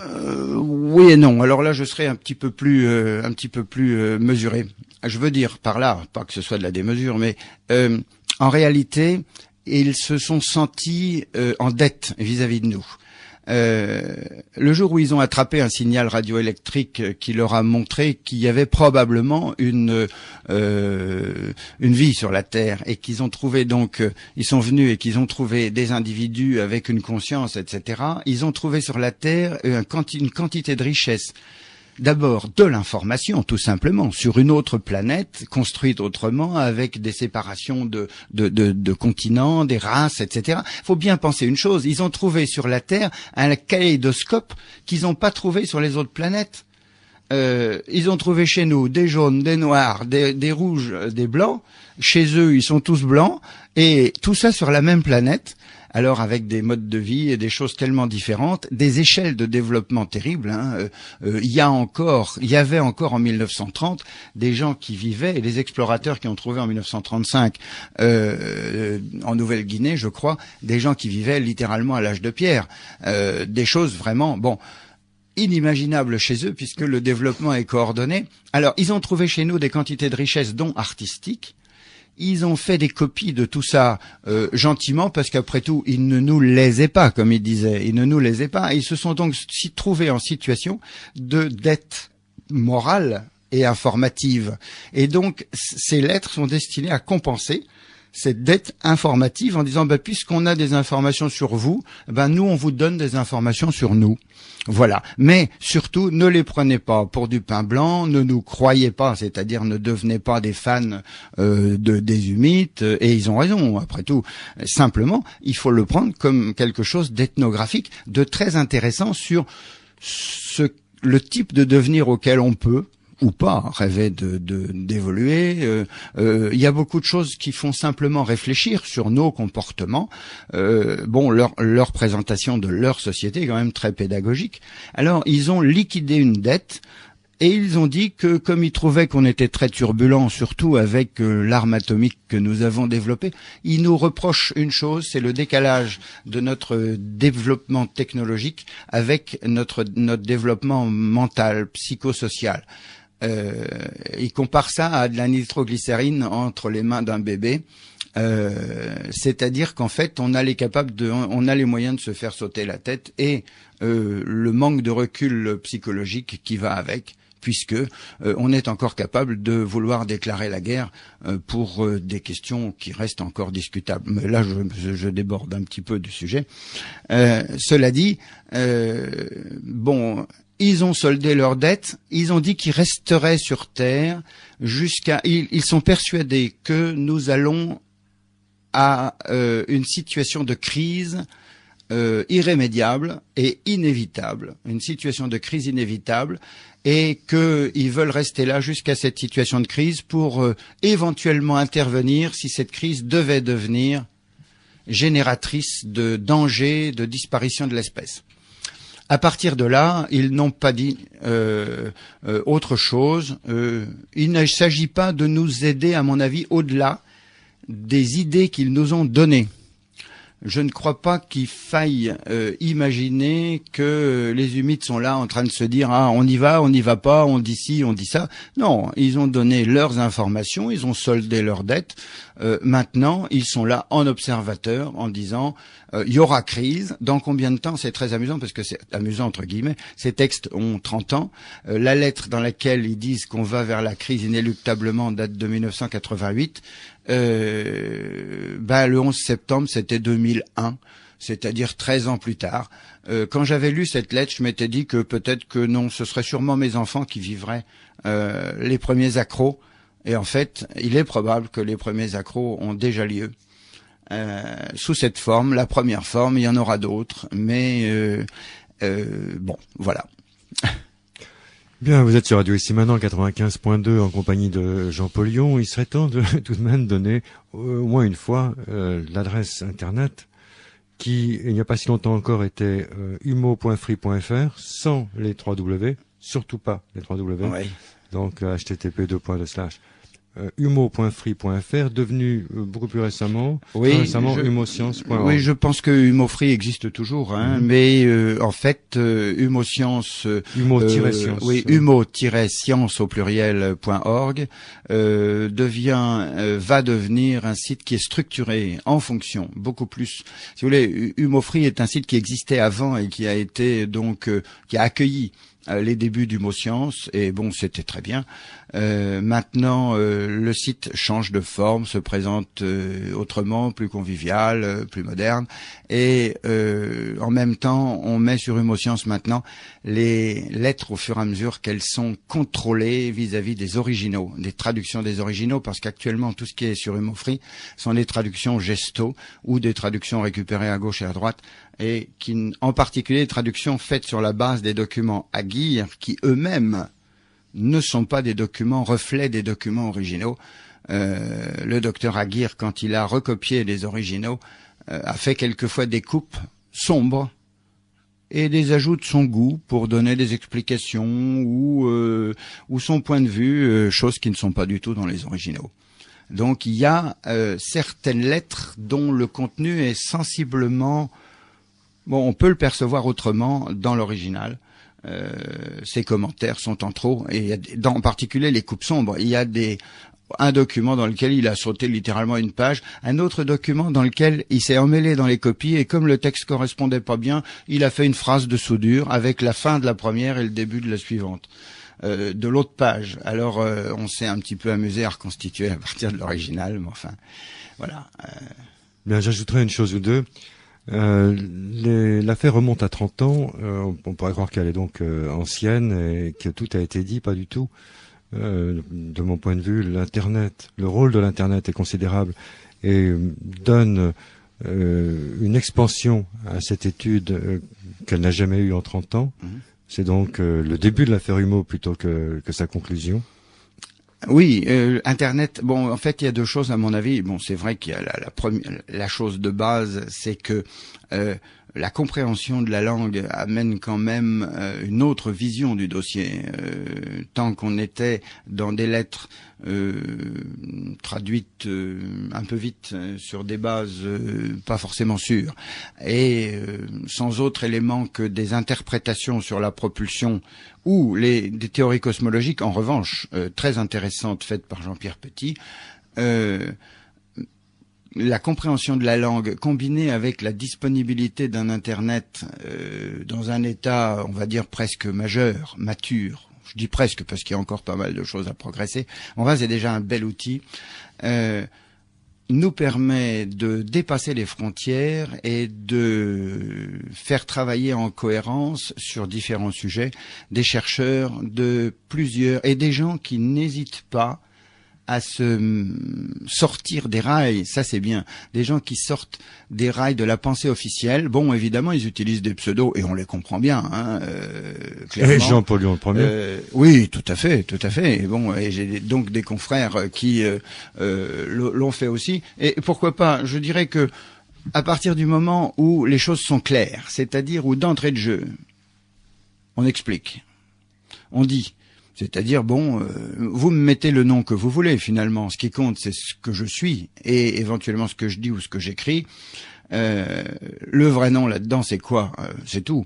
Alors, vis-à-vis de la science officielle, ces gens-là continuent à vivre bien, mais développent des pensées tout en mettant la puissance de leurs outils, soit de calcul, soit mentaux, leurs outils cérébraux, c'est-à-dire leur capacité de penser, à l'étude de ces documents et c'est vraiment très enrichissant. L'outil Internet est vraiment un démultipliant extraordinaire. Arriverons-nous à dépasser et à pénétrer le monde anglo-saxon? Ça, c'est une autre chose.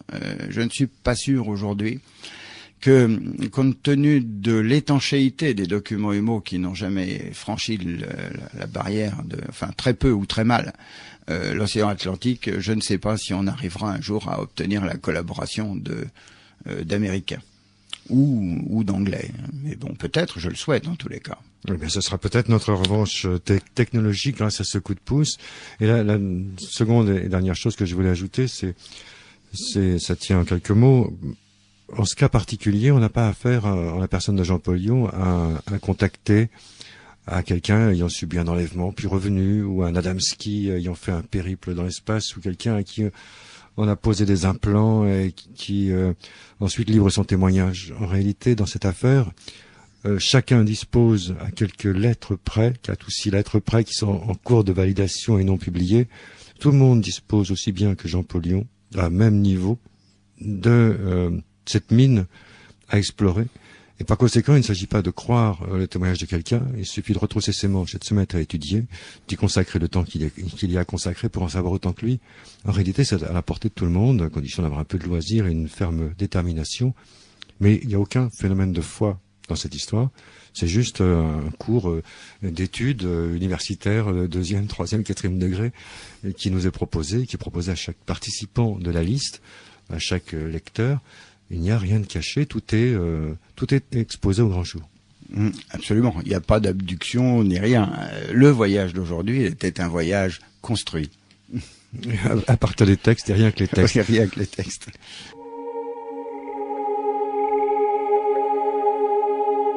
Nous accueillons Jean-Luc. Bonjour. Oui, bonjour. Bonsoir, monsieur Jean-Paul Lyon. Oui, bonsoir.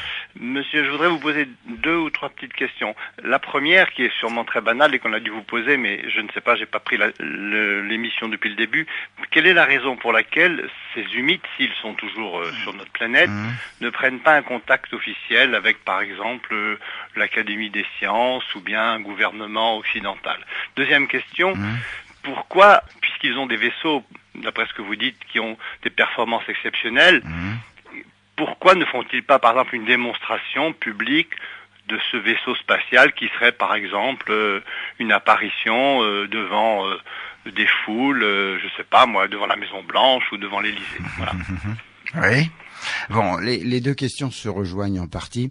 La manifestation ostentatoire, la démonstration des capacités de la soucoupe ou d'autres choses, correspond à la preuve, à la vérité des choses. Or, leur analyse de notre état de réseau social et de notre fragilité vis-à-vis je parle collectivement, quelques individus sont capables, je pense, d'assumer la chose sans trop de choc, mais leur point de vue est de dire que aucun esprit n'est collectivement capable d'assumer ce type de réalité.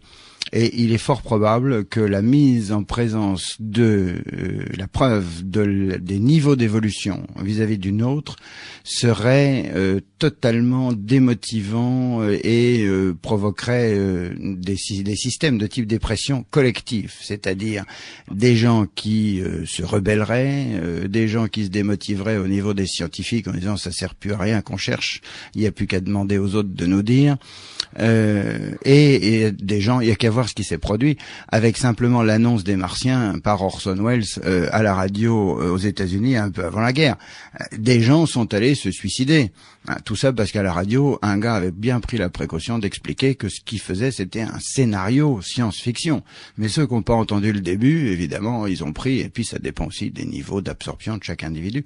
Alors, ce sont les arguments qu'ils ont mis dans les documents pour expliquer que ils ne feraient jamais la preuve, et dans les documents au HUMIT, il n'y a aucun élément de preuve directement accessible de leur réalité. En revanche, un faisceau de présomption extraordinaire.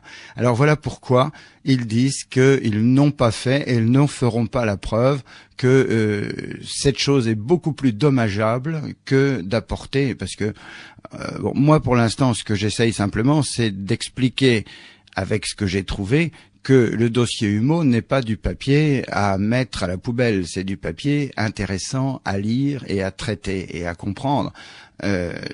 Mais c'est pas l'équivalent ou la même chose qu'une preuve palpable, ou bien qu'une soucoupe on puisse la palper qu'à l'arrêt, parce que sinon elle est mortelle, il faut pas s'en approcher. Mais autrement, non. La preuve, je crois, malheureusement, ce type de preuve en tous les cas, les humites ont décidé de ne pas le faire. Vous pouvez simplement penser à une chose. Dans l'histoire des manifestations, on va dire, anormales et attribuables à des gens non terrestres, vous avez d'abord eu des manifestations du type des ovnis, et donc encore maintenant des visions d'ovnis, des témoignages d'ovnis, des gens qui ont vu. Malheureusement, on a du mal. On a enregistré des ondes radar, on a enregistré des spots, des vitesses, on commence à faire mieux, mais c'est pas encore ça. Là, on n'a pas de preuves, on a simplement des témoignages, même un peu techniques. Après ça, vous avez eu aux États-Unis, alors on a d'abord eu aux États-Unis un phénomène d'abduction des gens qui ont prétendu qu'ils étaient abductés, qui ont tous raconté un peu la même chose. On ne sait pas trop si c'est vrai ou pas vrai, mais c'est encore en lien avec les extraterrestres. Et derrière, vous avez l'apparition des crop circles. Ce sont des choses qui sont aujourd'hui, dont on connaît aujourd'hui l'origine non terrestre pour un certain nombre. On sait que l'analyse des blés qui ont été trouvés, alors les crop circles sont les formations dans les blés, pour ceux qui connaîtraient pas le terme, et qu'on appelle aussi des agroglyphes maintenant parce qu'on a francisé le terme. Donc on a maintenant la preuve qu'un certain nombre de crop circles sont d'une origine certainement non humaine. C'est quand même intéressant. J'irais jusqu'à dire que un certain site, celui de Chilbolton, a laissé des traces 3 ans de suite qui sont plutôt surprenantes et qui font réfléchir. Alors, sur cette base-là, il y a une progression très nette. Je pense que cette progression, elle est à l'échelle de dizaines d'années, mais il y a une progression très nette. Moi, je serai peut-être pas là, probablement pas, pour voir l'étape suivante, mais vous voyez bien une mise en condition très progressive et non pas l'apparition d'une soucoupe sur une place. As-tu une autre question, Jean-Luc? Oui. Est-ce que donc il n'y a jamais eu aucune rencontre personnelle entre ces humites et des terriens? Ah si, oui. Si, parce que toutes les lettres dont nous disposons sont des lettres qui ont été dictées à des secrétaires des dactylographes espagnols. Les humites n'ont jamais tapé une seule lettre. Ils nous expliquent pourquoi, parce que en tapant à la machine, ils s'abîment le bout des doigts. Ils ont des caractéristiques physiologiques au bout des doigts, et ils ont eu interdiction de se servir de leurs mains sur des machines à écrire, et donc ils ont dicté, ce qui introduisait d'ailleurs une rupture supplémentaire. Ils ont dicté les lettres à des gens qui les ont tapées à la machine. Donc en Espagne, au moins 2 personnes, je dis bien au moins 2, peut-être 3, mais je dirais au moins 2 personnes ont rencontré des humites et ont été payés très cher pour garder le silence, et ils l'ont gardé. Et nous accueillons Elisabeth. Oui, bonjour, je suis pas un humite, mais presque. Bonsoir. Oui. Bonsoir, monsieur. Parce que j'ai fait un petit voyage astral étant donné que je suis tombée dans le coma, et donc j'ai vu la planète de loin, tout va bien. Justement, je voulais savoir, est-ce qu'ils disent qu'ils voient la Terre de loin?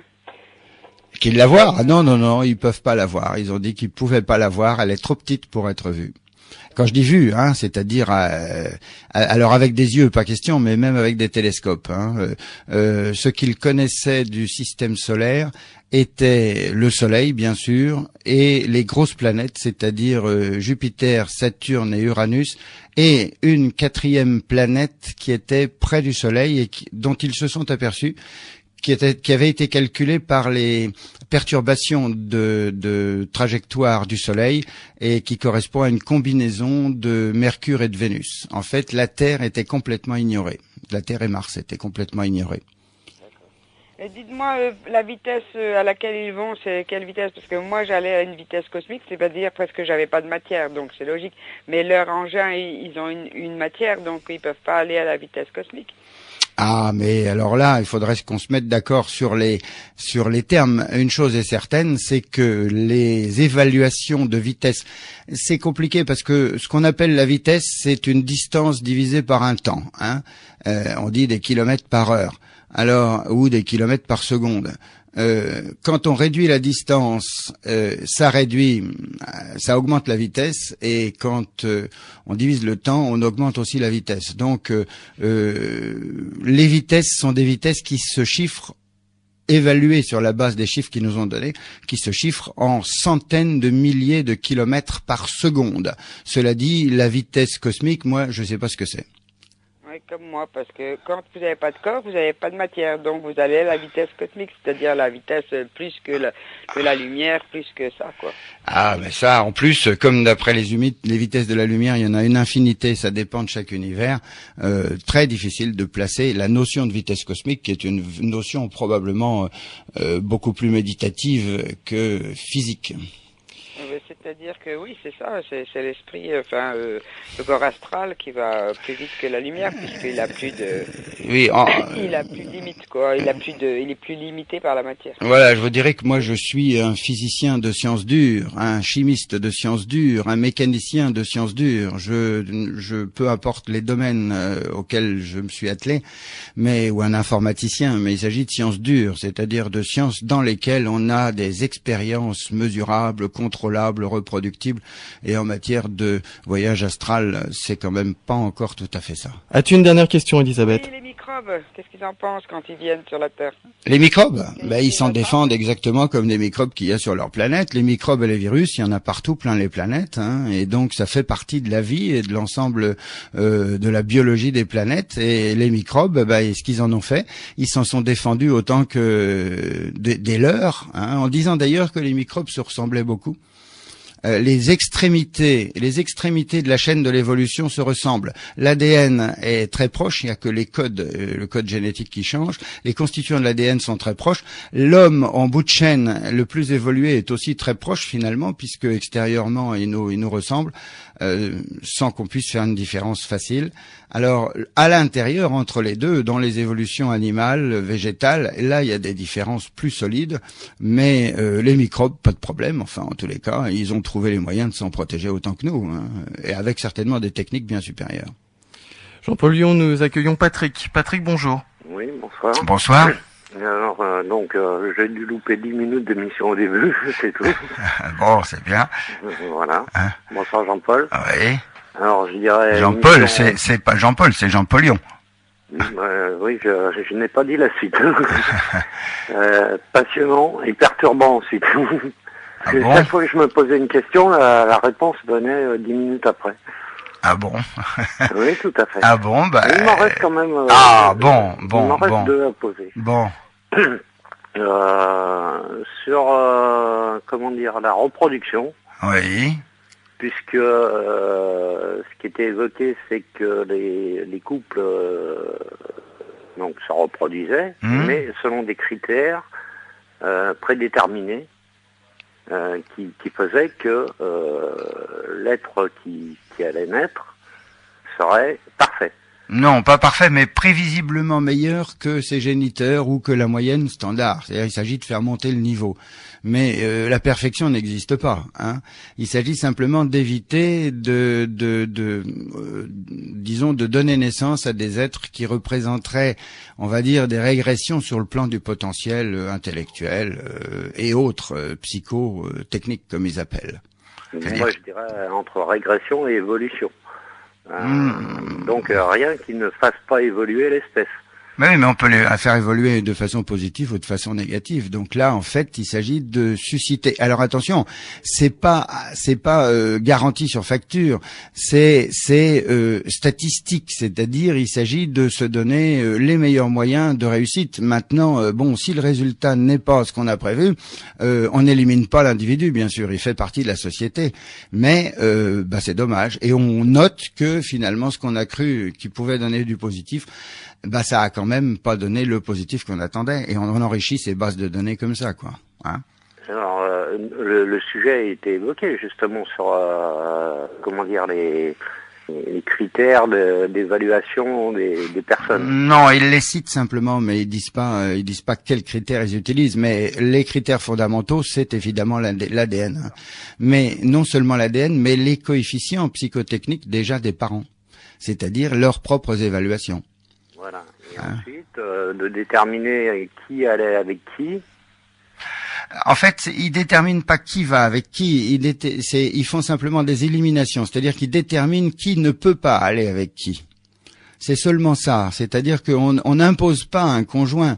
On dit simplement que tel couple envisagé, c'est-à-dire l'union avec un tel ou avec un tel, ça sera pas bon. Ça donnera pas quelque chose de stable sur le plan psychologique ou autre chose. Mais c'est pas directif au point de dire c'est telle personne qu'il faut avec laquelle il faut fonder une famille. Non, non. Il faut que le couple soit solide à vie. C'est la condition de base. Condition sine qua non. Oui, tout à fait. Condition sine qua non. Et prendre des risques dans ce domaine, ben non, c'est pas bon, c'est pas la peine, puisque le but. Mais comme tu disais que c'était définitif. Quoi? Ah oui, le refus. En fait, c'est. Le mariage était. Ah oui, absolument, il est définitif. Au point que d'ailleurs, si des gens, alors ils sont pas, je veux dire. Ils sont invités à se conformer à la décision. En réalité, s'ils veulent passer outre, ils peuvent. Mais si jamais ils ont des échecs de couple, c'est eux qui en supportent totalement la responsabilité. Et en particulier, au niveau des vivres et de tas de choses comme ça, la société n'assumera pas. C'est-à-dire les compensations de leur travail et toutes ces choses-là, la société va être très très dure et ne pas donner suite à un certain nombre de choses qui auraient normalement été données si le couple avait tenu. Patrick a une dernière question. On m'a interrompu pendant que tu me répondais. Ouais. Et alors, simplement donc c'est la deuxième question, et puis j'écouterai la réponse à l'antenne. Qui a rentré toutes les données sur l'ordinateur, puisque plus personne n'y a accès et ne peut pas les modifier? De quel ordinateur? Tu as dit. Tout est géré. Oui, sur Humo, les données, personne ne rentre les données, c'est des outils, c'est des prises. Ce sont des outils automatiques qui prennent les données. Donc en fait, les gens n'y peuvent rien. Quand est-ce que ça a commencé? Ah, ça ils le disent pas. Mais il est probable qu'ils ont mis ça en place bien avant, déjà du temps des régimes tyranniques et tout ça. Donc c'est pas récent. Ça peut évoluer puisque plus personne ne peut faire évoluer les données puisqu'il n'y a pas accès. Mais pourquoi les faire évoluer? Les données, elles évoluent parce qu'elles s'accumulent dans leurs différences. C'est la masse des données qui évolue, mais chaque donnée, elle n'a pas évolué, elle est enregistrée. Le jour où le gars, il a loupé, je sais pas s'il était mécanicien, s'il a loupé les écrous, cassé des trucs, ce jour-là, il l'a fait, point. Il n'y a pas à revenir dessus. C'est comme ça d'ailleurs qu'ils sont sûrs que quand ils font une enquête sur les données en informatique, ils sont sûrs d'avoir la vérité et non pas une vérité qui a été modifiée. Merci à Patrick pour ces questions. Nous accueillons Antoine maintenant. Antoine, bonsoir. Bonsoir, oui. Jean-Paul. Oui, bonsoir. Une question me venait à l'esprit en fait. Bon, ça fait maintenant un certain temps que je suis cette affaire. Et en étudiant un peu leur société, leur mode de vie et tout ça, une chose m'est apparue, c'est qu'il y a vraiment un terme en fait qui me semble pouvoir les définir, ce serait le terme fonctionnel. Quand on regarde leur langage, leur société, on a l'impression que tout est organisé autour de cet axe fonctionnel. Ils le revendiquent eux-mêmes d'ailleurs. Il est défini tout à fait. Et ma question en fait était, est-ce que vous pensez que c'est le résultat d'une évolution naturelle entre guillemets ou d'une volonté d'aller vers ce but? Non, c'est le résultat d'une évolution. C'est le constat du fait que le fonctionnel est probablement, je dis bien est probablement, une évolution normale de la conscience, c'est-à-dire l'attrait pour le fonctionnel. Je vais vous donner un exemple amusant, entre guillemets, à partir de données qui ont eu lieu en France il y a quelques années. Un certain ministre de l'Éducation s'est fâché parce que des gens avaient utilisé un vocable et avaient dit, en parlant des parents d'élèves, au lieu de dire des parents d'élèves, il avait dit des géniteurs d'apprenants. Et en fait, c'était tout simplement l'utilisation de termes fonctionnels à la place de termes de mots-objets. Un parent, c'est un individu procréateur. Et donc, la fonction de ce parent, ça a été d'être géniteur. De même pour un élève, finalement, un élève, qu'est-ce que c'est? C'est quelqu'un qui apprend. Donc, le jour où Monsieur Claude Allègre s'est fâché en disant « mais on en a marre que les textes de l'éducation nationale manipulent des termes comme géniteur d'apprenant », c'était déjà une petite micro-dérive vers le fonctionnel. Il faudra des centaines d'années, voire peut-être des milliers d'années, pour que nous accédions à cette pensée qui dépouille tout des choses, parce que il y a un certain nombre de nuances que nous utilisons qui servent à rien. Dans mon livre, je pose la question, quelle différence il y a entre un tonneau, un fût, un bidon, une pièce, etc., qui sont tout simplement des contenants et qui sont tous plus ou moins ronds. Mais finalement, leur fonction, c'est d'être un réservoir, d'être un contenant. Après, qu'ils soient gros, ronds, carrés, etc., à quoi ça sert de détailler? Et dans nos mots, nous avons des homonymes. Pourquoi nous avons des synonymes? C'est absurde, puisqu'un synonyme, ça veut dire qu'il y a plusieurs mots différents pour dire la même chose. Le terme même de synonyme est déjà antifonctionnel. Donc, on aurait beaucoup de choses à simplifier et à gagner. Moi, j'ai été séduit par cet aspect fonctionnel. Peut-être même que c'est ce qui m'a permis de comprendre. Mais le reste, c'est ça. Et je pense que le fonctionnel est une évolution de la pensée. Enfin, le fonctionnel, l'arrivée du fonctionnel dans la pensée est le résultat de son évolution. Parce que quelque chose qui m'a frappé profondément, c'est qu'en étudiant aussi la nature d'un point de vue totalement différent, pour moi, le seul aboutissement auquel on puisse arriver sur l'étude justement de la nature, c'est qu'elle est déjà elle-même 100% fonctionnelle.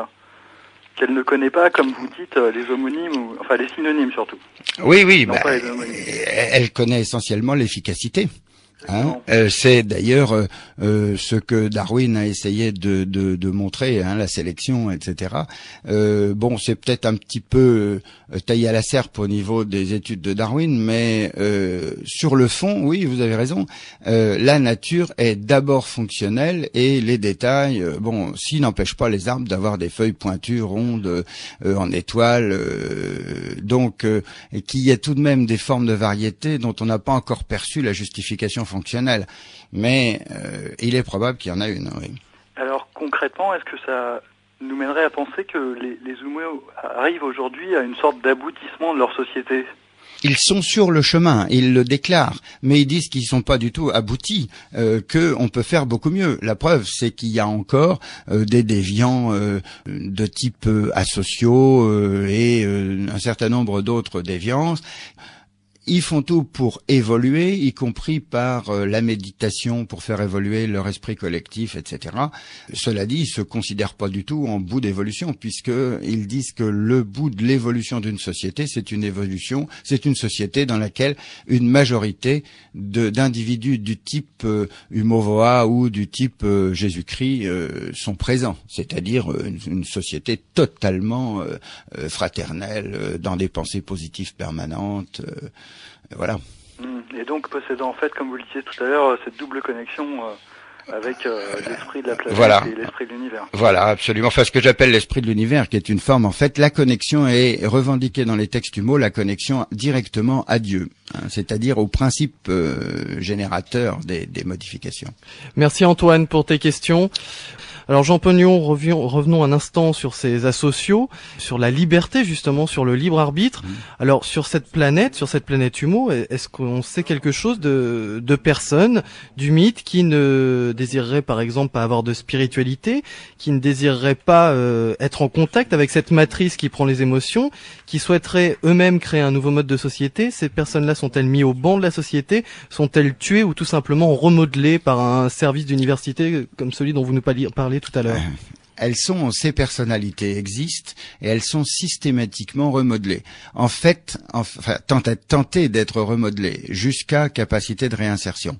En réalité, il y a eu dans le passé du mot des gens dont les désordres physiologiques étaient des désordres qui ont posé des problèmes terribles à cause de leur capacité psy. Et là, il s'agissait pas de pouvoir les rééduquer. En plus, peut-être qu'à cette époque-là, ils ne connaissaient pas encore des méthodes efficaces de rééducation. Mais les désordres étaient non seulement psychiques, mais aussi physiologiques. Et donc là, ils avouent qu'ils sont arrivés à supprimer directement les malades puisqu'il n'y avait pas d'autre solution, puisque ces malades posaient des problèmes de fonctionnement de la société. Mais alors là, ils appellent ça des hurlements télépathiques, c'est-à-dire c'est comme si nous, on entendait des gens crier tout le temps, tout autour de nous. Ça devient, brailler, crier tout le temps autour de nous, on arriverait à plus supporter et à devenir fous nous-mêmes. Donc ils l'ont fait. on peut le comprendre. Sinon, les gens sont systématiquement remis dans le droit chemin, y compris les déviances sexuelles d'ailleurs. Ce qu'ils appellent les déviances sexuelles, c'est-à-dire les mariages monosexes, par exemple. Alors, qu'est-ce qu'une déviance sexuelle et pratique-t-on le sexe uniquement dans le but de procréer ou pour le plaisir? Vous me disiez tout à l'heure qu'on pouvait se retrouver le soir après avoir éteint les lumières, s'être déshabillé, avoir des rapports sexuels. Sont-ils bien vus par cette société qui m'a l'air d'être une société de bien-pensants finalement? Non, tout à fait. Le rapport sexuel est un élément d'épanouissement du couple. Il n'y a aucun problème là-dessus. Ce qui doit être seulement contrôlé, c'est la natalité. C'est tout, mais par des moyens normaux, c'est-à-dire la contraception obligatoire, mais une contraception sans assistance physique, c'est-à-dire pas de pilule contraceptive, pas de préservatif, pas de choses comme ça, uniquement l'abstinence. Mais pendant la période d'ovulation, il faut savoir qu'il revendique d'être capable de déterminer cette période d'ovulation à 1h30. C'est-à-dire de dire entre telle heure, tel jour, telle heure et tel jour, telle heure, non. Le reste du temps, oui. Donc, en fait, ils disent qu'avec cette précision, on a le droit d'être très dur en disant si vous avez eu un enfant alors qu'on vous avait dit de pas en avoir, vous êtes fautif.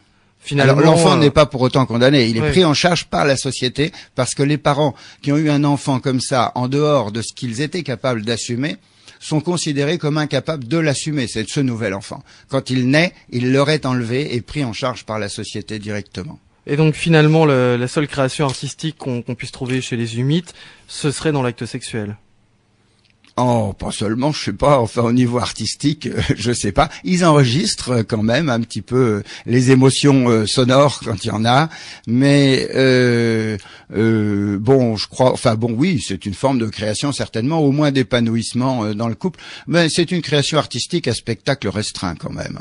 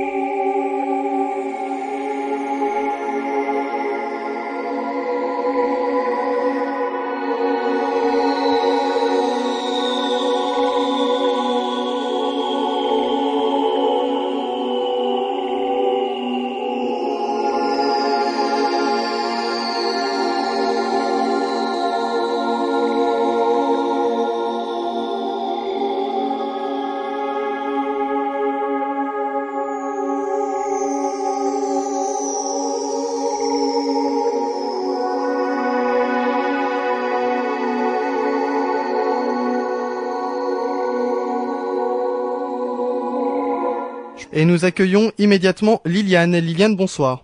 Bonsoir. Oui, bonsoir. Je suis vraiment, évidemment passionnée, mais en même temps, comment dire, un peu révoltée.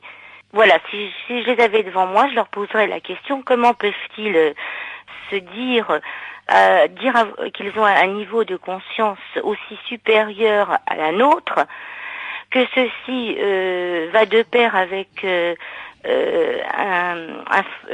le fonctionnement d'une pensée hyper rationnelle et binaire. Car moi j'aurais envie de leur dire, si vous étiez si supérieurement conscient, vous vous rendriez bien compte que tous les chemins peuvent mener à Dieu.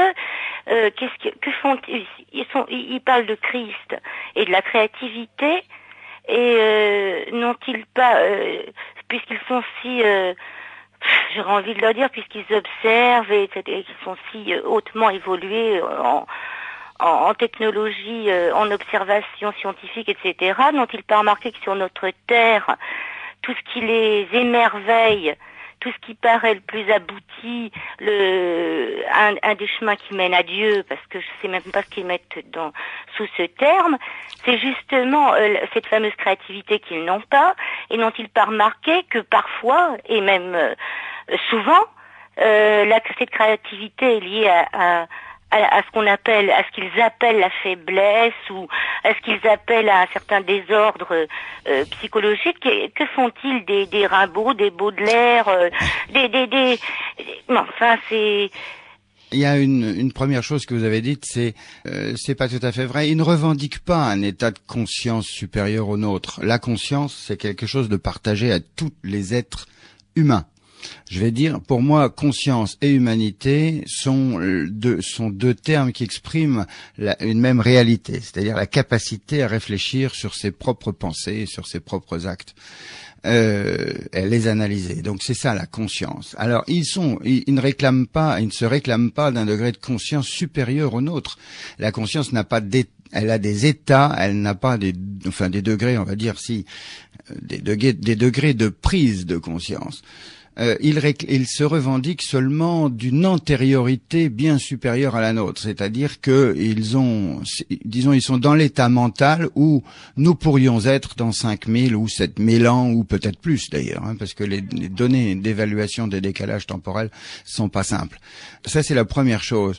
Alors, dire qu'ils n'ont pas de créativité, c'est pas vrai non plus. Ils ont énormément de créativité parce que sinon ils auraient pas évolué comme ils ont évolué avec toute la technologie et le niveau de réflexion sur leur pensée et leur connaissance. Quand je dis technologie, non, faudrait dire culture, parce que le niveau de leur connaissance du fonctionnement du corps humain, par exemple, n'est pas comparable au nôtre et va chercher dans des détails et des finesses qui nous sont actuellement inaccessibles. C'est pas pour autant qu'ils sont donc non créatifs. Simplement, dans leur processus créatif, ils ont tendance, semble-t-il, parce que ça se déduit des textes, mais c'est pas écrit en toutes lettres, ils ont tendance à laisser tomber tout ce qui n'est pas fonctionnel. Ils inventent tout, mais quand ça sert à rien, et pour eux, l'art, ça sert à rien, parce que c'est quelque chose, on va dire, d'émotionnel. Alors ça a une fonctionnalité uniquement de susciter des émotions, ça c'est vrai, mais en termes de progrès, mais je le dis, tel que je le perçois à travers les textes, bon, ils sélectionnent très clairement dans leur créativité les choses qui sont susceptibles d'être plus fonctionnelles et donc de laisser tomber ce qui est moins fonctionnel, ce qui explique que ils ont été étonnés par toutes nos richesses, ce qui les a pas empêchés de les trouver très intéressante et d'en prendre des copies. Donc, mais à titre culturel, pas par envie, simplement pour dire tiens, voilà des choses que nous ne connaissons pas et ne savons pas faire. Liliane. Vous n'avez pas vraiment répondu à ma question. Ont-ils remarqué que notre forme de créativité, on va dire, si je comprends bien ce que vous m'avez dit, ont-ils remarqué qu'elle est parfois et même souvent liée à une certaine faiblesse, à une certaine humilité, à un certain désordre qu'ils rejettent fondamentalement? Non, parce que, enfin, je crois pas. La créativité, là, vous parlez de la créativité surtout sous l'émotion ou de cet ordre, mais pour eux, la créativité artistique ou sous l'emprise des émotions, bon, pourquoi pas. Je veux dire, c'est une créativité comme une autre. La question, est-ce qu'elle a un intérêt sociétal, fonctionnel vis-à-vis de la société en tant que groupe à évoluer? C'est la question qu'ils posent et qu'ils analysent. Pour le reste, on n'a pas trop d'explications dans les textes. Ils constatent l'existence d'œuvres d'art chez nous, de choses qu'ils n'ont pas. Ils constatent qu'ils sont en retard là-dessus. Il ne m'étonnerait pas qu'ils aient envie, un jour, de trouver des raisons fonctionnelles à certaines formes de créativité. Mais elles sont tout de même liées à un état de développement de société qui est très en retrait du leur, d'après ce qu'ils disent. Ces humites ont-ils rencontré d'autres populations, d'autres planètes? On en a aussi parlé comme ça, on a survolé le sujet. Et si oui, quels sont leurs rapports avec ces personnes-là? Alors, ils nous donnent dans une lettre un aperçu de l'histoire de leur contact avec d'autres planètes et d'autres civilisations. Bien que cette histoire soit un petit peu percée, on n'a pas les dates, on n'a pas toutes les dates. ils ont été l'objet de visites pendant un certain temps, l'objet de visites de gens de l'extérieur, avec des situations du type tout à fait comparable à ce que nous avons nous avec les enregistrements d'OVNI. Et ils le disent exactement comme nous, c'est-à-dire que c'était ce qu'ils appellent des chroniques officieuses, c'est-à-dire des enregistrements de données qui n'étaient pas reconnus par la science officielle. Ensuite, ils ont vu apparaître vraiment des gens d'ailleurs, et ils ont par exemple reçu la visite de gens qui sont morts sur place. Ils n'ont pas bien compris, enfin ils ne disent pas pourquoi, mais enfin des gens donc qui sont décédés sur place alors qu'ils avaient une structure physiologique comparable. Et puis ensuite, ils parlent de leur propre voyage vers d'autres planètes. Alors, ils nous situent, ils disent qu'ils ont exploré quelque chose comme 200 ou 217 planètes, que là-dessus, ils n'ont trouvé que quelques, alors je pense que le quelque en question représente moins de 10,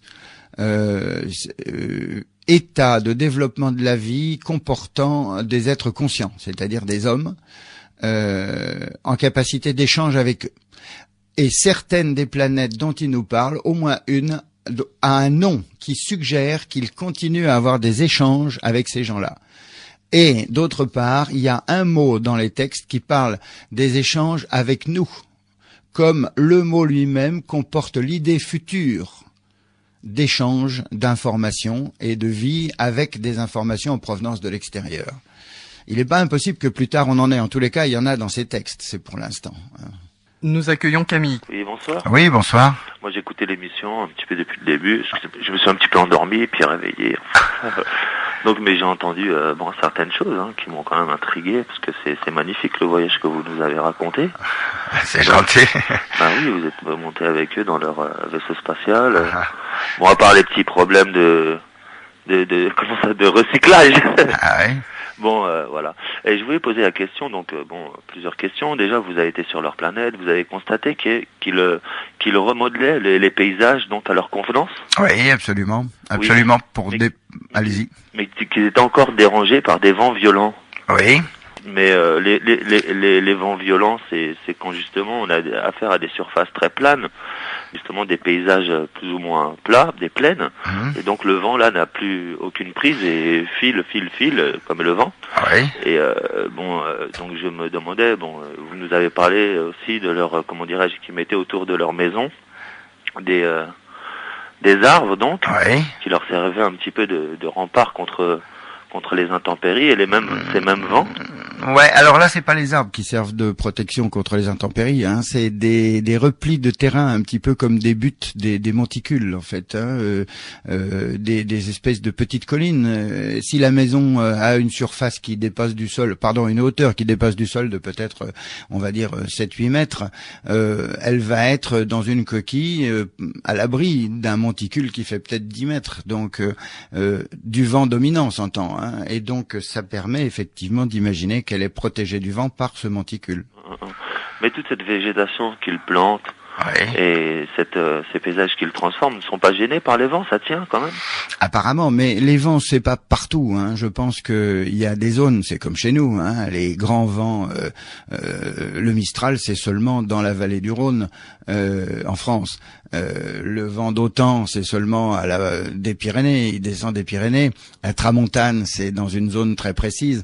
Alors bien sûr, des vents, il y en a un peu dans chaque région, mais où les vents sahariens, le Ramsin ou bien le Simoun, sont des vents qui sont aussi très abrasifs à cause du sable qui est soulevé.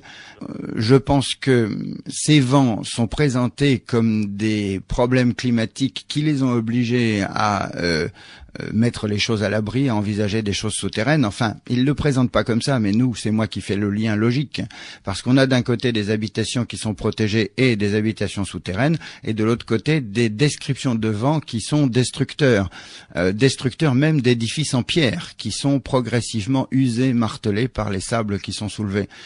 Et ça, c'est décrit. Donc, en fait, il est probable que c'est solide. Alors, les grands arbres, quand ils plantent leurs grands arbres, je suppose que c'est dans des zones effectivement non venteuses, ou même peut-être pour créer des écrans au vent par endroit, pour un petit peu stabiliser les choses. Cela dit, je comprends qu'ils aient qu'un seul modèle de maison pour toute la planète et qu'il soit adapté au vent comme à l'absence de vent. Ok. Je voulais savoir aussi si dans leur évolution, ils ont fait un petit peu comme nous, l'âge de pierre, l'âge de fer, l'âge de bronze, ou l'âge de bronze, l'âge de fer, après l'écriture, ou est-ce que leur civilisation est antérieure même à leur venue sur cette planète? Ah oui, bien sûr, leur civilisation est bien antérieure à leur venue sur notre planète, bien que ils sont peut-être venus, ça, il y a rien dans les textes qu'il dit, mais ils sont peut-être venus il y a 500 ans pour constater qu'il y avait rien à tirer des poilus qui étaient sur la Terre, donc c'était pas la peine. Cela dit, aucune preuve, donc je ne le sais pas. Mais le texte dans lequel il parle de leur histoire et de leur évolution, c'est une évolution en millions d'années, exactement comme l'être humain sur la Terre. Nous, pour l'instant, le plus vieil humain qu'on a retrouvé, il est daté grossièrement de 6 millions d'années. Enfin, on n'est pas encore très sûr si c'était vraiment un humain ou un pré-hominien.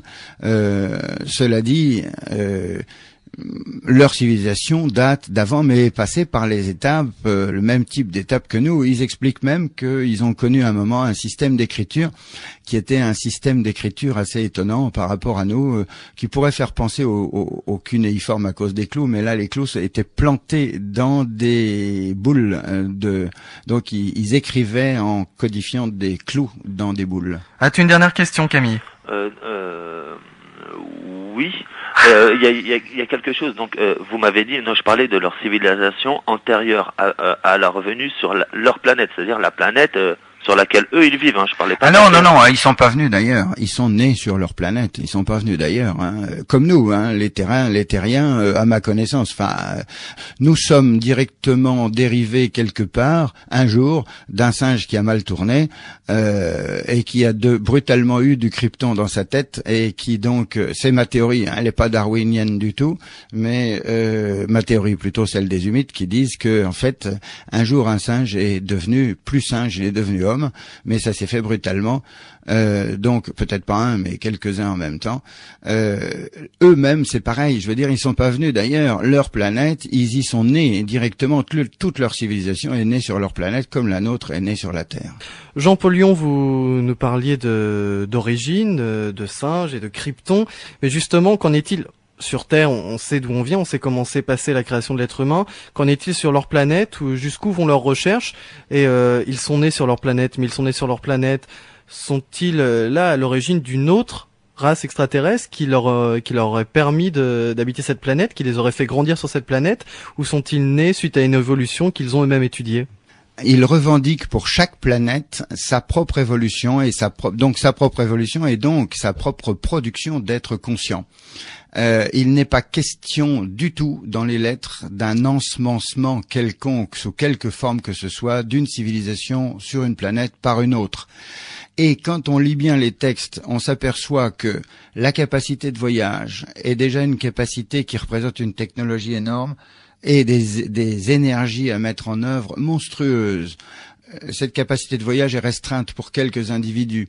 Quelle société déciderait d'aller s'aimer sur une autre planète à des dizaines d'années-lumière pour se couper de sa propre planète et pour créer quelque chose d'entièrement artificiel? Ils expliquent qu'on peut très bien comprendre que les caractères biologiques des gens transplantés seraient des caractères malvenus et mal supportés par le biotope. C'est-à-dire que notre ADN est le résultat de notre évolution. L'inclusion et la tentative de greffe d'un autre ADN et d'autres processus biologiques de développement auraient de bonnes chances de conduire à des échecs avant même qu'il y ait la moindre tentative de greffe effective. Ça a peu de chance et pour des tas d'autres raisons économiques, ça présente aucun intérêt. Pourquoi aller vivre ailleurs? Ce sont des élucubrations de notre créativité émotionnelle, ou du moins celle des romanciers d'anticipation. Vous êtes sur Radio Ici et Maintenant 95.2, nous recevons Jean-Paul Lyon cette nuit, décodeur du langage humide. Jean-Paul Lyon est chez nous pour le thème La vie quotidienne sur la planète Humo. Il nous a résumé un voyage sur la planète Humo. Vous pouvez d'ailleurs trouver son livre Humo de vrais extraterrestres un petit peu partout. Il est assez facile à commander dans n'importe quel... Au Fnac. Au Fnac, oui. Les éditions, ce sont les éditions Aldan, édition suisse. Oui, Aldan, sûr. Mais on trouve leur site sur Internet. Et le livre est trouvable. Voilà, absolument.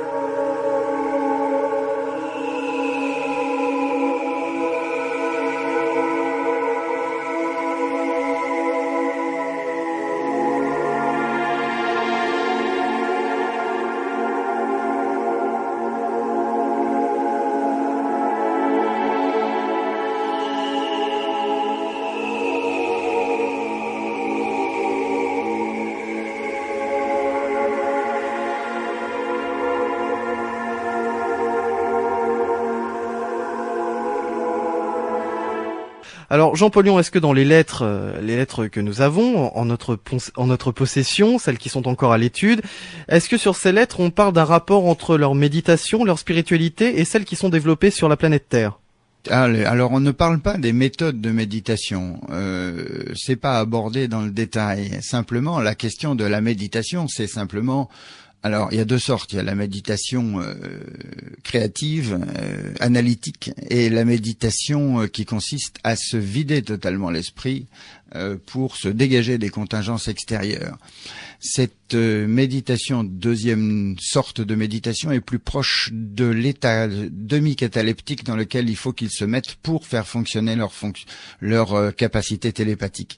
La déconnexion de tous les... il faut rester conscient mais déconnecter, apprendre à déconnecter toutes les fonctions de sensation, de sensitive, on va dire. Décharger le cerveau, en tous les cas, de tous ces stimuli.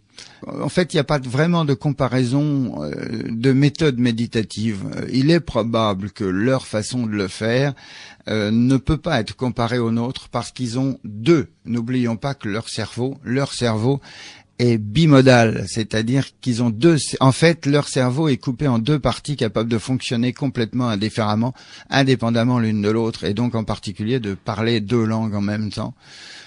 Une conversation télépathique et une conversation normale avec deux interlocuteurs différents, ils sont capables de faire ça, chose que nous sommes incapables. Alors, au niveau de la méditation, on peut pas le dire. Vraiment, il n'y a rien de comparable.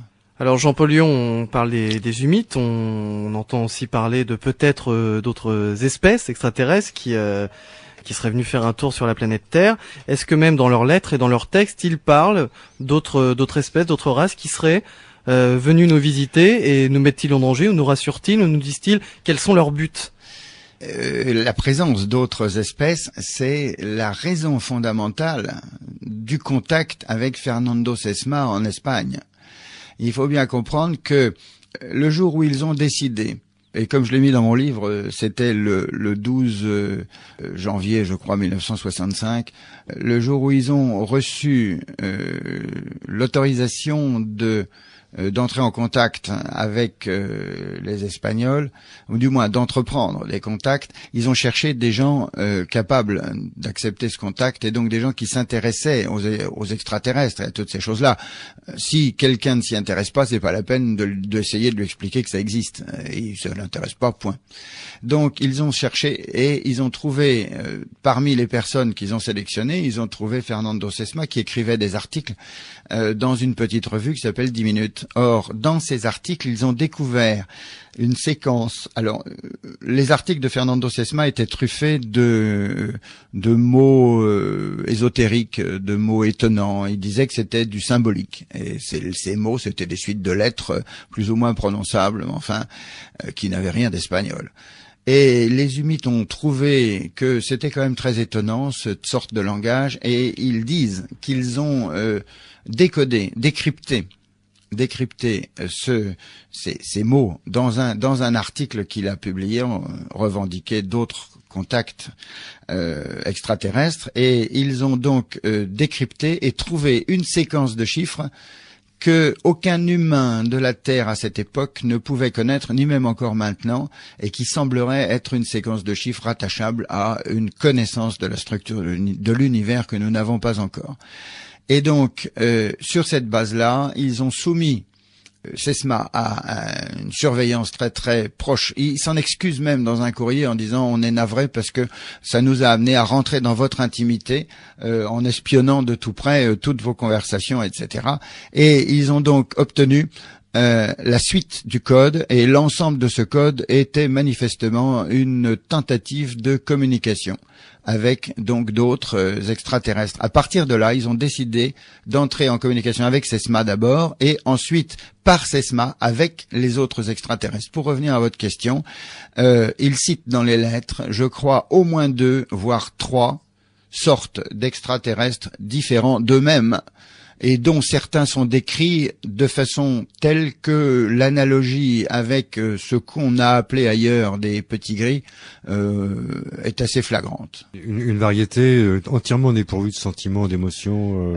Non, pas du tout. Non, pas du tout, pas Non. du tout. C'est en fait le nom que portent ces petits gris, c'est pas ça. C'est des gens qui sont beaucoup plus attachés à l'étude des modèles psychologiques. Et donc, mais en revanche, effectivement, des gens pour qui, après tout, les êtres d'autres planètes, s'ils n'ont pas leur niveau techno-culturel, sont des êtres qui sont pas méprisables, mais qui sont puisque c'est des sous-fifres, c'est des sous-machins, y a qu'à faire des essais avec eux. Nous, on s'embête pas, avec les fourmis, les vaches, on fait bien des clones.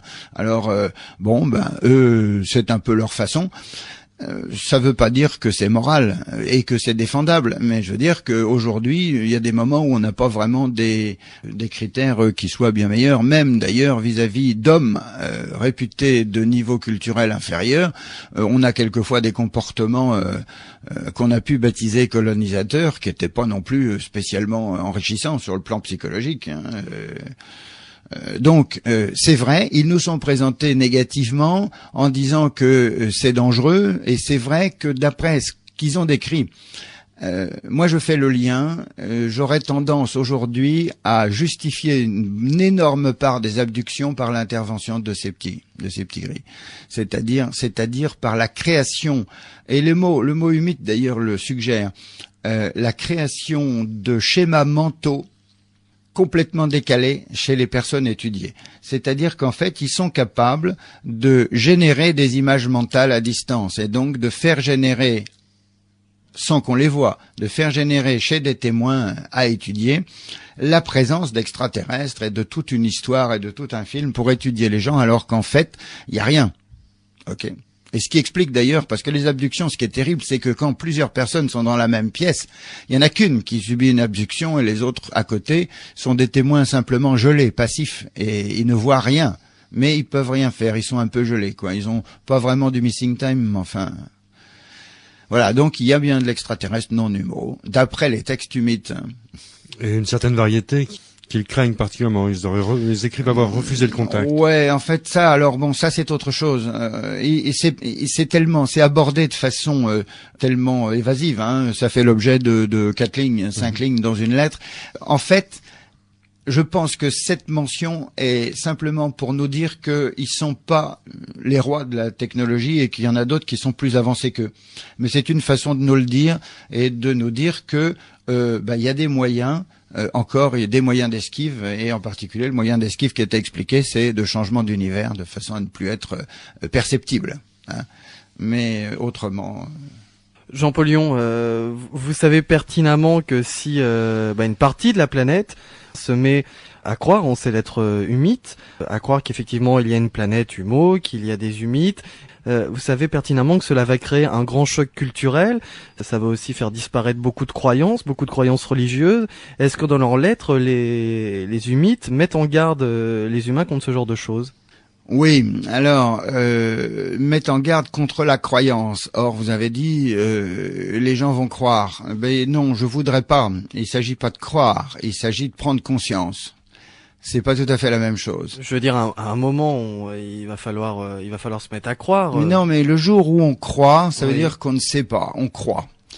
Le jour où on prend conscience, ça veut dire qu'on dépasse la croyance et qu'on entre dans une forme de perception de la réalité. Mais ça se fait doucement, ça se fait pas du jour au lendemain brutal, comme avait pu nous le poser la question un auditeur tout à l'heure. N'est-ce pas être totalement soumis que de prendre conscience en arrêtant de croire ? Et est-ce qu'on a besoin d'être soumis quand on voit l'existence alors là, je fais pas la comparaison avec les humides, mais quand on découvre une nouvelle espèce animale, on n'est pas soumis, on la découvre et c'est tout. Là, on découvre que nous ne sommes pas seuls. Ça, c'est ça le choc culturel. Nous ne sommes pas seuls. Croire que c'est les humides ou que c'en est d'autres, peu importe. Mais ça fait 50 ans que des manifestations comme ça existent et c'est seulement au bout de 50 ans qu'on commence à se demander si après tout, peut-être qu'il y a du vrai là-dedans. On a encore beaucoup de chemin à faire avant d'en être persuadé, mais progressivement, si on s'en persuade, on va faire le pas tout doucement et peut-être qu'à ce moment-là, on deviendra des gens plus fréquentables. Vous êtes sur Radio Ici et Maintenant, 95.2.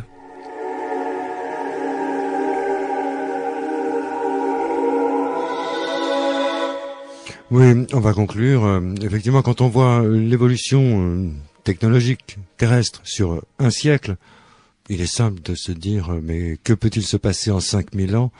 Effectivement, la barrière des distances est abolie, on peut se balader dans des endroits insoupçonnés. Effectivement, 5000 ans d'évolution, c'est considérable. Effectivement, ça me paraît évident qu'une civilisation en avance de 5000 ans nous rend visite comme on va à sa maison de campagne. Enfin, c'est ce qui me semble. Bon. Oui, voilà, et encore, quand je dis 5000 ans, ça résulte de certains calculs, et c'est probablement beaucoup plus que ça.